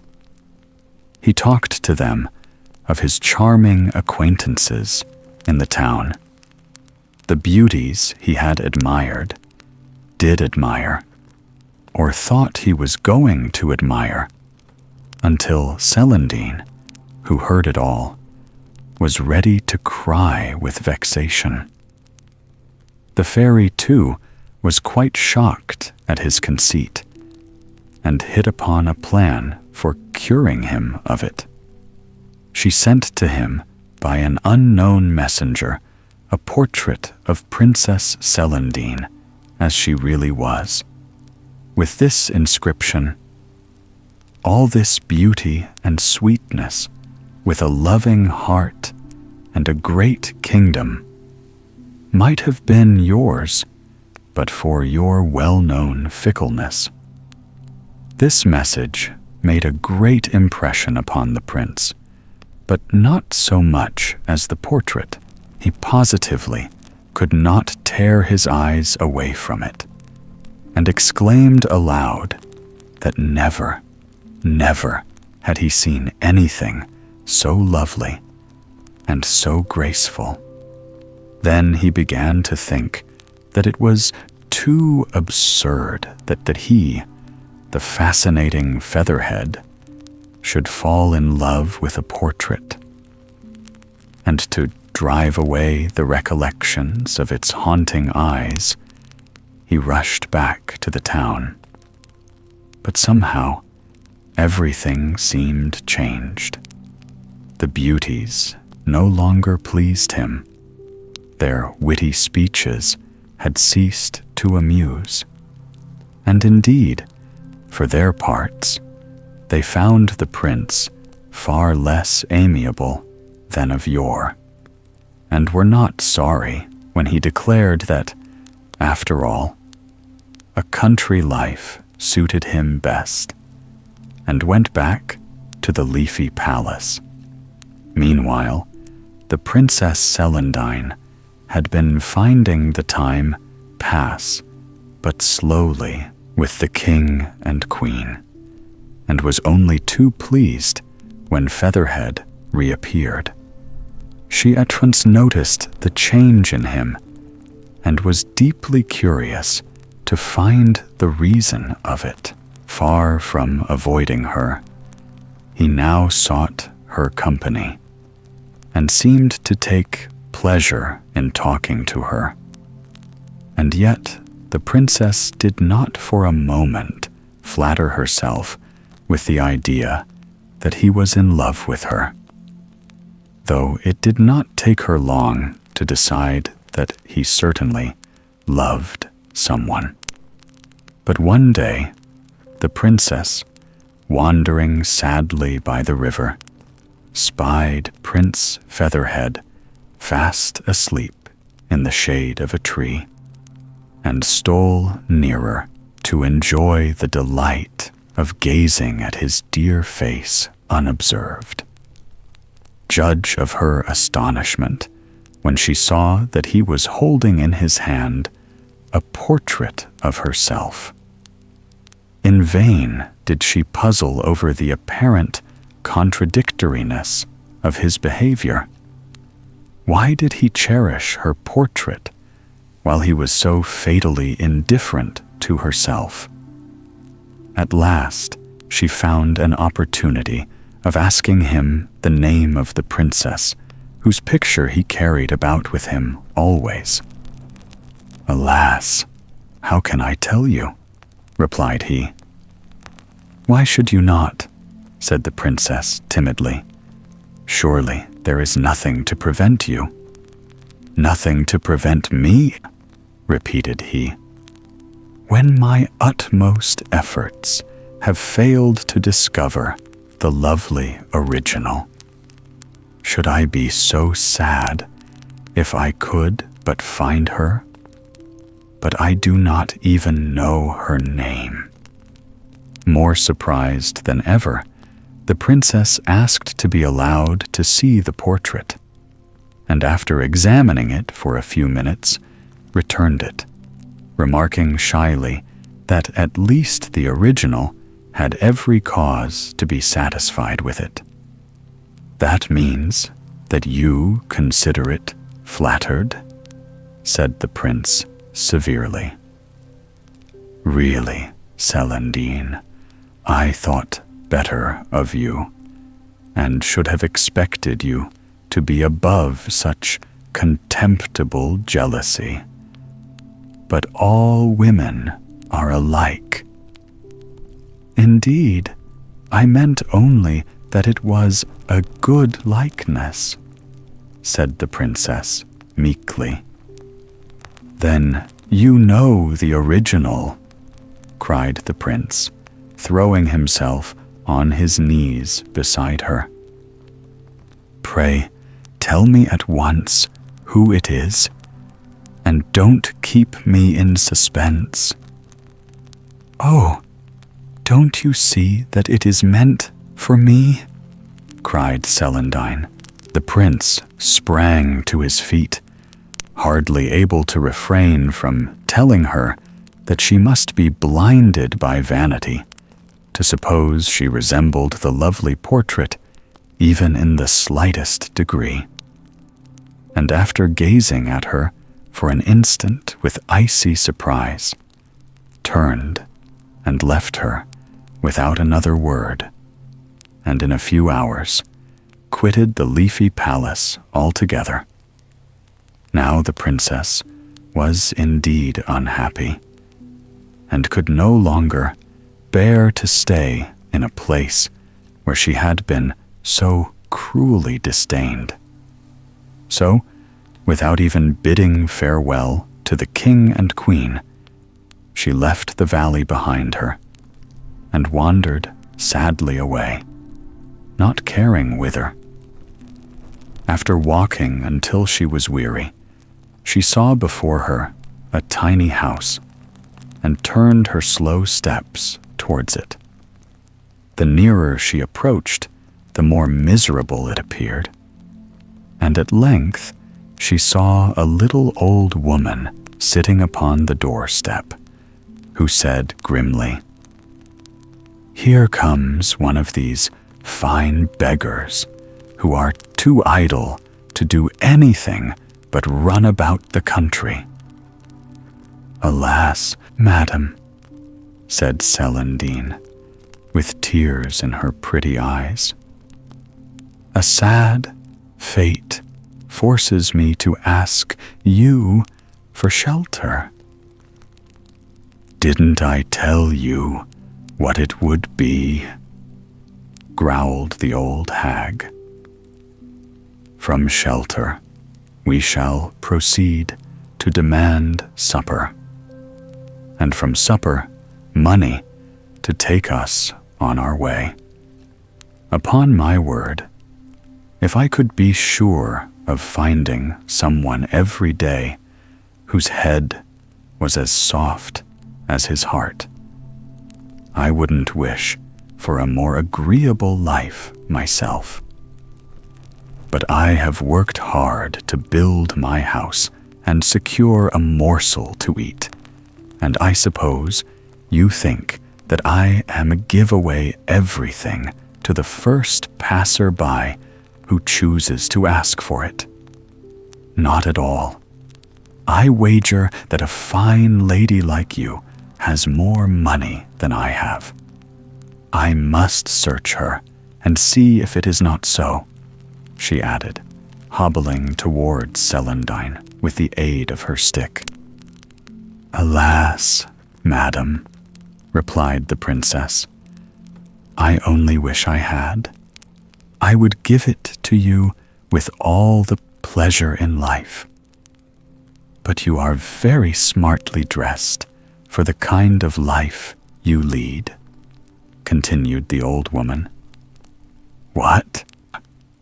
cried the princess.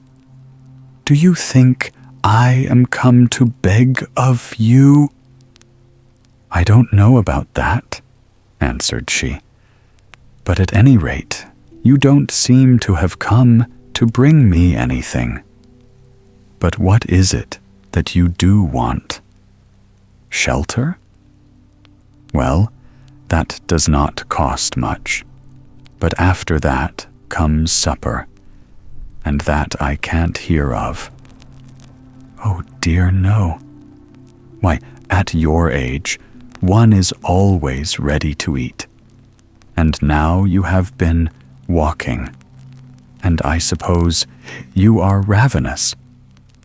"Indeed, no, madam," answered the poor princess. "I am too sad to be hungry." "Oh, well, if you will promise to go on being sad, you may stay for the night," said the old woman mockingly. Thereupon she made the princess sit down beside her and began fingering her silken robe, while she muttered, "Lace on top, lace underneath. This must have cost you a pretty penny. It would have been better to save enough to feed yourself and not come begging to those who want all they have for themselves. Pray, what may you have paid for these fine clothes?" "Alas, madam," answered the princess, "I did not buy them, and I know nothing about money." "What do you know, if I may ask?"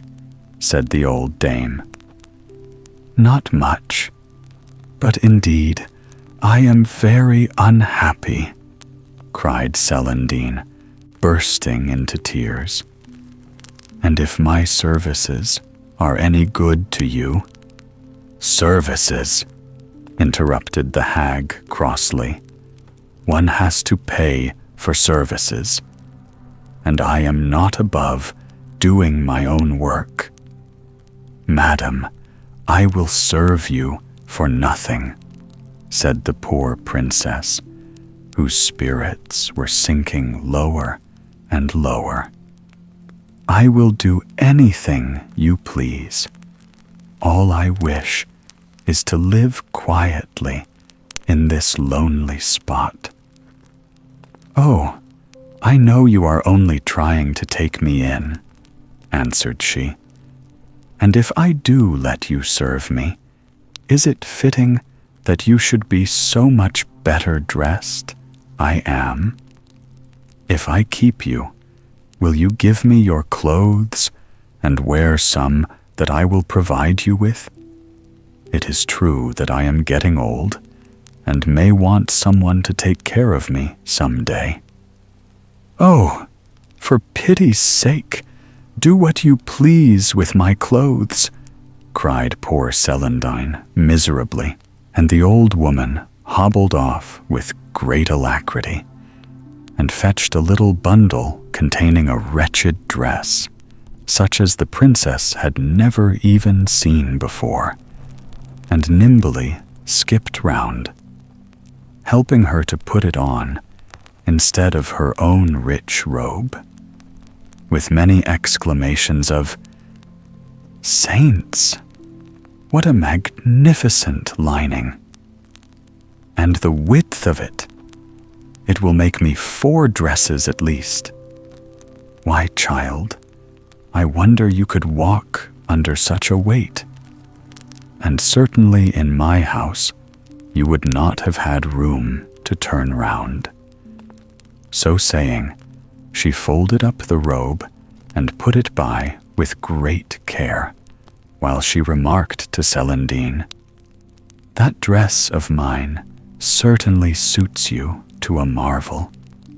Be sure you take great care of it." When supper time came, she went into the house, declining all the princess's offers of assistance, and shortly afterwards brought out a very small dish, saying, "Now let us sup." Whereupon she handed Celandine a small piece of black bread and uncovered the dish, which contained 2 dried plums. "We will have one between us," continued the old dame, "and as you are the visitor, you shall have the half which contains the stone. But be very careful that you don't swallow it, for I keep them against the winter. And you have no idea what a good fire they make. Now, you take my advice, which won't cost you anything, and remember that it is always more economical to buy fruit with stones on this account." Celandine, absorbed in her own sad thoughts, did not even hear this prudent counsel, and quite forgot to eat her share of the plum, which delighted the old woman, who put it by carefully for her breakfast, saying, "I am very much pleased with you, and if you go on as you have begun, we shall do very well. And I can teach you many useful things which people don't generally know. For instance, look at my house. It is built entirely of the seeds of all the pears I have eaten in my life. Now, most people throw them away, and that only shows what a number of things are wasted for want of a little patience and ingenuity. But Celandine did not find it possible to be interested in this and similar pieces of advice, and the old woman soon sent her to bed, for fear the night air might give her an appetite. She passed a sleepless night, but in the morning the old dame remarked, "I heard how well you slept. After such a night, you cannot want any breakfast. So while I do my household tasks, you had better stay in bed, since the more one sleeps, the less one need eat. And as it is market day, I will go to town and buy a pennyworth of bread for the week's eating." And so she chattered on, but poor Celandine did not hear or heed her. She wandered out into the desolate country to think over her sad fate. However, the good fairy of the beech woods did not want her to be starved, so she sent her an unlooked-for relief in the shape of a beautiful white cow, which followed her back to the tiny house. When the old woman saw it, her joy knew no bounds. "Now we can have milk and cheese and butter," cried she. "Ah, how good milk is! What a pity it is so ruinously expensive." So they made a little shelter of branches for the beautiful creature, which was quite gentle, and followed Celandine about like a dog when she took it out every day to graze. One morning, as she sat by a little brook, thinking sadly, she suddenly saw a young stranger approaching, and got up quickly, intending to avoid him. But Prince Featherhead, for it was he, perceiving her at the same moment, rushed towards her with every demonstration of joy, for he had recognized her, not as the Celandine whom he had slighted, but as the lovely princess whom he had sought vainly for so long. The fact was that the fairy of the beech woods, thinking she had been punished enough, had withdrawn the enchantment from her and transferred it to Featherhead, thereby in an instant depriving him of the good looks which had done so much towards making him the fickle creature he was. Throwing himself down at the princess's feet, he implored her to stay and at least speak to him, and she at last consented, but only because he seemed to wish it so very much. After that, he came every day in the hope of meeting her again, and often expressed his delight at being with her. But one day, when he had been begging Celandine to love him, she confided to him that it was quite impossible, since her heart was already entirely occupied by another. "I have," said she, "the unhappiness of loving a prince who is fickle, frivolous, proud, incapable of caring for anyone but himself, who has been spoilt by flattery, and to crown all, who does not love me." "But," cried Prince Featherhead, "surely you cannot care for so contemptible and worthless a creature as that." "Alas, but I do care," answered the princess, weeping. "But where can his eyes be?" said the prince, "that your beauty makes no impression upon him? As for me, since I have possessed your portrait, I have wandered over the whole world to find you. And now we have met, I see that you are 10 times lovelier than I could have imagined, and I would give all I own to win your love." "My portrait?" cried Celandine with sudden interest. "Is it possible that Prince Featherhead can have parted with it?" "He would part with his life sooner, lovely princess," answered he. "I can assure you of that, for I am Prince Featherhead."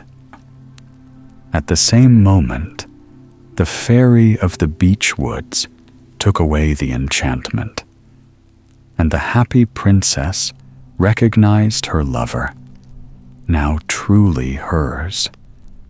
For the trials they had both undergone had so changed and improved them that they were capable of a real love for each other. You may imagine how perfectly happy they were, and how much they had to hear and to tell. But at length, it was time to go back to the little house.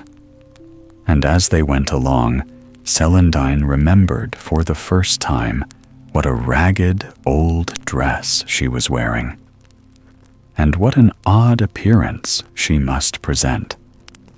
But the prince declared that it became her vastly, and that he thought it most picturesque. When they reached the house, the old woman received them very crossly. "I declare," said she, "that it's perfectly true. Wherever there is a girl, you may be sure that a young man will appear before long. But don't imagine that I'm going to have you here. Not a bit of it. Be off with you, my fine fellow." Prince Featherhead was inclined to be angry at this uncivil reception, but he was really too happy to care much, so he only demanded, on Celandine's behalf, that the old dame should give her back her own attire, that she might go away suitably dressed. This request roused her to fury, since she had counted upon the princess's fine robes to clothe her for the rest of her life, so that it was some time before the prince could make himself heard to explain that he was willing to pay for them. The sight of a handful of gold pieces somewhat mollified her, however, and after making them both promise faithfully that on no consideration would they ask for the gold back again, she took the princess into the house and grudgingly doled out to her just enough of her gay attire to make her presentable, while the rest she pretended to have lost. After this, they found that they were very hungry, for one cannot live on love any more than on air. And then the old woman's lamentations were louder than before. "What?" she cried. "Feed people who were as happy as all that? Why, it was simply ruinous." But as the prince began to look angry, she, with many sighs and mutterings, brought out a morsel of bread, a bowl of milk, and 6 plums, with which the lovers were well content. For as long as they could look at one another, they really did not know what they were eating. It seemed as if they would go on forever with their reminiscences. The prince telling how he had wandered all over the world, from beauty to beauty, always to be disappointed when he found that no one resembled the portrait. The princess wondering how it was he could have been so long with her, and yet never have recognized her. And over again, pardoning him for his cold and haughty behavior to her. "For," she said, "you see, Featherhead, I love you, and love makes everything right. But we cannot stay here," she added. "What are we to do?"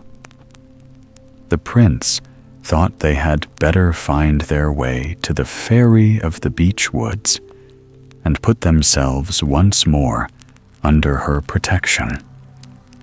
And they had hardly agreed upon this course when two little chariots, wreathed with jasmine and honeysuckle, suddenly appeared, and stepping into them, they were whirled away to the leafy palace.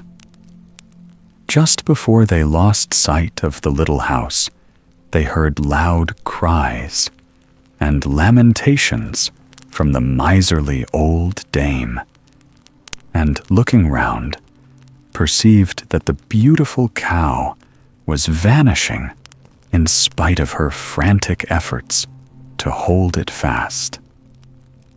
And they afterwards heard that she spent the rest of her life in trying to put the handful of gold the prince had thrown to her into her money bag. For the fairy, as a punishment for her avarice, caused it to slip out again as fast as she dropped it in. The fairy of the beech woods ran to welcome the prince and princess with open arms, only too delighted to find them so much improved that she could, with a clear conscience, begin to spoil them again.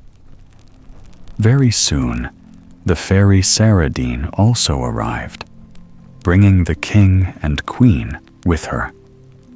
Princess Celandine implored her pardon, which she graciously gave. Indeed, the princess was so charming she could refuse her nothing. She also restored to her the summer islands, and promised her protection in all things. The fairy of the beech woods then informed the king and queen that their subjects had chased King Bruin from the throne, and were waiting to welcome them back again. But they at once abdicated in favor of Prince Featherhead, declaring that nothing could induce them to forsake their peaceful life, and the fairies undertook to see the prince and princess established in their beautiful kingdoms. Their marriage took place the next day, and they lived happily ever afterwards. For Celandine was never vain, and Featherhead was never fickle anymore. Le prince Muguet et la princesse Zaza. The Three Little Pigs. There was once upon a time a pig who lived with her 3 children on a large, comfortable, old-fashioned farmyard. The eldest of the little pigs was called Brownie, the second Whitey, and the youngest and best-looking Blackie. Now Brownie was a very dirty little pig, and I am sorry to say, spent most of his time rolling and wallowing about in the mud. He was never so happy as on a wet day, when the mud in the farmyard got soft and thick, and slab. Then he would steal away from his mother's side, and finding the muddiest place in the yard, would roll about in it and thoroughly enjoy himself. His mother often found fault with him for this, and would shake her head sadly and say, "Ah, Brownie, some day you will be sorry that you did not obey your old mother." But no words of advice or warning could cure Brownie of his bad habits. Whitey was quite a clever little pig, but she was greedy. She was always thinking of her food and looking forward to her dinner. And when the farm girl was seen carrying the pails across the yard, she would rise up on her hind legs and dance and caper with excitement. As soon as the food was poured into the trough, she jostled Blackie and Brownie out of the way in her eagerness to get the best and biggest bits for herself. Her mother often scolded her for her selfishness and told her that someday she would suffer for being so greedy and grabbing. Blackie was a good, nice little pig, neither dirty nor greedy. He had nice, dainty ways for a pig, and his skin was always as smooth and shining as black satin. He was much cleverer than Brownie and Whitey, and his mother's heart used to swell with pride when she heard the farmers' friends say to each other that someday the little black fellow would be a prize pig. Now the time came when the mother pig felt old and feeble and near her end. One day she called the 3 little pigs round her and said, "My children, I feel that I am growing odd and weak, and that I shall not live long. Before I die, I should like to build a house for each of you, as this dear old sty in which we have lived so happily will be given to a new family of pigs, and you will have to turn out. Now, Brownie, what sort of a house would you like to have?" "A house of mud," replied Brownie, looking longingly at a wet puddle in the corner of the yard. "And you, Whitey," said the mother pig in rather a sad voice, for she was disappointed that Brownie had made so foolish a choice. "A house of cabbage," answered Whitey, with a mouth full, and scarcely raising her snout out of the trough in which she was grubbing for some potato parings. "Foolish, foolish child," said the mother pig, looking quite distressed. "And you, Blackie?" turning to her youngest son, "what sort of a house shall I order for you?" "A house of brick, please, mother, as it will be warm in winter and cool in summer, and safe all the year round." "That is a sensible little pig," replied his mother, looking fondly at him. "I will see that the 3 houses are got ready at once. And now, one last piece of advice. You have heard me talk of our old enemy, the faun. When he hears that I am dead, he is sure to try and get hold of you, to carry you off to his den. He is very sly and will no doubt disguise himself and pretend to be a friend. But you must promise me not to let him enter your houses on any pretext whatever." And the little pigs readily promised, for they had always had a great fear of the fox, of whom they had heard many terrible tales. A short time afterwards, the old pig died, and the little pigs went to live in their own houses. Brownie was quite delighted with his soft mud walls and with the clay floor, which soon looked like nothing but a big mud pie. But that was what Brownie enjoyed, and he was as happy as possible, rolling about all day and making himself in such a mess. One day, as he was lying half asleep in the mud, he heard a soft knock at his door, and a gentle voice said, "May I come in, Master Brownie? I want to see your beautiful new house." "Who are you?" said Brownie, starting up in great fright. For though the voice sounded gentle, he felt sure it was a feigned voice, and he feared it was the fox. "I am a friend come to call on you," answered the voice. "No, no," replied Brownie. "I don't believe you are a friend. You are the wicked fox, against whom our mother warned us. I won't let you in."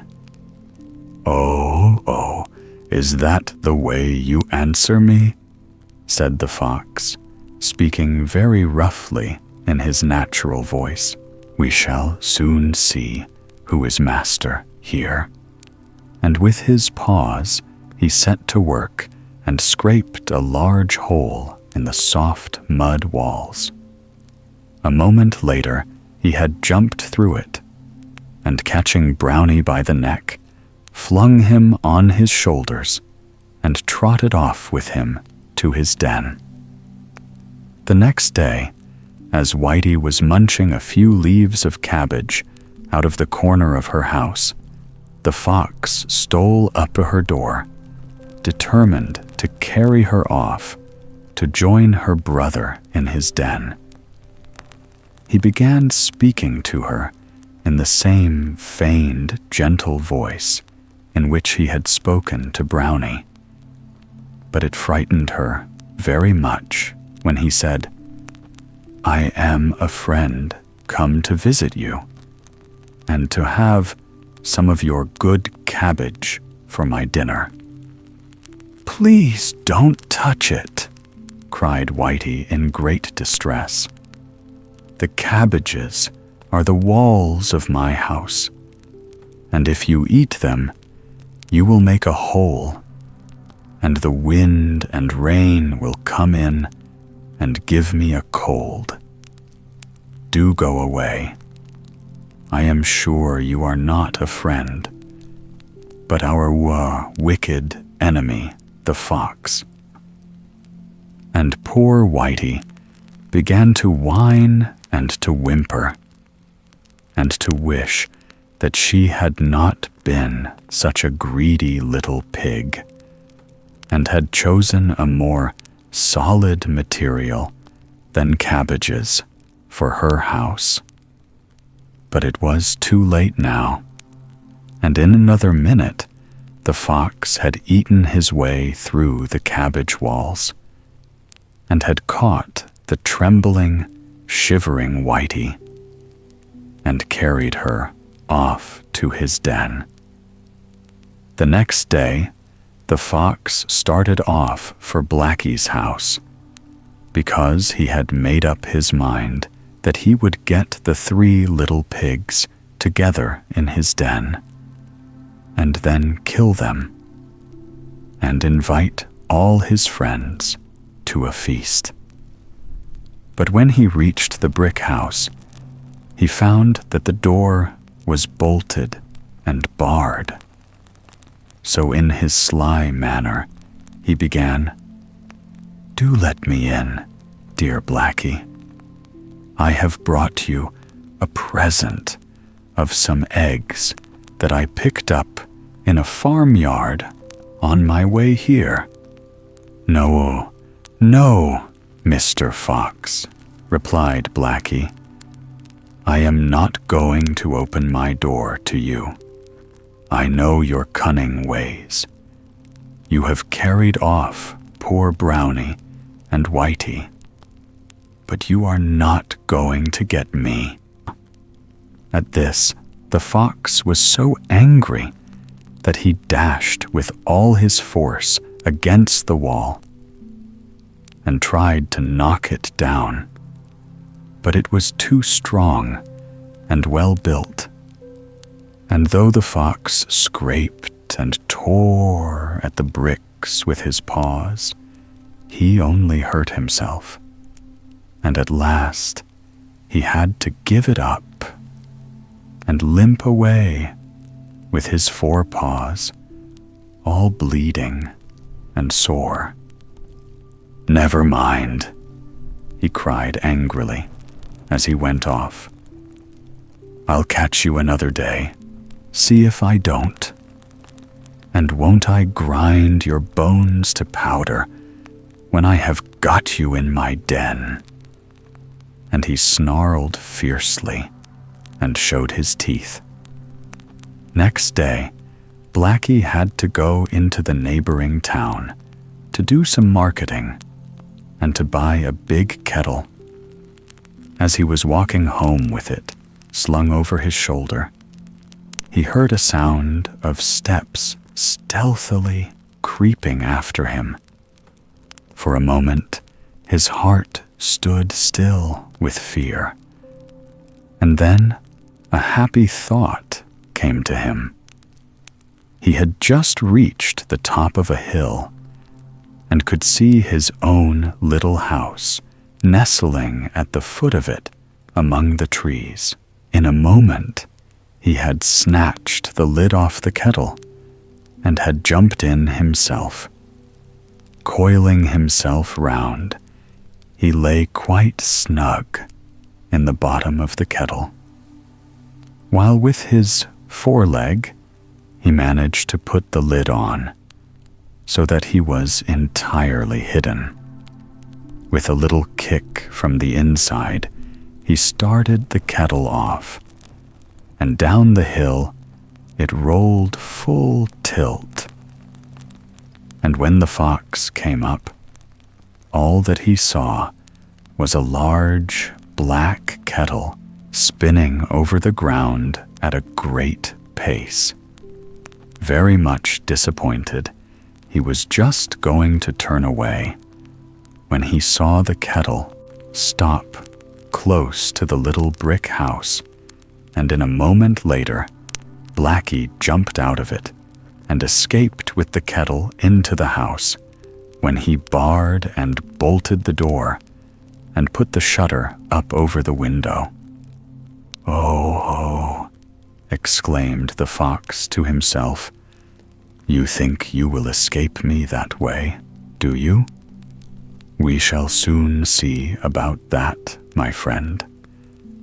And very quietly and stealthily, he prowled round the house, looking for some way to climb onto the roof. In the meantime, Blackie had filled the kettle with water, and having put it on the fire, sat down quietly, waiting for it to boil. Just as the kettle was beginning to sing, and steam to come out of the spout, he heard a sound like a soft, muffled step. Patter, patter, patter overhead. And the next moment, the fox's head and forepaws were seen coming down the chimney.